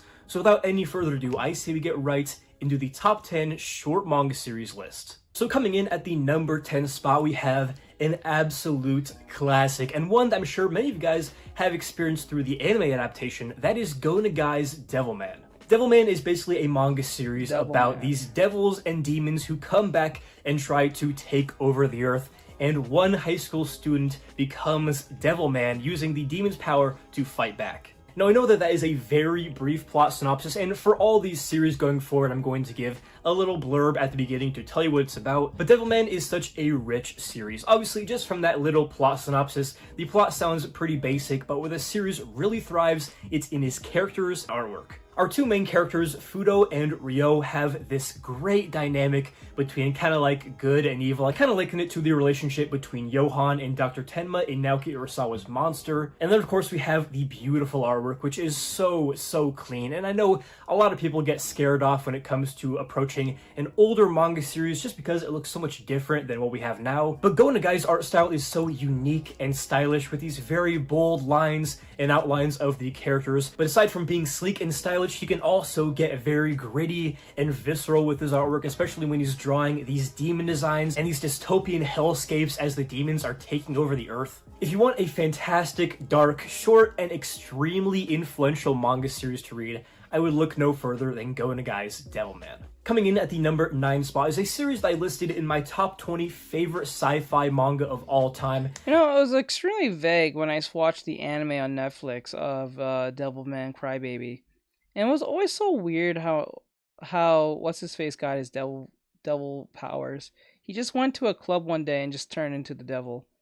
I was like, I don't know if that was supposed to be some form of ritual, but that was very vague on how that happened.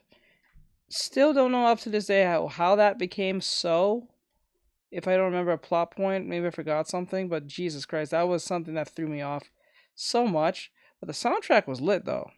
That is going to be Astra Lost in Space, coming in at 5 volumes. This is a super fun space adventure. The manga is about this group of students who goes up into space for a kind of field trip, but when they get out onto this planet, this weird black hole thing sucks them up into space, and then, as you could probably guess, they get lost. So it's up to this group of students to work together as a team, going from planet to planet to planet and surviving so they can finally get back home. Now this manga has a lot of strengths going for it. The first one being the cast of characters. They all have very diverse personalities and things about them that make them special, you know, special skills. And of course, being teenage students and having basically their lives on the line, they're not always going to get along. They face very interesting conflicts, especially at the halfway point. A huge bombshell is dropped that shakes everything up. I also absolutely love the artwork. It's more in line with typical shonen artwork that we see nowadays. But when you go on these different planets with unique plants and animals and just scenery,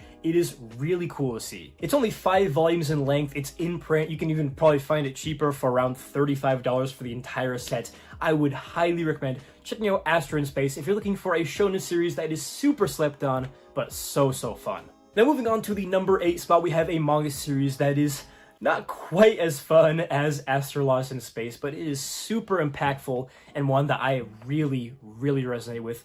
That is Inyo Asano's Solanin. Now, at the stage I'm in my life right now, I am a recent graduate who doesn't have a job or a professional career locked down right now, so a lot of stuff is up in the air for me. And when I can find a manga series that captures a lot of these emotions and situations perfectly, I'll really gravitate towards it, and that's exactly what Solanin is. The manga follows this adult woman who doesn't really have a whole lot going for her in her life, doesn't have a steady job, and really doesn't know what she wants to do with the rest of her life. However, the one thing that is constant in her life is her close-knit group of friends and music. And that is my favorite thing about this manga, is how it depicts the joy of making music. It is done spectacularly, and I think that there is a movie adaptation to this, which I have not watched, but I've heard it's great. But even just as I was reading this manga, just looking at the artwork, looking at these characters make music, play in their band, it just comes through so fluently that really resonates with me as someone who makes music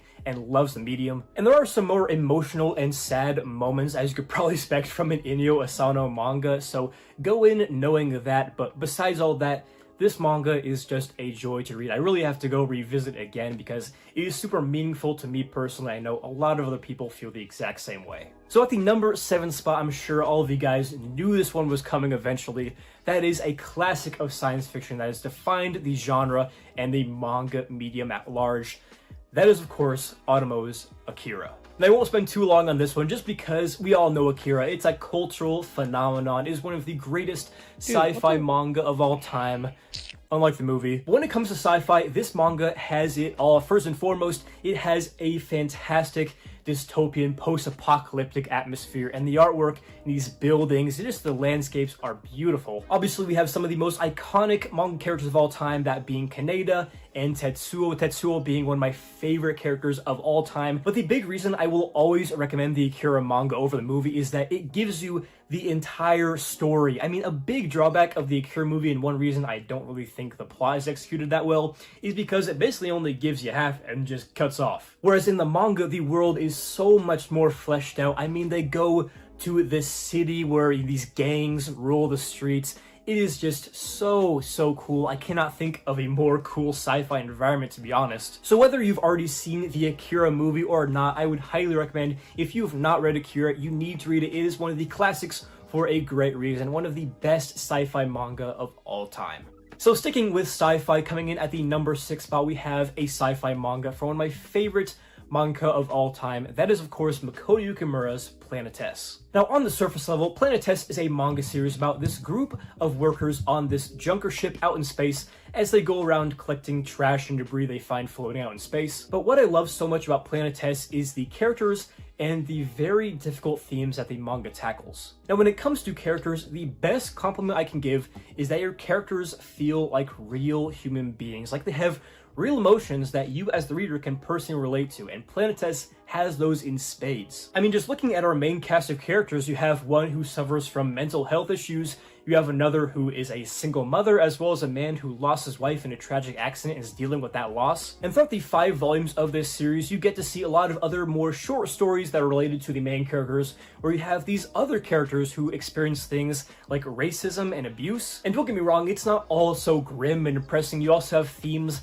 like love and friendship that are very uplifting and just joyous to read about. But it's a good balance of things that a lot of manga are really afraid to tackle and just things that make you feel good. And again, this is another manga series that is super accessible. You can find it in print in the 2 Dark Horse omnibuses. That's what I have, or you can find them in the out-of-print singles, which I think are personally pretty butt ugly. But regardless of how you choose to read this series, it is an easy recommendation for me. At one point, it's my top 10 manga of all time, and it has stuck around to one of my favorite manga series in my entire collection. Alright, so we are officially halfway through the top 10 list. Hopefully this video hasn't gone on too long. I'll admit that would be pretty ironic for a video about short series. But at the number 5 spot, we have a manga series that I actually read pretty recently, a few months ago, and landed itself in my top 5 manga reads of 2023. And that manga series is none other than Gone. Now, I'm kind of breaking my rule about, no omnibuses. I think this series is technically like 7 extremely skinny volumes, but this series is just too good, so I'm saying screw the rules. It's my video anyway. What are you gonna do about it? But yeah, Gone is a manga series that is probably among the most unique on this list for the simple fact that there is no dialogue in this entire manga. The manga is basically a collection of short stories as we're watching this little dinosaur Gon. Like, damn, motherfucker, you didn't have to be like, what? Shit. You don't have to take it that long. Damn. As he's the last living dinosaur, basically just go about his business doing all sorts of different shenanigans, whether it be in the desert, in the forest, climbing a snowy mountain. He is everywhere, just befriending all these different types of animals, forming bonds that go beyond species, and teaching us as the reader a plethora of valuable life lessons. There are stories in this manga that'll make you laugh, others that will make you cry, like seriously, some of these are very sad. And though this manga has no words, you will not want to breeze right through it because the artwork is some of the best manga artwork I have ever seen. It is so detailed, these varieties of animals and different landscapes. Probably my top 5 best drawn manga of all time. It is spectacular. You'll want to take it all in and just take your time experiencing these wonderful stories that are present in Gone. Also, if you haven't seen my full in-depth review of the Gone manga, definitely check it out by clicking this card up here in the corner. Now, coming in at the number 4 spot is the only manga on this list that I actually don't own physically, and that's because nobody owns it physically. To my knowledge, this manga has never gotten a physical release, and when I tell you what it is, you'll understand why. But the manga in question is Onani Master Kurosawa, or Masturbation Master Kurosawa. Now, I'll be the first to admit the plot synopsis of this manga is pretty weird. It's about this middle schooler who has a very devious pastime that he partakes in the bathroom stalls, you could probably guess. He's basically an incel, he doesn't have any friends, and he despises the girls, especially the popular girls, so he thinks about them when he's doing his special little hobby, but eventually he gets caught in the act by a lesser popular girl, in fact, kind of a social outcast, and she blackmails him into taking his hobby a whole lot further and kind of terrorizing the girls in their class. Now, I know a lot of you guys are probably thinking, Pramji, why is this weird-ass manga, this freaky-ass manga, so high up on your list?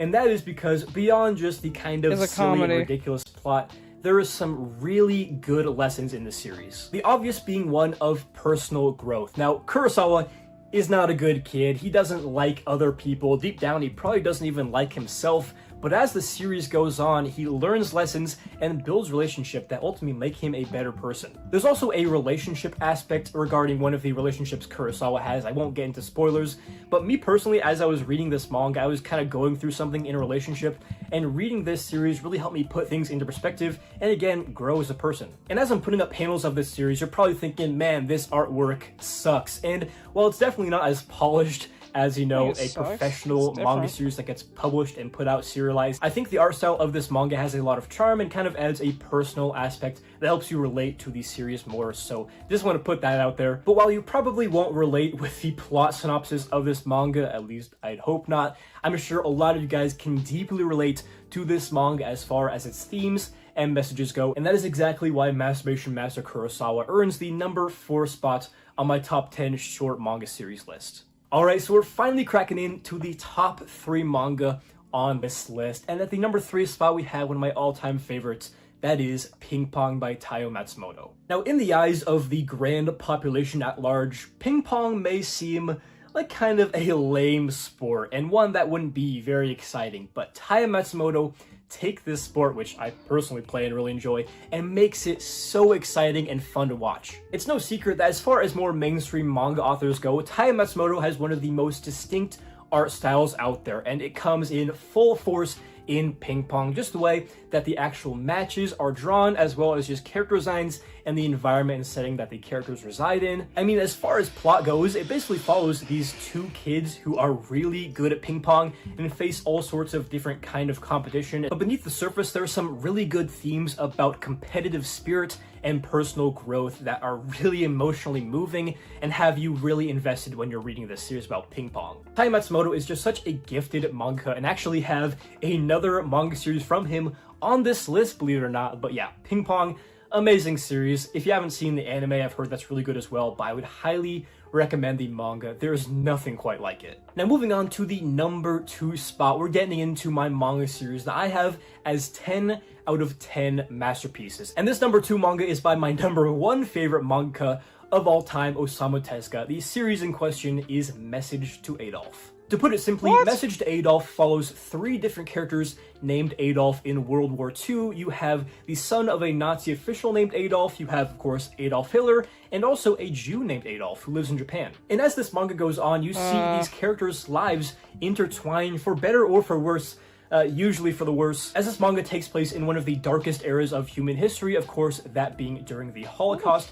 in World War II. So with that being said, this is not a cheerful manga. Some of Osamu Tezuka's manga can be very playful and cheerful. This one is not. However, the difficult topics of the era are handled in a very interesting way. I mean, you see these gruesome things going on page, people being executed, you know, this mass genocide, but Tezuka draws these things in a way I think is very accessible to audiences at large. You still understand the severity and the grim nature of the things that are happening in this series, but it's drawn in a way that is not overly gruesome, overly graphic, but still gets the point across. This series is a 10 out of 10 masterpiece manga for me, not only because of the way the story and the dark elements are handled, but just because it is so engaging. A lot of Tezuka series are a little bit more slow burns. This one I could not put down. But yeah, enough cannot be said about Osamu Tezuka's influence and quality of his series. And in my personal opinion, Message to Adolf is his best series that he has to offer, so definitely check it out if you have not already. Ladies and gentlemen, we have finally reached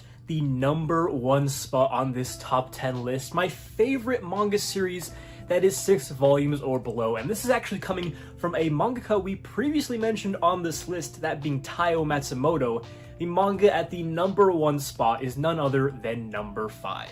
Now, just to put it simply, number 5 is a bizarre manga series, and I'll give you a little plot synopsis, try to stay with me. Basically, some unknown event caused catastrophic damage to the Earth, so this guy in a bunny costume named Papa genetically engineers a group of bio-soldiers who make up the Rainbow Defense Force, which is basically a propaganda tool for the government, and each one of the members has these weird psychic powers where they can feel each other's emotions. Some members even have powers beyond that, but for the sake of this video, I'll just keep it simple. One day, one of the members of the Rainbow Defense Force named Number 5 goes rogue. He kills another one of the members and flees with this strange girl, so the government sends the other members of the Rainbow Defense Force to go kill Number 5. Now, there are certain manga series on this list that I can say, you know, everybody should go out and read. Akira is one of those. I think Gone is one that anybody can enjoy. A little bit out there, therefore I think some people may not quite vibe with it. But if you're looking for a manga series that is super surreal and out there, yet has a very gripping plot and amazing artwork, look no further than Number 5. This is one of my favorite series of all time, period. Just starting off with that surreal aspect, like I said, this is a Taiyo Matsumoto manga, and one of his best qualities is creating these environments and worlds that are very out there and feel like dreams. And I mean, you have these weird looking characters with mind powers, but you also have these hybrids of animals that are basically in every page. I mean, it is just so out there and unique. I love it. But besides all of these surreal, hippie bullshit, at the very base level, the story is compelling. A guy kills one of his teammates, the teammates get sent after him. There is so much action, amazingly drawn. I mean, it is so fluid, it's visceral, it's violent, which is something that I really did not expect when I read this manga. But by far, the best thing about this manga is how it conveys emotion. Like I said, the Rainbow Defense Force members can all feel each other's emotions, and sometimes that feeling of emotion that they feel from one another is so intense that you as the reader can really relate and feel to it just because of how it's drawn and portrayed through the artwork. So I won't go too much further talking about this series because I could talk about it endlessly, but if you want to learn more about this manga before you fully commit to reading it, check out my manga review. It's one of my favorite manga reviews I've ever done, and hopefully through this video and through that video, I can fully display my love for this manga and convince you to give it a try. So guys, that's going to do it for this video, going through my top 10 short manga series under 6 volumes or less. I love all these manga series, and I would urge you, if they sound interesting to you, go out and read them for yourself. And of course, I want to keep this discussion going in the comments below. Leave your thoughts on my list. Do you agree? Do you disagree with any of my picks? Leave your top 5, top 10 short manga lists in the comments, and let's further discussion. Hopefully you got some good recommendations and enjoyed this video. If you did, make sure to leave a like and subscribe for more manga videos just like this. So yeah, this has been the Prom G. Hopefully you enjoyed the video, and as always, hope to catch you in the next one. Okay. That was Prom G. I hope you guys enjoyed that. Like, subscribe, share, follow, and comment, and all that great stuff. Should I play Genshin? It's 6. I can get up around 8. So, alright, I'll play 1 hour of Genshin. Alright, have a great night, guys. I'll see you guys in the next one. I'm gonna play some Genshin. I'm gonna finish this drawing tonight by myself and have it ready and stuff like that to post. Because it was just recent that as his death was yesterday. Well, it was told yesterday, but he died on the 1st. So with that said, I'll talk to you guys next time, and I'll see you guys tomorrow. But I'm going to play Genshin on stream in a couple of minutes. So if you care about Genshin Impact, stay. I'm about to end the stream and restart it so we can play Genshin. Okay. So I'll be right back. All right, guys. There's.